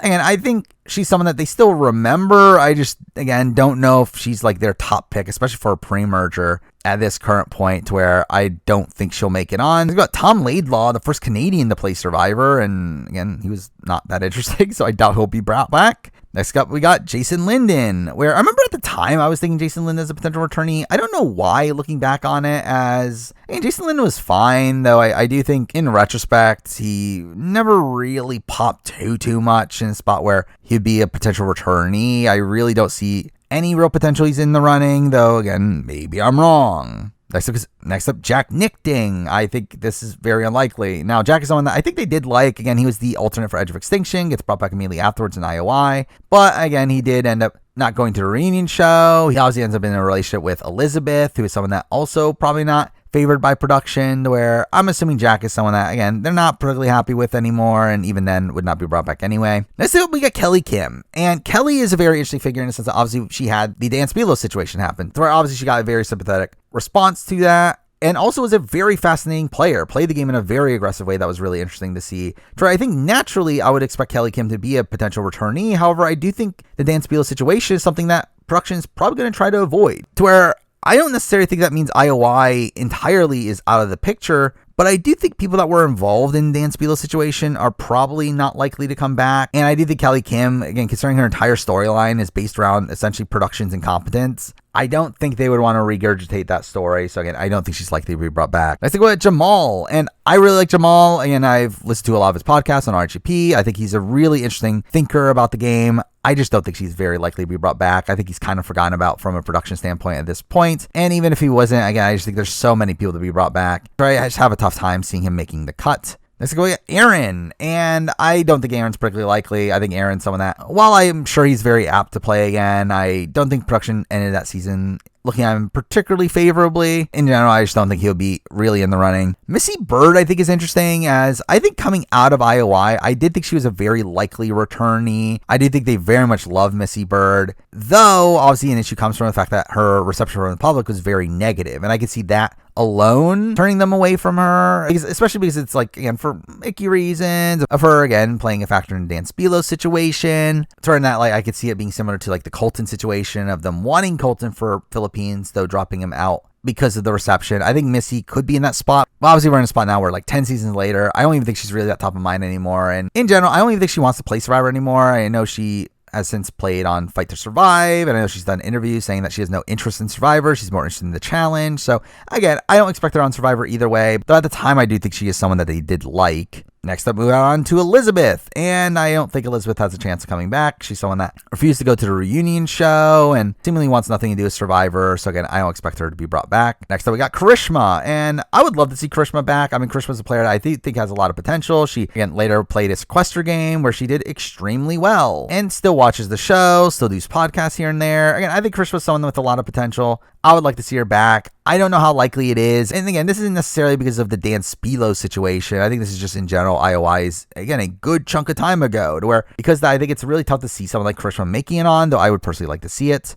Next up, moving on to the person I think is actually probably the most likely person to be brought back from IOI, and that person is Elaine. And even Elaine, I think, has kind of been forgotten about over time. I don't feel like no one even talks about Elaine nowadays, though at the time, Elaine was such a massive presence. Jeff Probst clearly adored her. Very likely returning for 40 if it was not Winners at War, and really even for a few seasons past that, I think she would have been a likely returnee. But again, we are Survivor 50, and with that, I think it's a bit tough. I do think, just in general, again, it's just a season for too long ago, to where I don't know if she makes the cut. I do think she's still very much liked by production. She was also shielded from Dan Spilo's situation, to where, again, I think they can kind of avoid bringing that up, to where, again, I think she is a potential returnee, though definitely not as big of a lock as what she used to be. Next up, moving on to Dan Spilo, and nope, not for Janet. And Janet is someone that, again, fan favorite at the time. People loved her. Obviously, the way that she handled Dan Spilo's situation was really commendable. Also, again, still very prominent fixture in the Survivor community, still goes to a lot of events. However, I don't think they're looking at Janet. I do think, sadly, again, I think the fact that she is even involved in Dan Spilo's situation, that is part of her story, is something that might taint production's outlook on her, to where, again, I think Elaine is a lot more likely than Janet, largely because of that. I think Janet is someone that they seem to like, and again, played a really interesting game, yet I do think her returning chances don't seem particularly high from my point of view, though again, you never really know. Next up, we got Lauren, and Lauren is someone that I do think is a potential dark horse to return. Now, again, I think it's tough. Again, it has been a while since the season, where, again, if this was immediately afterwards, I think she's likely. Even if this was, like, again, Survivor 44, I think she's likely. But, again, for Survivor 50, it's a bit tough. But I think Probst clearly liked her at the time. I think she is still a player that, again, came so close to the win. I think there's an interesting returning storyline. But, again, I think there's, like, again, a decent amount of people in her archetype. I think also, and it's just been a decent amount of time. So I don't know. Though I think she is one of the most likely returnees on the board from this season, though. Next up, we got Nora.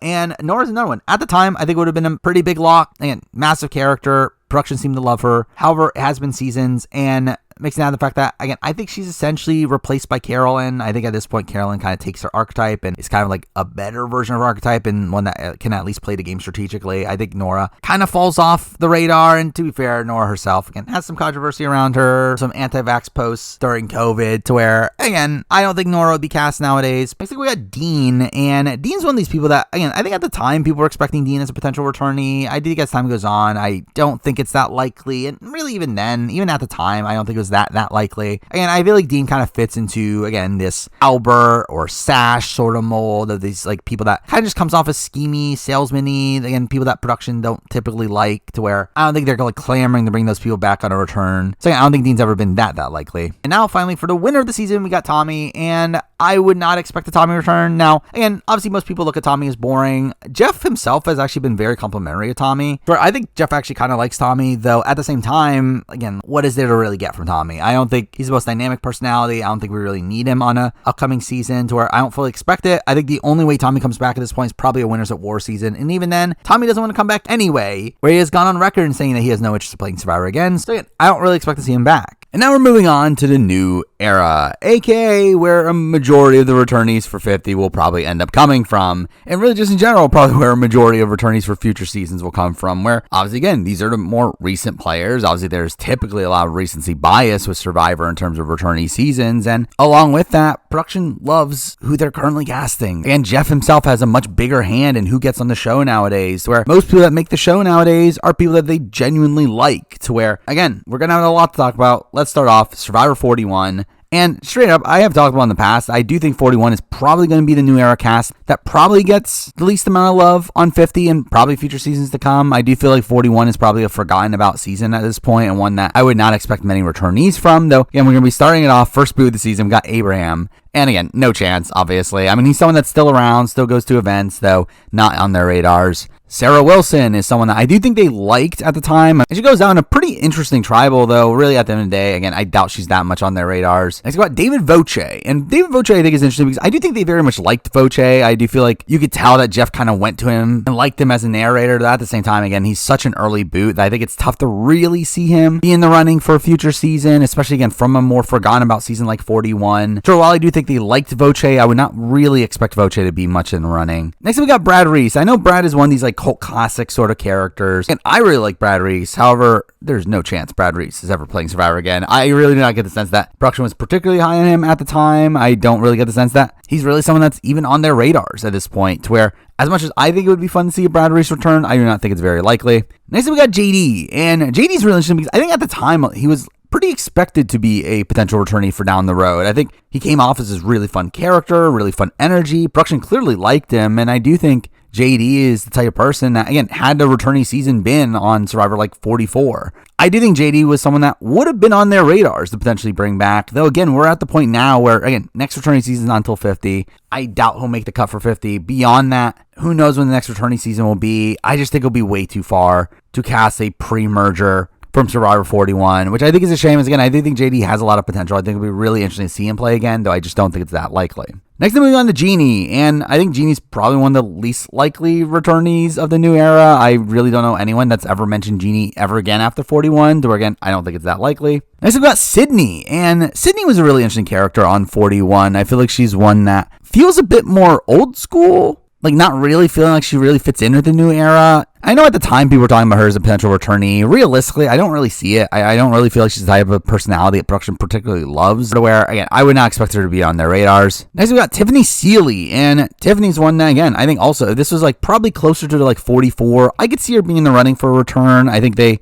seem to like her. Got a decent underdog edit on her season, though at the same time, again, I just feel like it's been a while. And she's still around. She still goes to events to where potentially she could be on their radars, though I don't particularly see it. I don't think she's that likely of a returnee. Next, I'm moving on to Nasir. And Nasir is someone that I really liked. I would really like to see him back. I think he's a really interesting player, someone that, while he didn't really seem to gel in socially in the game, he at least, again, found advantages. He just had a fun energy on the island. I think he, again, perfectly fits into the new era sort of casting style. So, again, I think at the time, it was like kind of assumed that he would be in the running for a return, though, again, I think it's another one of these. Again, it's been a while. I think by the time of 50, I don't know if he's going to be remembered. And mixing that in the fact that he actually got a pretty subdued edit. He did actually get one of the lowest average confessional counts of the entire season, where, again, I just think the signs aren't really pointing to a potential return from him, even though, again, I think he is a pretty fun personality. Next, I'm moving on to Evie. And Evie, I do think, is one of the more likely returnees from Survivor 41. I mean, Evie is someone that they clearly loved at the time and had this massive underdog run at the end, had a really big edit at the very beginning of the season. I believe at the time they broke the record for most confessionals after episode 2, to where, again, just a really big opening to the season. And beyond that, again, is this massive fan of the show, memorized puzzles, something that Jeff was very impressed by. And also, since the time that they've played, they have come out as non-binary and can talk about that journey on the show. And again, I think there's a lot to like from a potential Evie return. The question is, again, it is Survivor 41. It is, again, a season decently far back. Also one that, again, they didn't seem to particularly love, to where,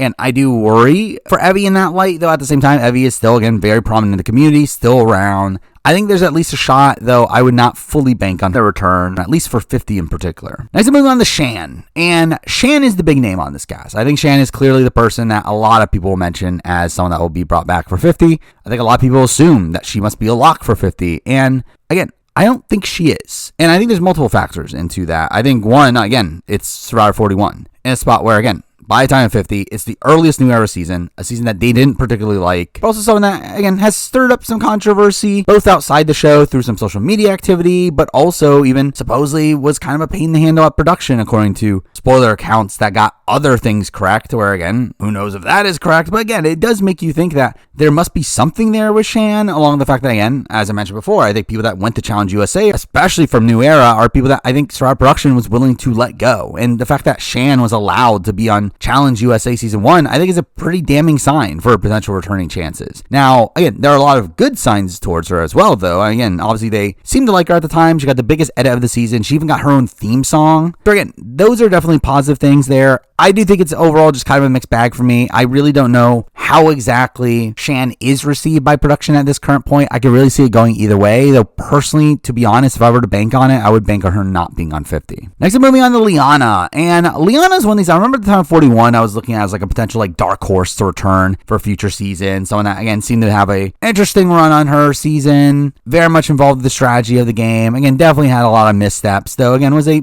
big enough character to where, again, I could see her being brought back as this like Sierra Dawn Thomas sort of mold of, and one that you kind of question why they're here, but again, still had something to their original appearance to warrant them being brought back. However, again, I think we're still at the point now, though, again, it's been a while. I just don't think Sum for 41 is one of those people that will be brought back in that spot, to where, and I would be surprised if Liana comes back, though I would not be that opposed to it. Next, I'm moving on to Danny, and Danny is someone that I know a lot of people do want back on Survivor, and he's someone that, again, has gone on to go on the challenge, win the Challenge USA, go to Challenge World Championship, almost win that season as well, where, again, he has now had a very impressive reality TV record outside of Survivor. The thing is, though, I think there is absolutely 0% chance Danny will ever play Survivor ever again. And I think it comes from both ends. I mean, Danny himself has said that he doesn't want to play Survivor again, that he doesn't have faith in production after what happened to the Hourglass situation to play Survivor again. But also, production themselves don't want Danny to play Survivor again. Again, production themselves are also annoyed at Danny for what happened with the Hourglass situation and him calling them out for their shit. To where, again, I don't think there's interest from either end, to where I know some people do want Danny back, and I've seen some lists where Danny's on there of people thinking that he's a likely returnee, when again, he simply is not. He's never going to play Survivor again. Next, moving on to Ricard, and Ricard's one of these people that, again, at the time of 41, he seemed like a lock. Again, he was such a big player on that season. It was this big boss to be taken out towards the end of that season, and he's someone that, again, made the biggest move of the season, taking out Shan, where, again, I think there was a lot of interest in seeing him play again at the time. I sadly do think his time might have passed, though. I think we're at the point now where, again, it's been almost 10 seasons since his original appearance. He's in this spot where, even on that season, he was a bit underedited for a lot of it. Troy already questioned, like, did production really love him that much to begin with? And while, again, I personally would like to see Ricard back, especially alongside Shan, where I think that would be a really interesting dynamic. Again, Shan herself's not even a lock at this point, to where, again, I just don't think Ricard is particularly likely, even though, again, he is someone that is still in the community, does podcasts, and I think very much wants to play again, though I just don't know if the interest from Survivor Production themselves is there, to where, again, I would not bank on him being back. And again, I know there's also rumors about his appearance on AU versus the World, where, again, I don't believe he's a player, but again, he's still going to make an appearance there, to where, again, really in general, like, I do think Ricard is much more likely to actually end up playing Australian Survivor than he is to play Survivor US at this point, considering he seems to be friendly with AU Production, even did an interview with the new executive producer, to where, again, I think that's probably more where Ricard is likely to land, more so than playing Survivor US again, where, again, I just do not get the sense that they're clamoring to bring him back. Next, I'm moving on to Heather, and no, I mean, obviously, again, they purpled Heather. They clearly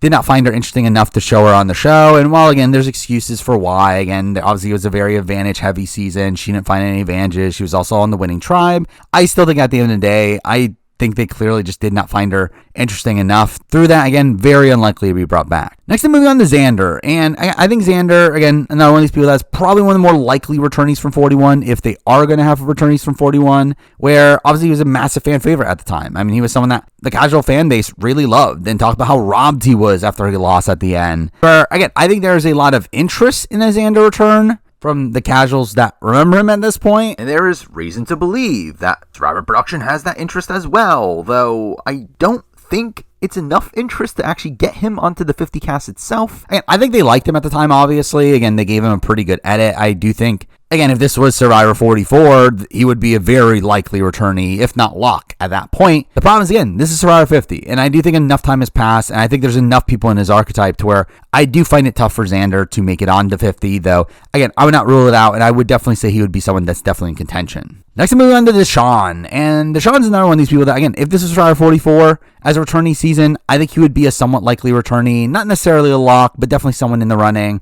But again, at the time of 50, I just think it's very unlikely. Again, it's just been a while. There's just other people in his archetype. Again, I do think they like Deshaun, to where, again, I would not be that shocked if he is in the running, if he gets the call, but I would be pretty surprised if he makes the cut. I just think there are just so many other options to where Deshaun feels like a little bit of an afterthought. And finally, we're moving on to Erica, the winner of the season, and I think it is extremely unlikely. From really both ends, I mean, I believe Erica herself has said that she's not particularly interested in returning. To where, again, I don't think she has the interest. And then mixing that in the fact that, again, I don't think Survivor Production really cares about Erica either. Obviously, they gave her a very subdued edit. To where I don't think they necessarily have anything against her to make them, like, swear off ever bringing her back. I think it's just a spot where, again, there's so much more interest in so many other players, so many other winners, that I just don't think Erica is particularly top of mind. I don't even think she'll probably even get availability call unless it's something like Winners of War 2, which obviously it's not likely for 50. So, again, don't think Erica's particularly likely. Now moving on to Survivor 42, which was a cast that they did like quite a bit more, though someone that they didn't like was Jackson Fox. There again, Jackson obviously is never going to be on 50.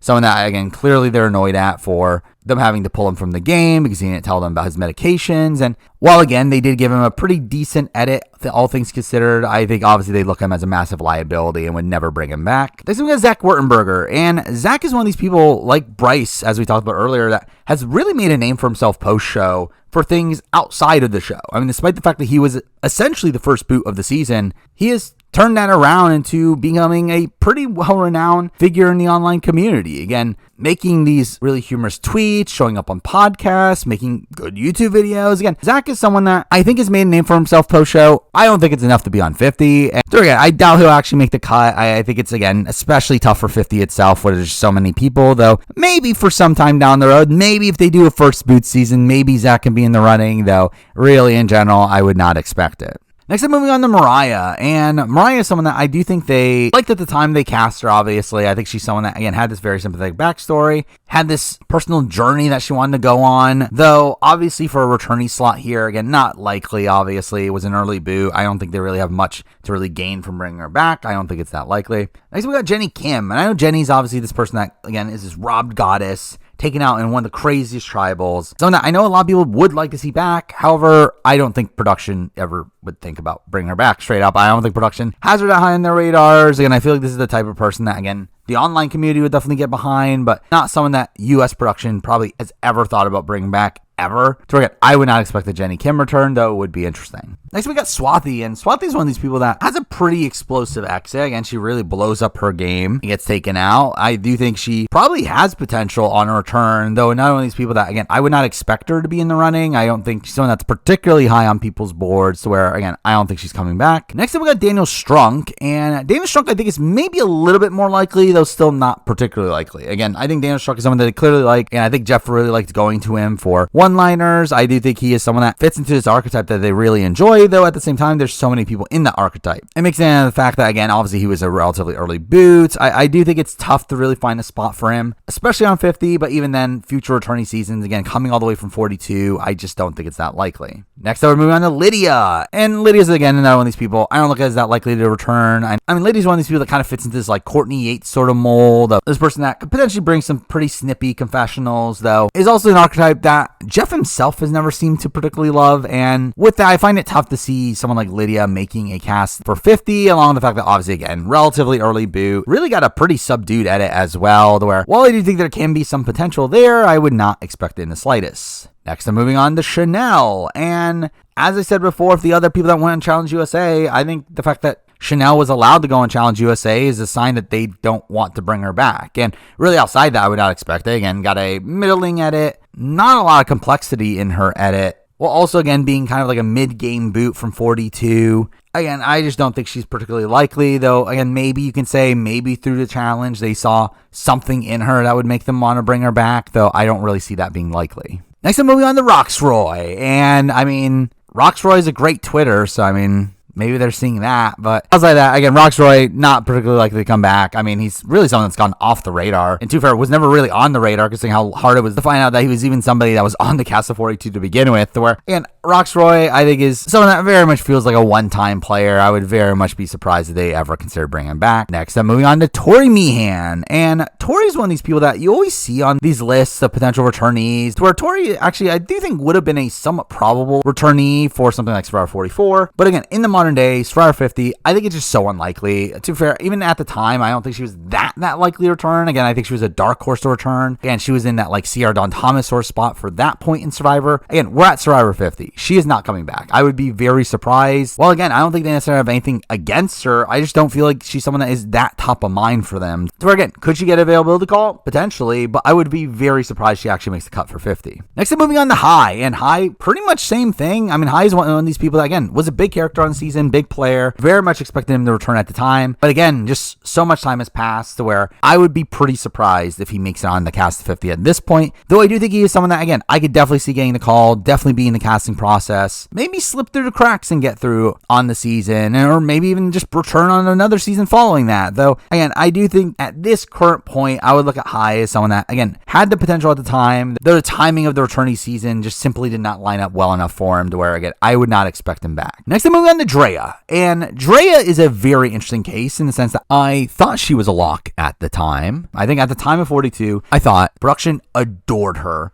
and very much would have wanted her back. I think she would have actually been probably one of the top priorities after the 41-42 cycle to bring back. However, it's been some years. I think that has definitely played a factor there. Again, there's a lot of people in archetype that could take over her slot, but also obviously we have this controversy of Omer. And I do think my stance on where they stand on that has kind of shifted a bit over time, where obviously in this controversy, they did side with Drea in the sense that obviously they did tell RSGP to cut that out of the Omer deep dive and proceed to eliminate deep dives for future seasons to only allow them to talk for an hour postseason, which is ridiculous. But again, that is a change they made directly because of this Omer Drea situation, all as a way to try to cover it up. And I think the fact that they were trying to cover it up, to me, felt like they were very much defending Drea. To where that always gave me the sense that, okay, if there's the next returnee season, they're just definitely going to go Drea because this is why they're covering it up. So they don't have to have this resurface when she ends up playing again. Though as time goes on, the more I did start to realize that they did all this not to protect Drea, but more so to just protect themselves and steer controversy away from the show.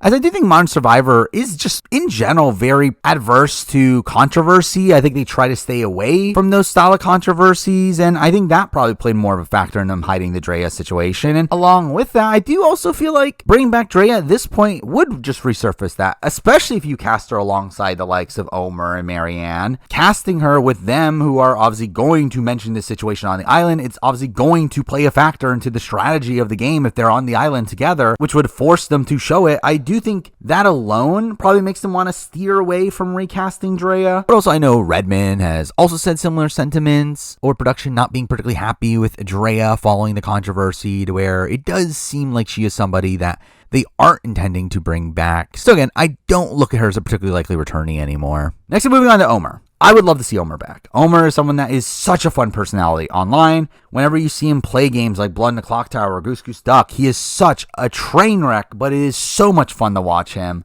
And I would just, again, love to see him get in our shot at Survivor. And I don't know if we're going to get that. And again, beforehand, I was very anti his returning chances because of the Drea situation. I don't think that's necessarily a thing stopping him from being on 50. I think more so it's the fact that it's simply a player from Survivor 42. However, again, I think he is, again, keeping his name out there. He is still in the Survivor community. He actually does get mentions from a decent amount of players coming into season. So again, maybe I'm wrong. Maybe they do look at him higher than what I am thinking they are. But the thing is, like, I've never heard Jeff mention Omer postseason, where I do really worry if they even have him on their radar anymore, as again, they really should. I do see his returning chances as way more likely now than what I ever have felt since 42 finished. With, again, I do think there's at least a semblance of a chance of him returning. Next, I'm moving on to Lindsay. And Lindsay is someone that, again, at the time, 42, I think she was a probable returnee. Not likely, but definitely someone that was, again, possible. Someone that, again, could have fit into this Sierra Dawn Thomas sort of mold. This person that made it deep into the game. Got a, again, middling edit, too. First, she did get a pretty big edit towards the end of her run, but, again, very quiet in the first half. But, again, this person that's good at challenges, is still an active participant in the game. Again, I do think she's someone that could have been brought back at the time. I just think, again, where we're at right now, it feels like it's been a while. And I do think it is kind of a struggle for her to make it on. I feel like if they are going to go someone in an archetype, they're going to pick someone more recent, to where,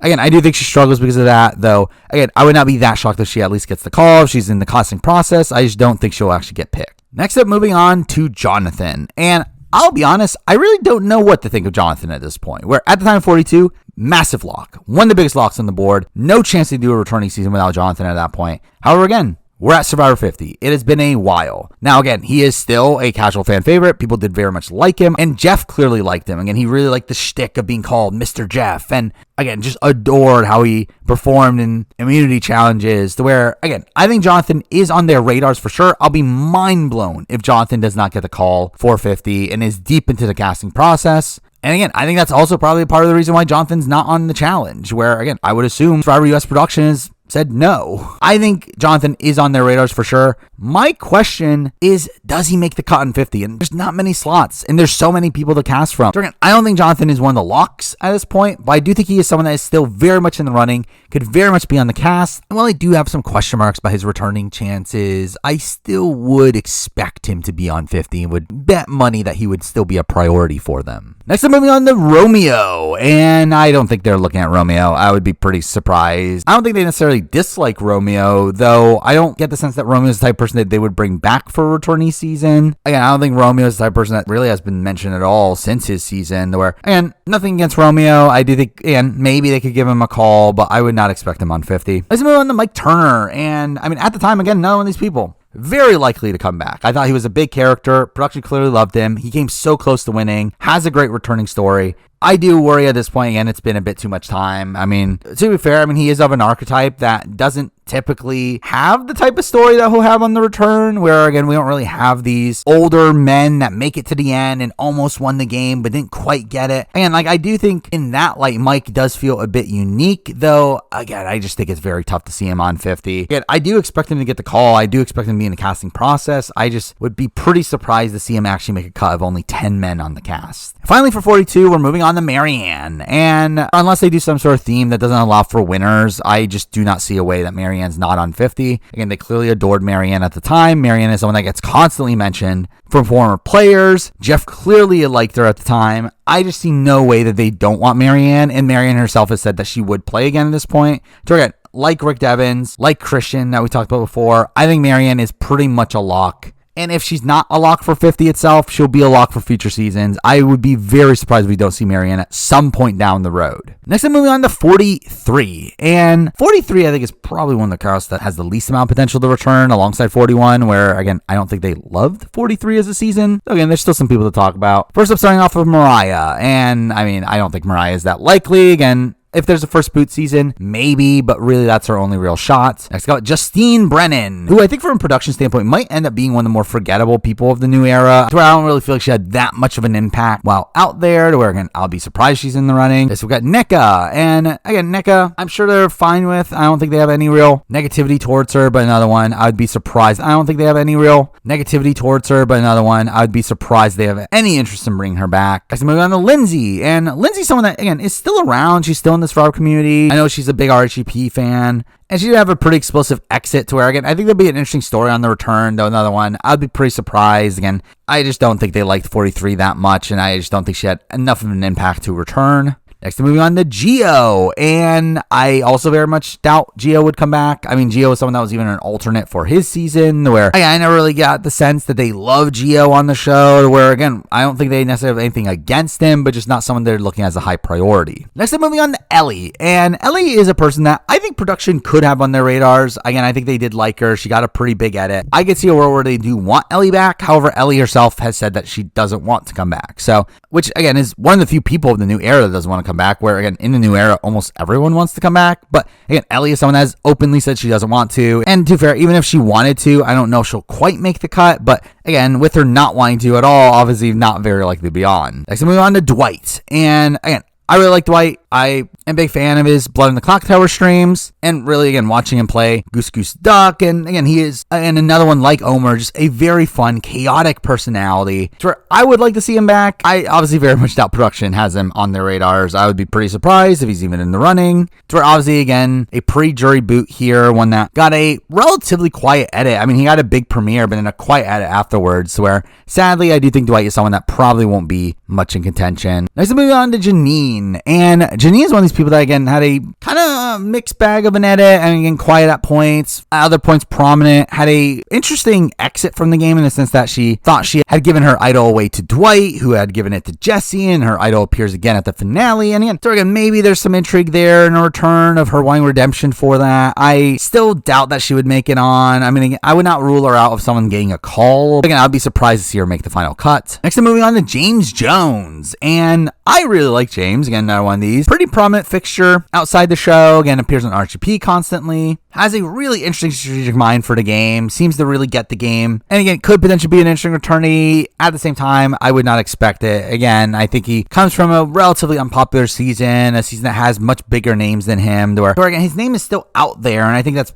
at least good for him, especially for like seasons down the road. But at this end of the day, I think he's coming from one of the lesser renowned seasons from production's point of view, and through that, I would not expect the James return, even though, again, I would not be opposed to it. Next up, we got Ryan Medrano, and Ryan is someone that I would say 0% chance until a little bit more recently, where, again, he is someone that was fine on the season. Again, got a bit of an inconsistent edit, though, had a really sympathetic backstory, and did end up actually getting some money from Sia by the end, so maybe that's something that keeps him on their radars. Though, again, more more recently, he did end up obviously participating in the Paralympics, got some medals, and through that is maybe on their radars. I would still be surprised if he makes the cut for a future season. I don't think, that's quite enough to be given a chance to come back. But again, I do think he is someone that they could potentially be at least thinking about. Next up, moving on to Noelle. And again, obviously same thing in terms of Paralympics, though. I mean, she was a Paralympian even before she was on Survivor. But again, Paralympian again post-show. And beyond that, I think they really like Noelle. Obviously, I think Noelle had this really great moment of her winning the challenge on one leg. Again, this big moment that I think Jeff very much loved at the time. And obviously ends up being this big inspiration to where, again, I could see her being in the running. I mean, I would expect Noelle to at least get an availability call. And I would be surprised personally if she made it on the 50 unless it was like a very specific theme that she really fit into. So again, I think she'll at least be in the running. But again, I would be personally surprised she made the final cut. Next, moving on to Sammy. And Sammy is someone that I thought was a really fun personality on the season. I thought he was a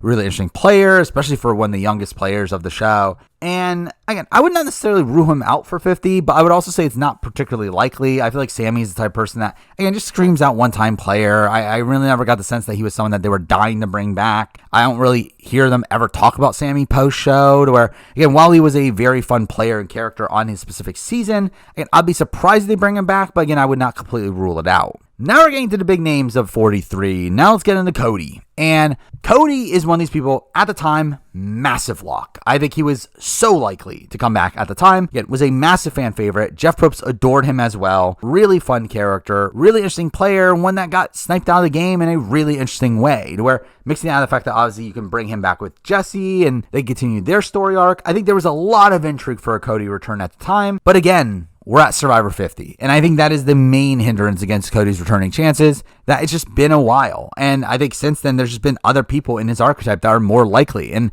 I think he is someone that's probably also harmed by the fact that the diversity mandate's in place. And through that, it does even more limit the number of white men you can put on the cast. And considering, again, I do think the likes of Rick Devens, the likes of Christian are locked. Even some people will talk about following this. I just feel like at that point, it's like, where is the room? So at this current point, I just feel like it's tough to fit Cody on the cast. Though again, it's not impossible. I think it really comes down to how much they really love Cody, or how much they really love the potential of this Cody-Jesse rivalry, which, to be fair, wouldn't be a rivalry. I think they very much will work together. But again, I think that is something that production clearly loves with returning seasons. We've seen this numerous times in the past where it feels like one person was cast because of their interesting dynamic with a certain other person, to where, again, I could see a world where, again, if Jesse is on the cast, they're like, we really want to try to squeeze in Cody. And again, I think that's Cody's best chance of being on 50, which, I'll be honest, is still not that likely. Next, I'm moving on to Carla. And Carla is someone that, at the time, also massive lock. They adored her. Jeff loved her. I think they saw her as another one of the players that really fit what the new era is all about. Finding advantages, making big moves. Even though, again, questionable play from Carla, but still, again, it's another one of these situations where it's been a while. It has been a decent chunk of seasons, and I don't really hear many mentions of Carla in the modern day. However, I think something that helps Carla is there's not really that many people in her archetype to take her slots. I do feel like, unlike someone like Cody, where I think there's a lot of competition for his spot in the cast, I don't think there's as much competition for Carla, to where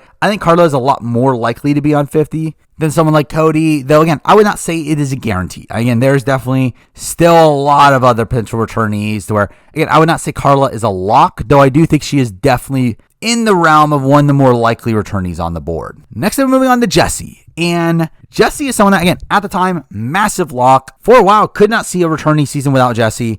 I do think at the point that we're at right now, I do worry for Jesse. Now, I do think he is still on, to clarify. I would put money on him making the cast of 50. However, it's not a guarantee. Again, I think we're at the point now where there's just so many people to cast from. And also, again, taking into consideration that even at the point that we're at right now when I'm making this video, we still have 48 and 49 to go through. And Jesse survive all that and still make the cut. And I think he will. I do think he's bordering on the edge, though. If I were to guess, if we're saying that there's 10 men on 50, Jesse is probably pick number 8, 9, 10. I think he is very much dangling on to the cast, though I do think he makes it on again. He was just such a big name on his season. Massive player. They adored him. I mean, Jeff Probst himself said that Jesse made a Hall of Fame move, to where, again, I think that is the type of person you would want back. To where, again, I would expect Jesse still to be on, though I do think his spot is definitely a lot more precarious than what it used to be. Next, I'm moving on to Owen. And Owen's someone that at the time I was thinking potential returnee. Again, I think interesting underdog figure. I think they liked him. at least well enough. I mean, to be fair, again, the reports about 43 is that supposedly production was very disappointed with the season, particularly by the end, aka Jesse, Carla, Cody,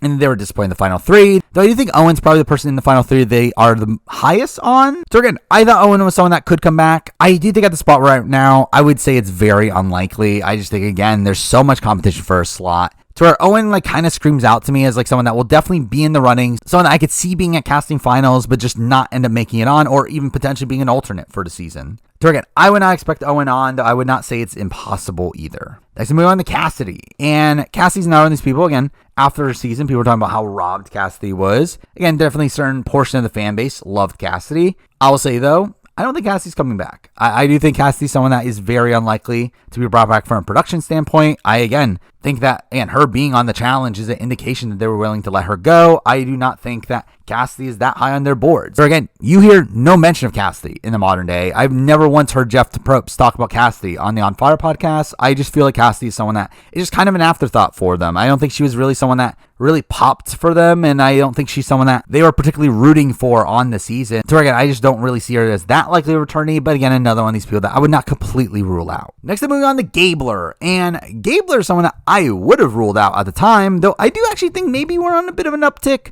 for Gabler. Now, not necessarily beyond 50. I think that's still pretty unlikely, though maybe for some other returnee season down the road, even though, again, maybe by then he'll be on the older side of things. But, and Gabler is someone that, again, I don't think they liked at the time. I think they were very disappointed in the Gabler win. I think you could tell by the way they edited the season as well that they were just a bit confused on how to portray his win. However, since then, I feel like Jeff has talked positively about Gabler. I mean, we even see an immunity challenge in 46, to where, again, I think there is a bit more fondness towards Gabler from production's point of view now than what there was at the time, though, again, I doubt it's enough to be on 50, but I would say if there is like some sort of winners sort of theme on some sort of future season, I would not be that shocked that Gabler is someone that is in the running for that. Now moving on to 44, and 44 is a season that they really loved at the time, and they talk about how this is one of their favorite casts, and that everyone from the season is someone they could see being brought back, though I personally don't see it, but again, we'll talk through it. First up, I mean, I guess we'll talk about Bruce here. Obviously, Bruce does return for 45, and obviously has more to talk about there, but again, Bruce, again, obviously medevac right away on 44. It seems like they must have really loved him in casting to where they really thought he had a lot of potential to bring him back immediately for 45. I mean, to be fair, before that, we even know that he was in the casting process beforehand, that he was supposed to be on the original 41. So again, he is someone that they've been looking at for a while, and again, they really doubled down and bring him back immediately afterwards. The question is, would they bring him back again? And to be fair, we kind of know the answer to this in the fact that Jeff literally said, yeah, we would. Where on the On Fire podcast, he was using Bruce as an example of the type of villain that they like on the show in comparison to Russell Hantz, who they would not bring back. So again, Jeff specifically says that we would bring Bruce back. The question is, will they bring him back for 50? And I think that is very unlikely. I do not see it. I think it would be a big surprise to me. To where, while again, I think he could definitely be in the casting process for future seasons beyond that, and to be fair, could even be in the casting process for 50. I just feel like, again, there are just so many other people to cast from that I just feel like Bruce feels like someone that we've seen enough of and has gotten his second chance to a degree to where, again, I feel like there's other people to bring back over Bruce, but I would expect him to still at least be someone that is in consideration. Next, we move on to Maddie. And Maddie is someone that I really like. Obviously, a big player, big exit from the game. And I think Maddie, and maybe has potential to return. I mean, she's still pretty prominent online. So I'll say of the newbie, like first boots, I would say she's probably one of the more likely ones to return. Now, again, I doubt it for 50. And realistically, by the time they get to another returning season after that, very much doubt it just in general. But again, I could see her being a potential like dark horse person that they're interested in potentially returning, kind of like a So Kim. But again, I kind of doubt we'll ever actually see her again.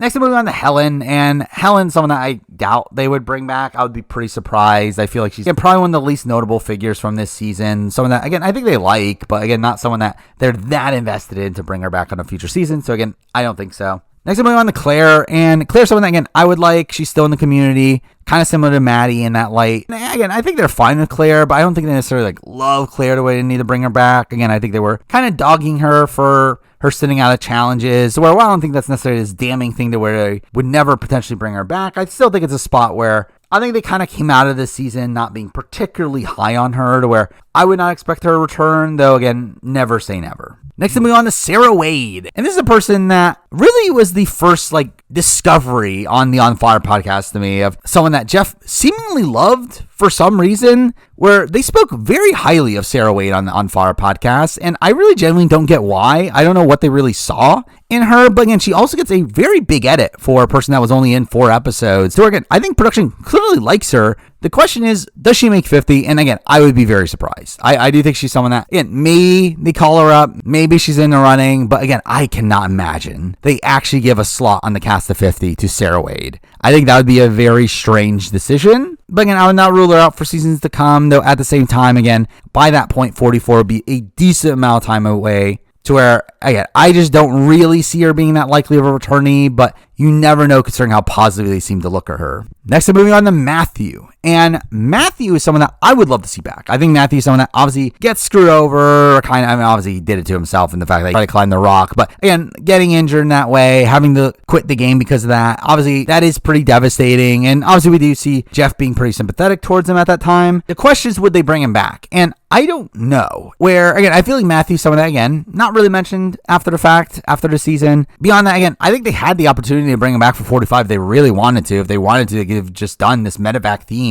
once they were very pro bringing Bruce back, but they just didn't. And just in general, I feel like Matthew, again, kind of feels like this type of person that I don't know if production is dying to bring back. Like, he does very much feel like a one-time player to me, sadly, even though I would love to see him back. And I hope he does get a chance to play again. I just don't know if production's really looking at him. Next, I'm moving on to Josh Wilder. And I sadly don't think Josh would be in the running. Now, again, supposedly they love this cast, and maybe they like Josh more than I'm expecting. But based on the show's portrayal and how they talked about Josh at the time, my gut is saying that they did not love Josh. Again, Josh seems like one of these people that simply got shown when necessary. And while I personally found him to be a fun character, I don't know if he's someone that really clicked with production to where I would be surprised if he was brought back. Next, I'm moving on to Matt Blankenship. And Matt is someone I do think they actually very much like, where I think nowadays you probably get more talk about Franny than Matt, and I think the assumption would be that they would bring back Franny over Matt, which to be fair is true, but I do think Matt is also someone that they very much liked. He also got a pretty big edit, got a pretty big underdog story, to where, again, I would not rule out a Matt Blankenship return. I think the issue is, again, it's been,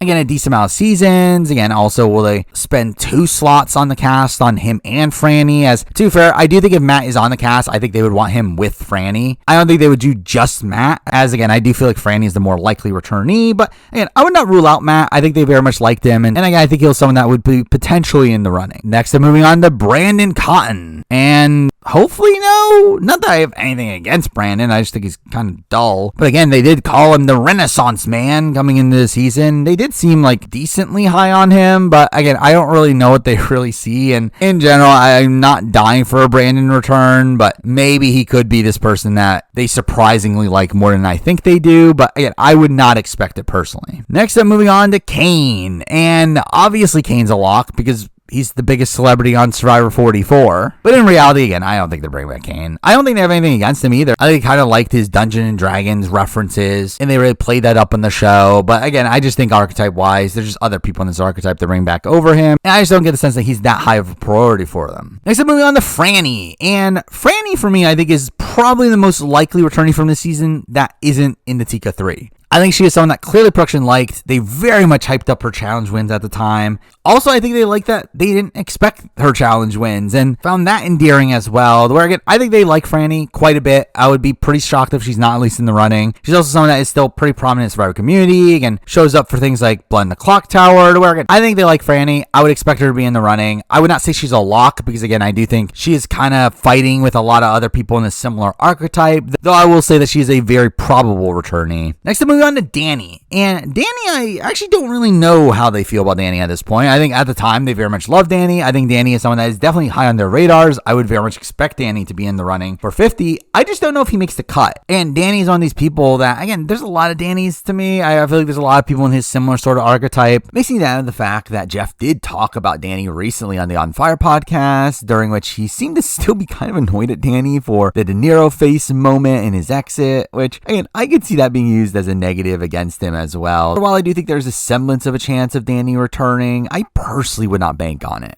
Next, moving on to Jamie. And Jamie, I think, is someone that they had fun dunking on the season. I think they enjoyed her overconfidence at points and giving her these dodo moments. And again, I think they're perfectly fine with her, though she is someone that, again, I'm not expecting to be in the running to return, to where, again, I personally wouldn't be opposed to it. I mean, she seems like a fun personality. I've listened to podcasts that she's been on. She's perfectly fine there. But again, I just would expect them to have higher priorities outside of her, especially as she's another one of these people that, again, I don't feel like I've ever heard them mention post-season, where, again, I would not expect her on 50. Next up, moving on to Lauren Harp. And Lauren, I do think, is a dark horse to return. I think Lauren Harp is probably someone that not many people are really expecting to return, where, again, she got a pretty dull edit and is, at the end of the day, not particularly notable personality, though is someone that, again, they do mention postseason. Again, there's a lot of talk about her rigging the rock draw in episode 1 to go on the journey, and that's something they talk about on the On Fire podcast as this notable moment, to where mixing that the fact that she has this very sympathetic backstory, is a single mother.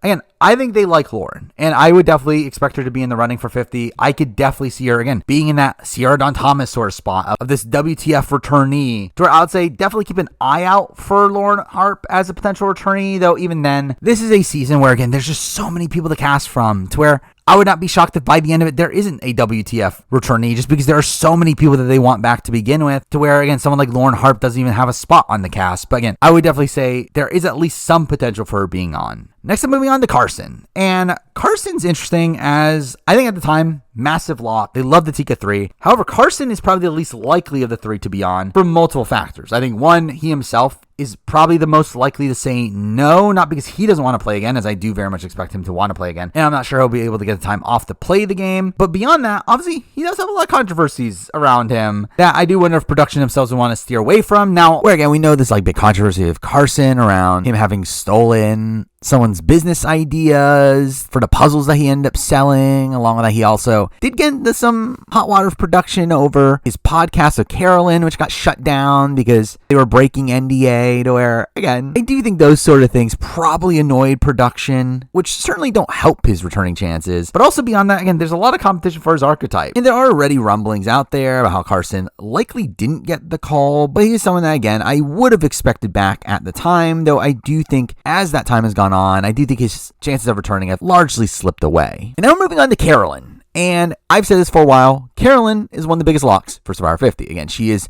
the face of the new era. She is this player that production adored at the time, this player that people come into modern seasons talk about they want to play the most like. And mixing out the fact that Carolyn is incredible TV, as we're seeing on the Traders. Again, there's a lot of reasons to bring back Carolyn, to where, again, she's a massive lock. The thing is, though, if you've been following the Survivor 50 rumor mill, it has been a really big roller coaster for Carolyn. To where, again, I always thought she was a massive lock. That is until calls started going out for Survivor 50, and supposedly Carolyn didn't get called initially. To where we even saw like Carolyn posting like a video online of why she should be cast for Survivor 50, which very much felt like a response to her not getting called. And again, it's safe to assume that that was largely around the Traders and then probably being annoyed at Carolyn for going on the Traders before her return to Survivor. But again, it felt for a while actually that Carolyn was not going to be on 50, largely due to kind of like production's pettiness, though again, there's reason to believe that that might have changed. And I think if that did change and Carolyn did get called, then there's no way Carolyn's on 50, as why would you call Carolyn and not cast her? I think that's genuine insanity. Though, where again, Carolyn is still the biggest lock on the board, even though there was actually a period of time where it didn't seem like she was going to be on at all.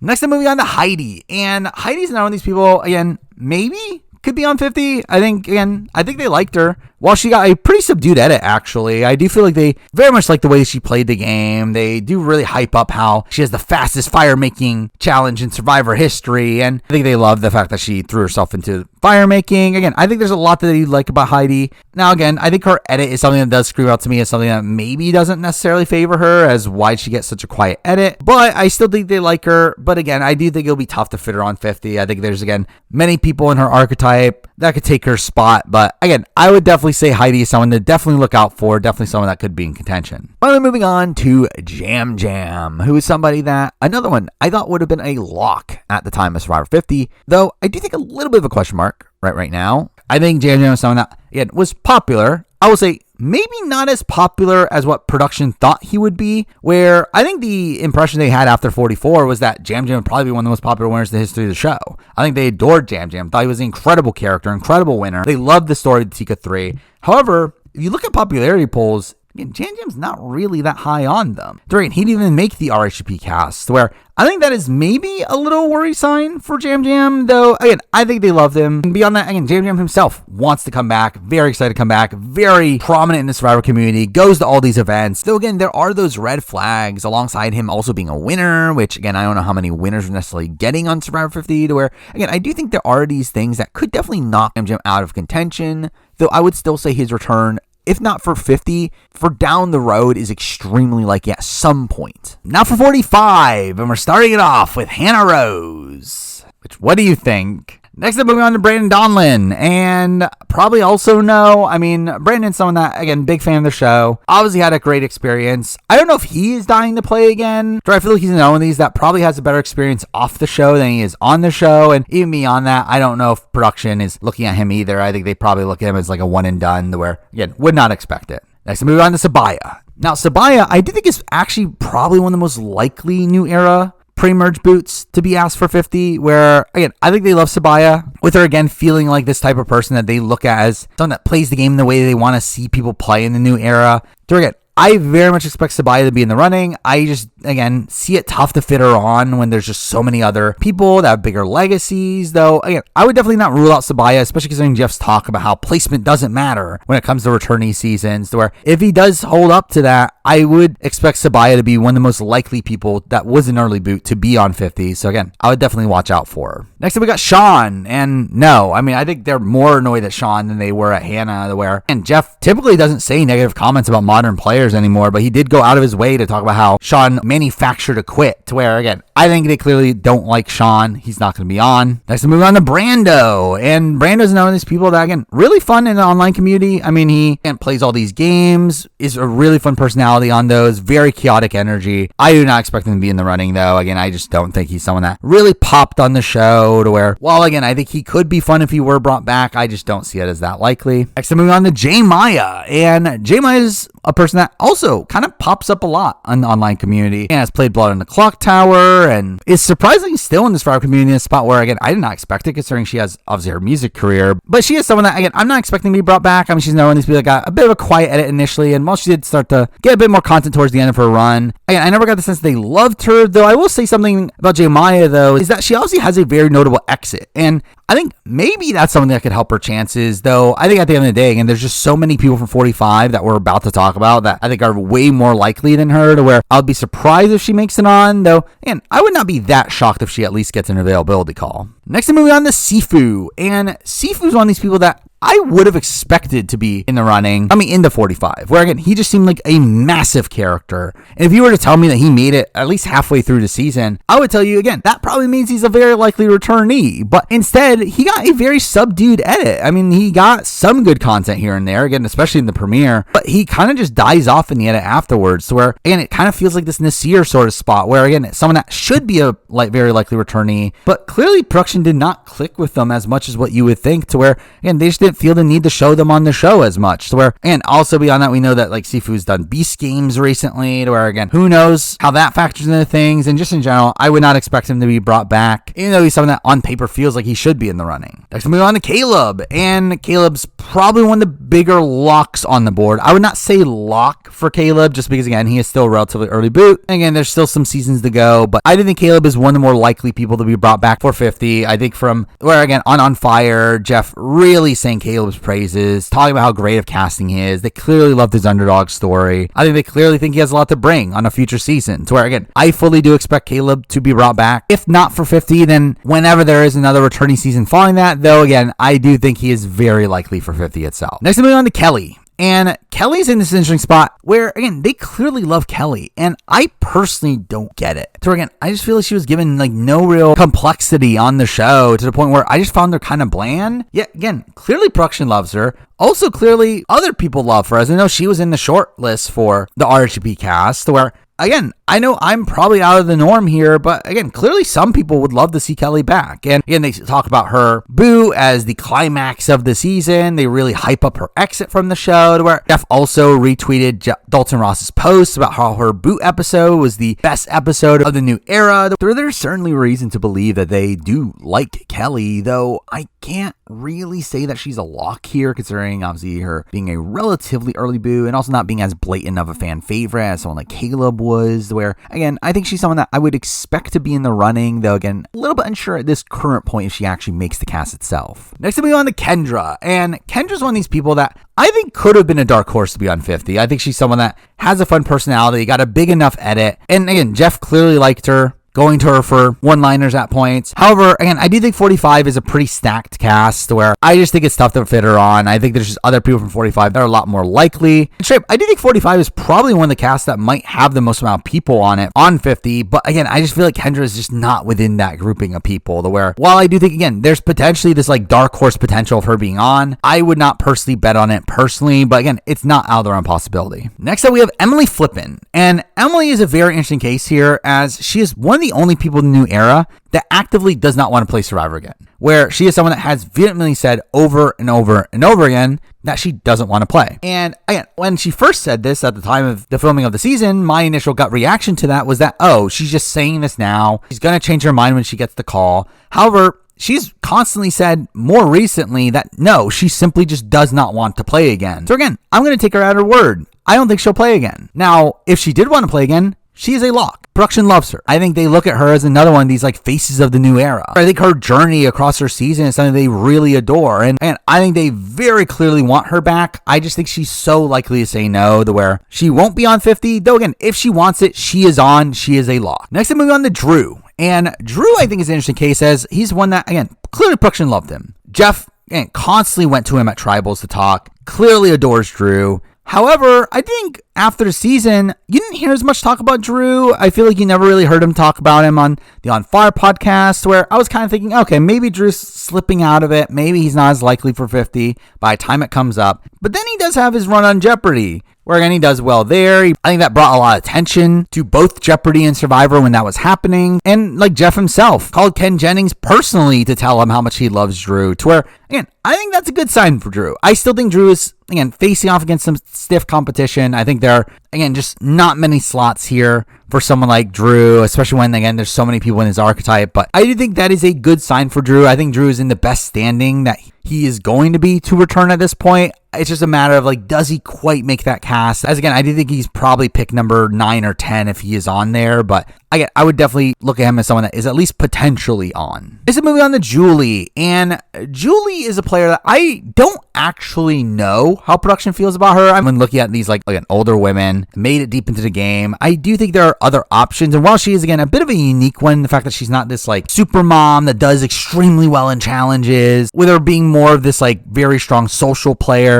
I still do think she is someone that would kind of still fall into the likes of, like, a Chrissy Hoffbeck, a Carolyn Rivera, a certain person we're about to be talking about, to where, again, I do think she still was struggling archetype-wise with making it onto the cast. Though, again, I would not rule her out. I do think she at least has a chance of being on, but I would not say it's super, super likely. Next, I'm moving on to Katura. And Katura, I think, is someone that I think definitely has a chance of being on. I just don't know if she will by the time of 50. I think she's someone that, again, production clearly liked. They love her story. They also love the moment of her being scared of going in the water and portrayed as this big sympathetic moment. Also from a character front, obviously they gave her a lot to do in her rivalry with Bruce, to where I think they like that as well. So again, I think production likes Katura. She also ended up winning the CEO award, where I think that's something to factor in here, to where, again, I think she's someone that is definitely on the radars. I would expect her to be in running. I just don't know if she makes the cast by the end. I think, again, by the time of 50, I feel like her role will probably be usurped by someone else. To where, again, I find it tough to see her being like one of the top 10 women to be cast by the time of 50. But again, I think she'll definitely be in the running. Maybe she could slip through the cracks, though. I would say as of right now, I would expect her to be one that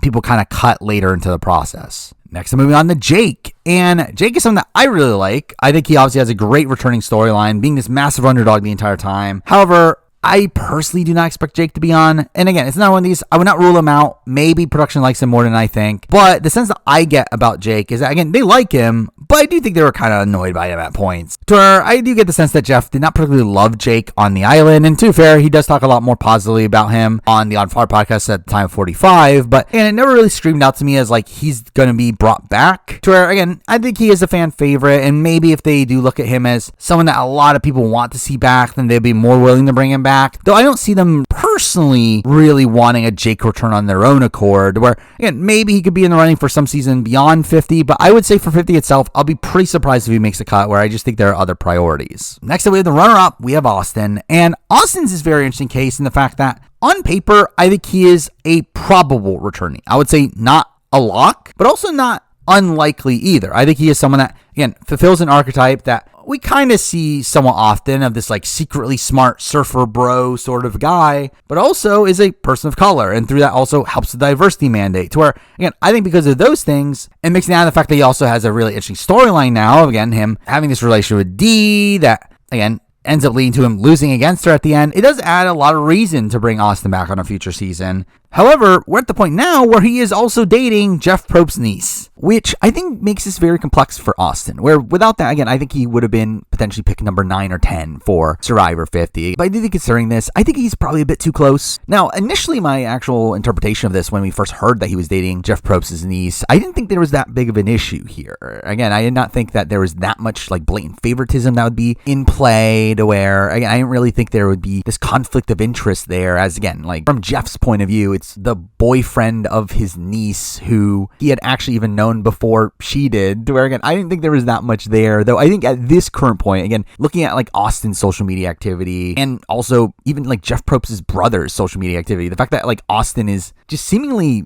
pretty close to the family at this point, it does feel like it is getting to the point where I do think it is probably a conflict of interest at this point, and through that, again, don't look at him as that likely of a returnee anymore. Next up, moving on to the winner of the season, we got Dee. And Dee is someone that I think is very possible as a returnee, and I was probably a little bit more confident on her returning chances a bit earlier, though at this current point, again, a little bit unsure. Now, again, she obviously did go on to host the On Fire podcast, which I think is a very good sign for her. Now, I don't know if the On Fire podcast just in general is this guaranteed return for 50, as, again, that would be a bit sketchy and obviously also show a lot of favoritism in that light. And really also in general, I did not really get the sense that Jeff loved Dee coming into the On Fire podcast, where I was actually pretty surprised that Dee was the pick there, as, again, I remember this moment of the finale of 45 on the On Fire podcast that Rick Devens talked about how Dee was the best winner of the new era, and Jeff just kind of scoffed at that, being surprised that he had that take, which, again, I think in itself does show that he has, again, more love for the likes of Jam Jam and Marianne than someone like Dee, but again, I do think he definitely came out of the On Fire podcast with Dee being a lot more positive on Dee. Again, you could definitely tell that he very much respected the takes that she was giving, even talked about how some of the things that she said ended up influencing his production decisions for 47, 48, to where, again, I do think Dee is someone that he does hold in high regard at this point. Though I do think of the On Fire podcast hosts that have been, I would actually say that she's probably the least likely to be on 50. Also, something to talk about here is that, I mean, to be fair, around the time that this video is being made, we're going to get the Challenge 41 cast, which might make a couple of things I talk about here a bit outdated, considering the fact that, obviously, if you're on Challenge 41, you're very unlikely to be on Survivor 50 in particular, considering the fact that those are going to be filmed very close to each other. Again, you would probably only have a few weeks off in between the filming of those two seasons, where, again, I think it's very unlikely that if you are on Challenge 41 that you will end up being on Survivor 50, and I do think Dee is somebody that could very likely be on Challenge 41. Again, she's been someone that has been actively campaigning to go on the challenge, to where, again, if she obviously ends up in that spot, again, it's very unlikely she's going to be on Survivor 50. That being said, though, post-show, she's gone on to represent Survivor in certain commercials, and also feels like in a bit of an archetype that isn't that well represented in this casting pool, to where, again, even if she isn't on Survivor 50, I do think there is still a very good chance that she ends up coming back at some point down the road. Again, she is a winner of the show, and through that, again, for any big legend sort of season, I feel like Dee is definitely going to be a contender to come back there, and I just think in general, she's someone that could miss out on 50, but will still probably be in the running for future seasons down the road. Now for Survivor 46. And here we're starting off with Jelinski, and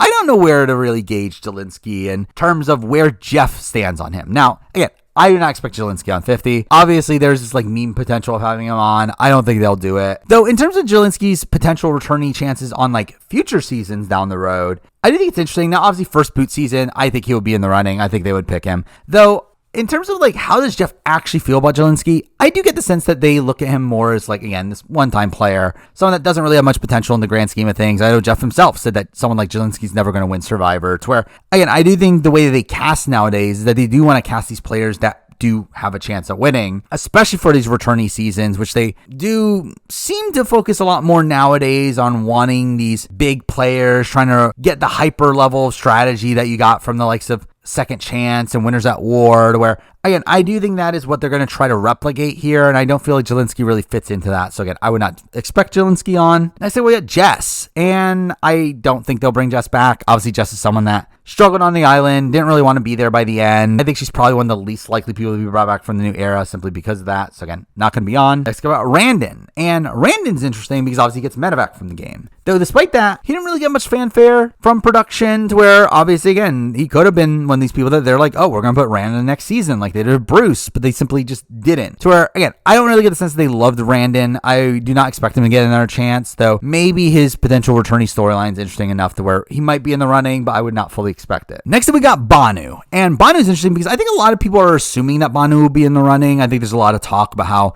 Jeff loved Banu and are kind of dreading the fact that he might potentially be on 50. I personally don't think he will be. Now, I would not be shocked if he is in the running. I would not be shocked if he gets the availability call, if they consider him. However, I do not expect Banu on 50. I do think, again, like I said, Jelinski, I think for 50, they are probably looking at these like bigger players, people that can play the game very aggressively. Again, I think they want this like hyper level of strategy, which again, obviously Banu isn't bringing. Now, to be fair, on some of these seasons, you do have, again, like Abby Maria, you do have a Debbie Wanner, and maybe Banu will be their like kooky character they can add to the cast, though I do not expect it. I do think they fully recognize that Banu is someone that is genuinely a terrible Survivor player, where again, Jeff, like Jelinski, did say that he doesn't expect Banu to be someone that can win the game of Survivor. Through that, I think it would be kind of like a wasted slot to them, to where, again, obviously, again, they love Banu on 46. I think, again, his journey on 46 is very representative of what they want of new era players, but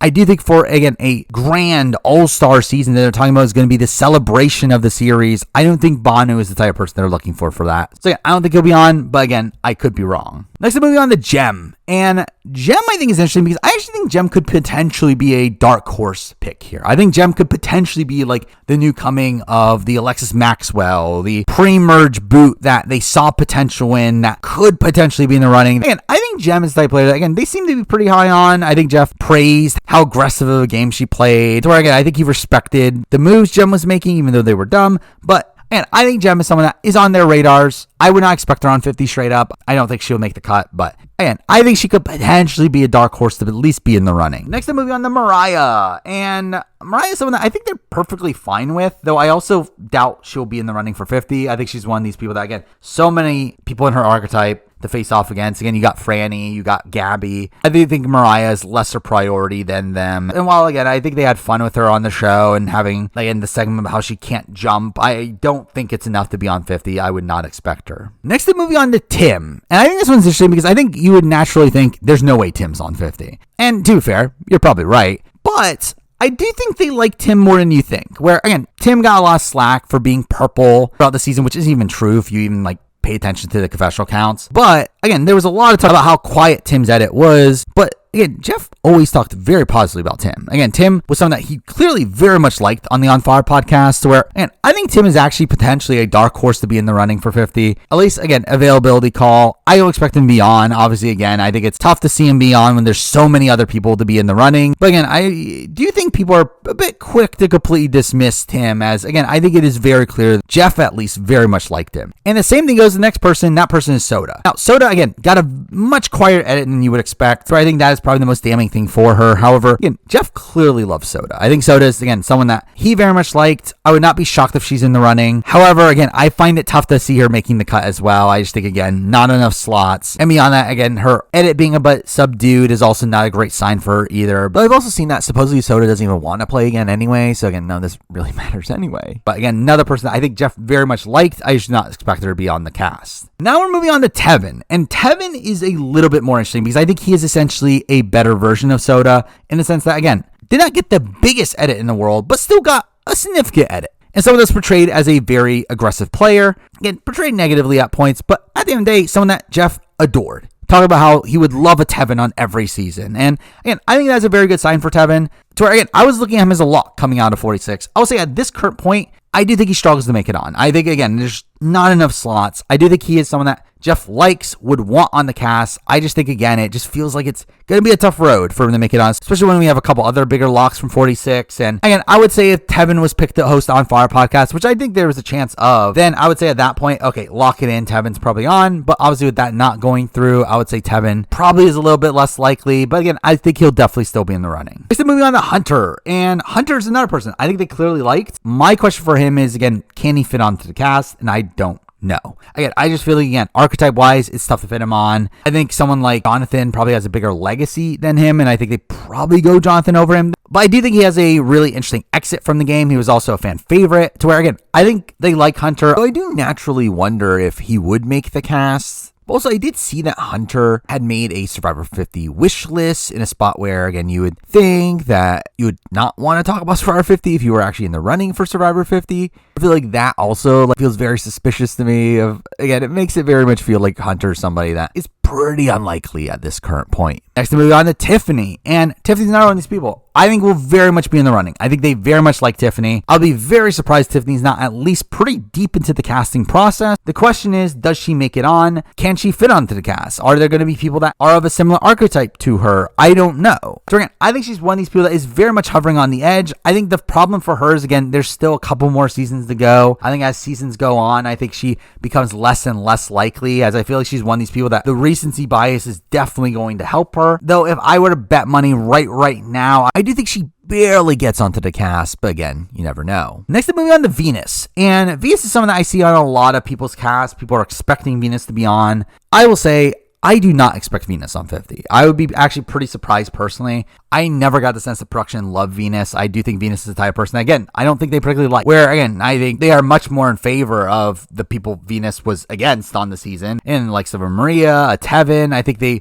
very much favored that side of things a bit more. Beyond that, Venus did also have some questionable social media activity and pertains to almost spoiling certain things that clearly production was annoyed with as well, where mixing out the fact that she also did not get much talk about her on the On Fire podcast, where, again, I just do not get the sense the production likes her. To where, again, I would love to see her back, though I personally would not say it's particularly likely. Next, I'm moving on to Q. And Q, at the time of 46, is a pretty big lock. I think Q, again, is someone that they adored on 46, thought was a massive character, a really interesting player. Again, is still mentioned on Fire throughout 47, where, again, he's very much top of mind. I do expect him on 50, especially as he was really excited for Survivor 50 during his exit press, saying that he already has his bags packed, where, again, this should be a no-brainer from both sides, having shown interest, but Q had to be Q, where recently he made an appearance on Kelly and Michelle's podcast, where he went on to say that he's not going to be on Survivor 50, and also, like Hunter, released a wish list, though, to be fair, Q's was kind of a trolly one in it, with just being a celebrity list with a few random actual Survivor players, like Jelinski, to where,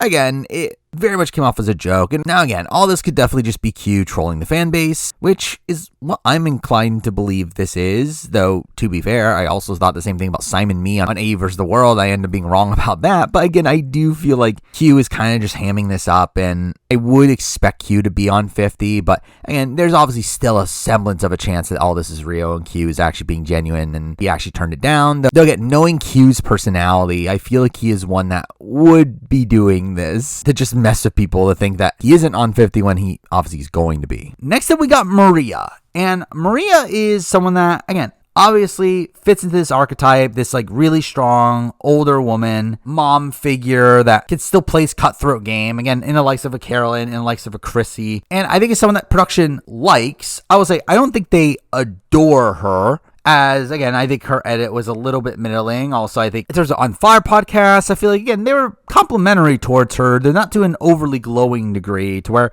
again, I think they like Maria. I don't know if they love Maria. To where, again, I do expect her to be in the running for 50, especially considering a certain other person I'll be on. I think, again, if they are going to go with this casting of rivalries that they seem to like to do on Returnee seasons, I would expect her to be a very big beneficiary of that. To where, again, I think Maria is definitely very possible for 50, I would not say she's a lock. I would not even say she is likely, but I would say she is possible. Well, I think she'll definitely be in the running, but I think it's going to be one of these things to where, like, do the pieces align to where she fits onto the cast? As again, I think she's one of these people kind of dangling on the edge of it. Next, I'm moving on to Liz. And Liz is someone that I personally would love to see back. I thought she was a really great character, someone that could bring a lot to a return, especially considering all these schemes she supposedly had while out there. And I do think production liked her. However, I don't really get the sense that she's the type of person they would bring back. I mean, I feel like to me, she very much screams out as like one-time player. Though to be fair, I mean, obviously Debbie Wanner comes back and plays again, where maybe they look at her in that sort of mold. Maybe she can be, again, like the Debbie, the Abby of this cast, this like more kooky character. And again, I think that's probably her best chance of returning, though I would personally bet against it. But again, you never know. Maybe I'm underestimating how much they love her, though. Again, I would say personally, I would not expect her on 50. Next up, moving on to Ben. And I don't think they would cast Ben again. Now, I think they like Ben, and if everything aligned, I'm sure they would be very willing to bring Ben back. I think the main glaring issue there is obviously the fact that he very much struggled on the island, and I do not know if they would want to put him through that once again, to where, considering the fact that he was having panic attacks constantly throughout the end portion of his run, I do feel like they're probably just better off not putting him on the cast, especially considering, again, there's so many other people. I don't think he's really a top priority for them anyway, so again, I would not expect him on. Next, we got Charlie. And I think Charlie at this point is a lock. Now, Charlie, again, was the On Fire podcast host for 47. I think that is a very, very good sign for him, especially considering how they talk about him coming into the season. Talk about how he's a fan favorite and talking about him potentially being a Hall of Famer. And I did think Jeff very much sang his praises on the podcast, to where I think they're very high on him. I think they very much allude to multiple points about him potentially being on 50, to where,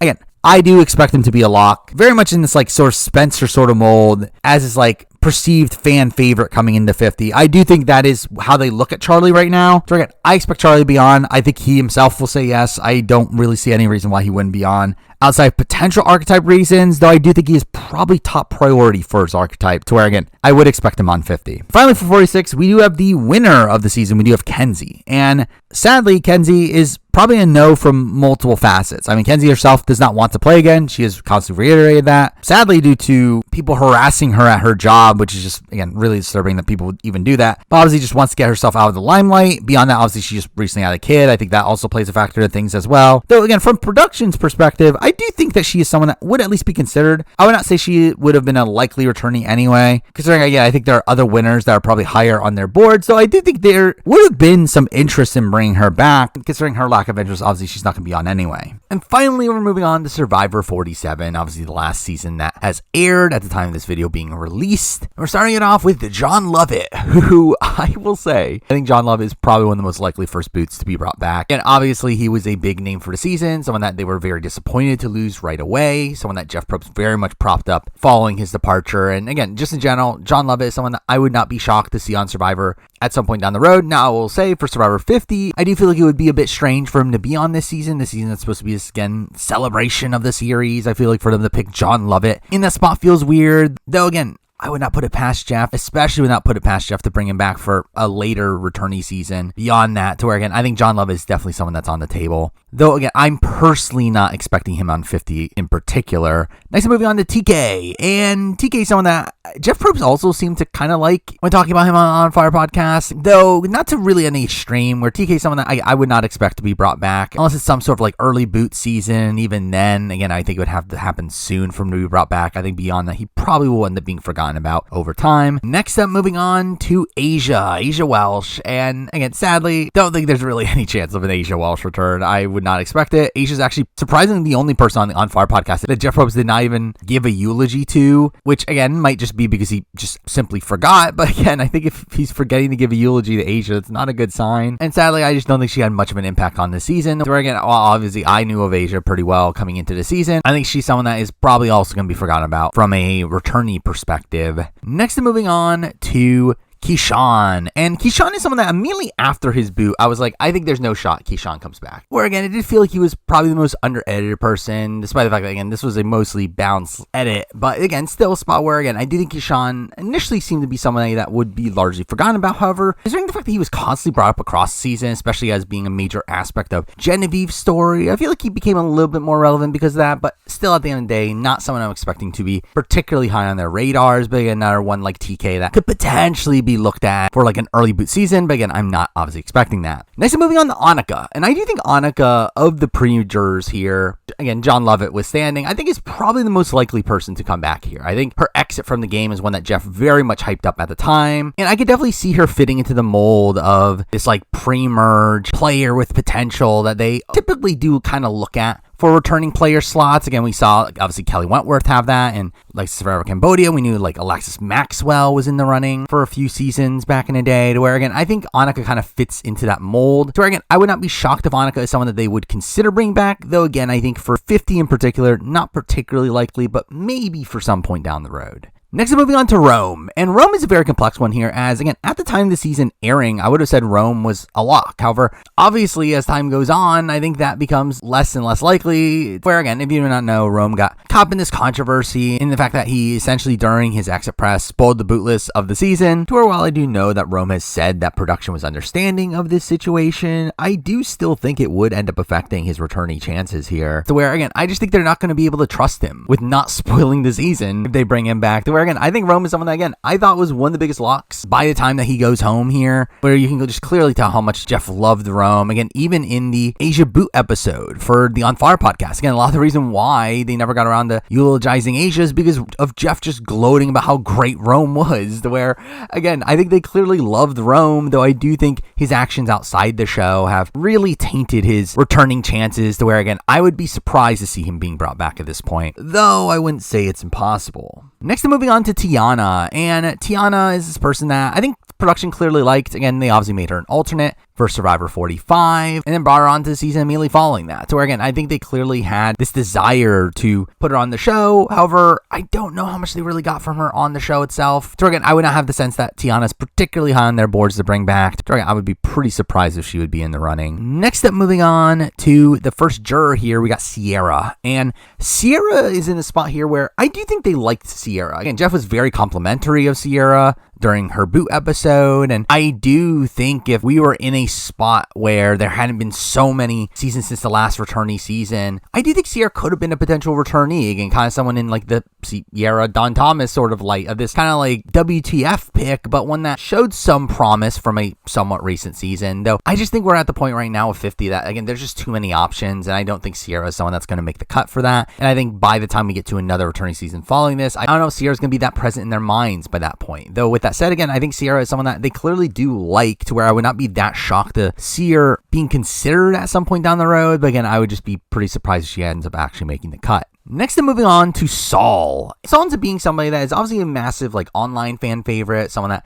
people really loved on the show, but to the point where Jeff himself seemed pretty surprised by that, to where 100% I am not expecting Saul at all for 50. I would be very surprised. Again, Jeff, during the On Fire podcast, voiced, again, his surprise at the fact that Saul was as popular as he was. And it did seem like they were kind of disappointed with him on the island. But again, I do think them seeing how much love Saul got after the show, I think would put him on their radars for down the road. Again, I think for 50, again, I think they have their picks already. I don't think Saul is one of those. But again, if, again, Survivor 54 is a returnee season, I could see Saul being in the running there, with now Jeff having in his head that Saul is this fan favorite, to where, again, I think there's a chance for down the road, though even then, so many seasons are going to pass, where, again, I would not say it's particularly likely, but I would say it's, again, possible we get a Saul return for some time in the future. Next up, moving on to Gabe. And Gabe is this player that I'm actually surprised I'm as low on Gabe's returning chances as I am, considering, again, Gabe got a pretty big edit early on this season. Again, obviously, he is a player that plays very hard, looks for idols, again, things that you would think Jeff would very much like. And again, Jeff did praise the way he played the game, though,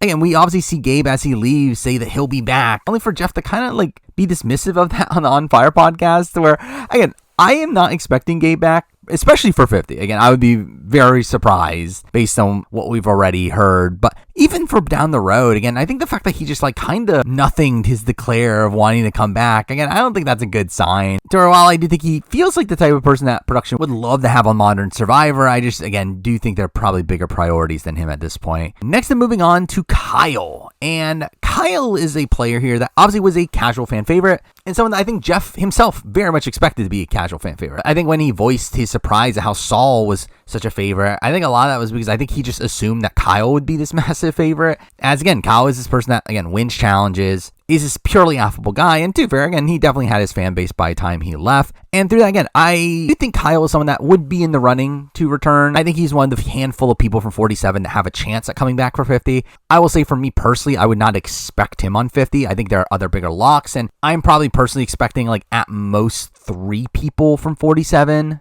I don't think Kyle is in those 3 people. But again, he's another one that, again, for maybe another future returnee season, like if 54s, or maybe he would be in consideration, though, again, I would ultimately expect him to be kind of forgotten about by that point. Next, I'm moving on to Caroline. And Caroline's someone that I do think Jeff had a kind of a weird response to Caroline on the show, where I think he ended up liking Caroline, though he did talk about how he initially like didn't get much from her in the casting process, though eventually it clicked for him. And again, it feels like a spot where, again, I think Caroline is kind of in line with the type of players that Jeff Probst never particularly loved. Again, these kind of like Michelle Fitzgerald sort of types. While it is the new era and Jeff's a lot more involved in the casting process, and through that probably has some more attachment to Caroline than he did to some of these other figures in this sort of light from years in the past, I do feel like Caroline still kind of fits into that mold of a person that I don't think he's clamoring to bring back, especially when, again, she's 7th place on this season. Like, maybe they can create this storyline if she was the victim to Operation Italy, but like, I don't think there's really a reason for them to bring back Caroline, which is a shame because I really like Caroline. I wouldn't be opposed to seeing her play again. Yeah, again, I don't think that's really in the cards here.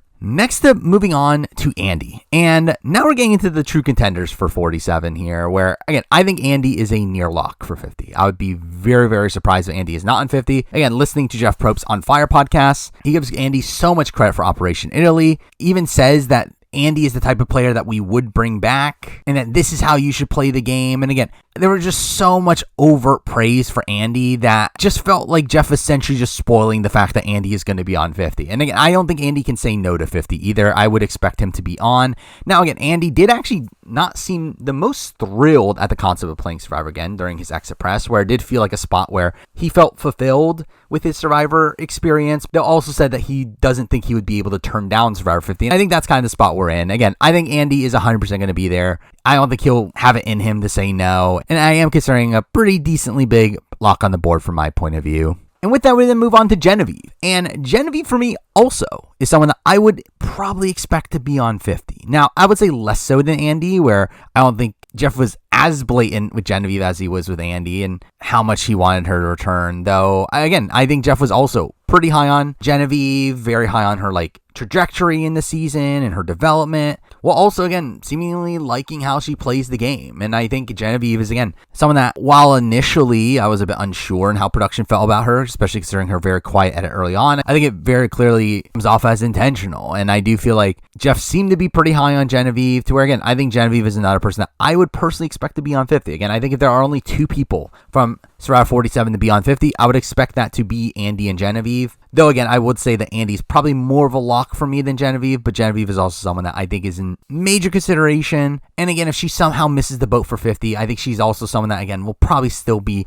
in the running for future seasons as well, where I think she's a big enough name from this season to still be in the casting pool even beyond just 50. Next up, moving on to Teeny. And Teeny is in the spot here where I'm not sure where Teeny lands from a returnee point of view, where I feel like Teeny is someone that, again, I think production very much liked. Again, Jeff would also call on them during the season. And again, I could see them looking at Teeny as, again, the next like Cochran style figure that might have this development on the return. And Jeff was, again, very complimentary of Teeny, where, again, I think they very clearly like Teeny. Though, again, I do struggle with really determining what their returning chances are, where I feel like they're in a spot here where archetype-wise, I think they are relatively unique for the new era. And through that, again, maybe has a shot through that. But I think considering we've had so few returning seasons recently, I think they're just bigger locks for me return than Teeny. Though having listened to Teeny's RGP interview, it does seem like Teeny doesn't particularly want to play again immediately, talking about how they need to get more life experience before being able to come back and play better, which, again, I do think is some nice self-awareness from Teeny, but also makes it seem like they wouldn't even accept Survivor 50 even if given the opportunity, as again, it seems like they're even aware of the fact that they probably need a bit more time before they actually can live up to their potential. Obviously, the worry is the fact that they'd obviously wait too long to where, again, they wouldn't necessarily be a top priority anymore, but also, to be fair, and I think they're not the top priority at this point anyway. I think they might as well hold off for a bit and see if they can maybe be returned in a few more years, and again, maybe actually have a lot more potential at that point. But with all that said, obviously, again, I don't expect Teeny for 50 at this current point, even though I can see a world where production is at least somewhat interested in it. Next, I'm moving on to Sue. And Sue's this person that, again, obviously on the show, like, was trying to be built up as like inspiration for older players, and I think they liked utilizing her for that role. However, I would not expect her to fulfill that role in the Returnee season. Again, I would not expect Sue to return personally. I feel like there are other like older women that are more likely to return than Sue, and while I think they're purely fine with Sue, I don't think Sue necessarily played the game in the way that they would have ideally liked. Where I think, again, the likes of like a Carolyn or, again, a Chrissy Hoffback or a Maria, I think they're like more like older players that play the game in a more interesting way than Sue, to where, well, again, I don't think they necessarily dislike Sue for any particular reason. I don't think they're necessarily clamoring for Sue returns. Again, I would not expect her back. Next up, moving on to the runner-up here, we got Sam. And Sam is kind of in a similar spot to Teeny in my eyes. Again, kind of one of these people that, again, I could theoretically see being brought back at some point down the road. I think clearly someone that production very much liked. Again, got the biggest edit of the season. Again, a player that plays very hard, someone that is very good in the confessional, and again, someone that just brings a lot to the show. However, I think the big thing for Sam is just archetype. I think archetype-wise, it's very difficult for him to fit into this cast. Again, the straight white guy that's athletic and strategically savvy, that was a runner-up, which, again, we have multiple of them, to where I would personally say that, again, I think Charlie is a bigger lock than Sam for sure, and I think he's probably on the same caliber as someone like a Xander, to where, again, we've had so many of these even in just the new era. And again, considering, again, if we have a 20-person cast, again, we can only have at most 5 white men, which, again, I don't even know if we're going to be hitting that number. Again, I just feel like it's very difficult to see Sam actually making it onto the cast. But again, I think he's another one of these that, again, I would not be shocked if he's still in the casting pool beyond 50 to potentially be brought back for future seasons down the road. But especially considering, again, he is relatively young as well, to where it's not like time's really slipping away for him, to where, again, I think Sam is someone that I would not be shocked to see play Survivor again, but again, I personally don't think it's in the cards for 50. And finally, final person we're going to be talking about in this video, we got Rachel Lamont. And Rachel's in this weird spot here where I kind of just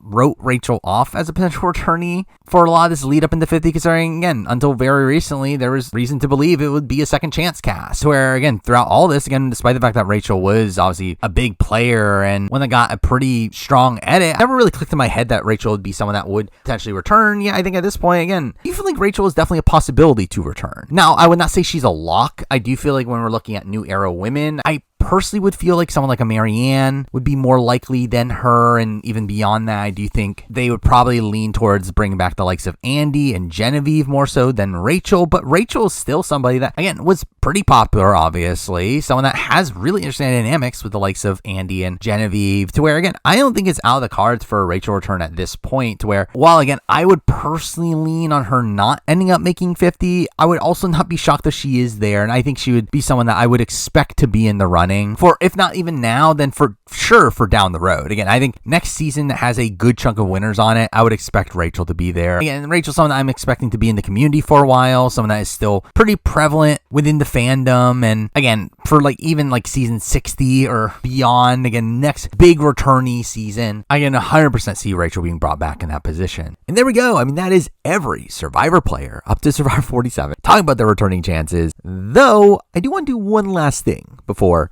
wrapping up this video, which is talking about Survivor 48 and 49, where obviously, again, I am releasing this video right before the airing of Survivor 48, so through that, again, not going to assess the 48 people and their returning chances, as I simply don't know. Though with that said, I do expect a lot of 48 people on Survivor 50. I mean, based on what we've heard, it does seem like production does like Survivor 48. And through that, again, you would assume at least 2 to 3 people, possibly even 4 people from this season getting on 50, which in that case, again, it really just makes a lot of the assessment of who's going to be on 50 very difficult because, again, there's some people that we don't even truly know yet that are probably going to be on, making a lot of these spots kind of hard to fill. But with that said, I do fully expect a lot of 48 people. And again, I think you can clearly tell just by looking at this cast in the preseason just how fun this group seems to be, to where, again, it would not be that shocking to see a good amount of returnees from this group. And also, I guess I should briefly mention Survivor 49, which, to be fair, there's not that much to talk about. As again, like R49 has not filmed yet, don't know the cast, obviously don't know how they're going to do, but typically with these returnee seasons, they do end up picking at least one person from the previous season, despite the fact that season had not aired. Though with that, there are 2 approaches to casting that they could take. As again, with Survivor Game Changers, I feel like what more likely happened there is that they reserve 2 slots for returnees from Millennials X. We're just waiting for the season itself to decide on who those people would be, where I feel like with most other returnee seasons, they don't really reserve those slots and instead make some last second replacements when they see someone like Malcolm and swap him out for Troyzan, or when they see someone like Russell Hantz be an insane character and swap him out with Shane Powers, where it does seem like we're probably more inclined for that sort of world, to where I don't know if we're going to get anybody from 49 on 50. Where again, I think it'll simply come down to how good the 49 season ends up being and who's the major character from that. And if that's a person that they really feel needs to be on Survivor 50, to where, again, I think that is the world that we're currently headed for, is one where, again, I don't think they're reserving a slot for 49, but I still think there's a theoretical world where someone from 49 could make it on. But again, it would have to be a situation similar to Russell Hantz, where they just couldn't say no to putting that person onto 50. There we go.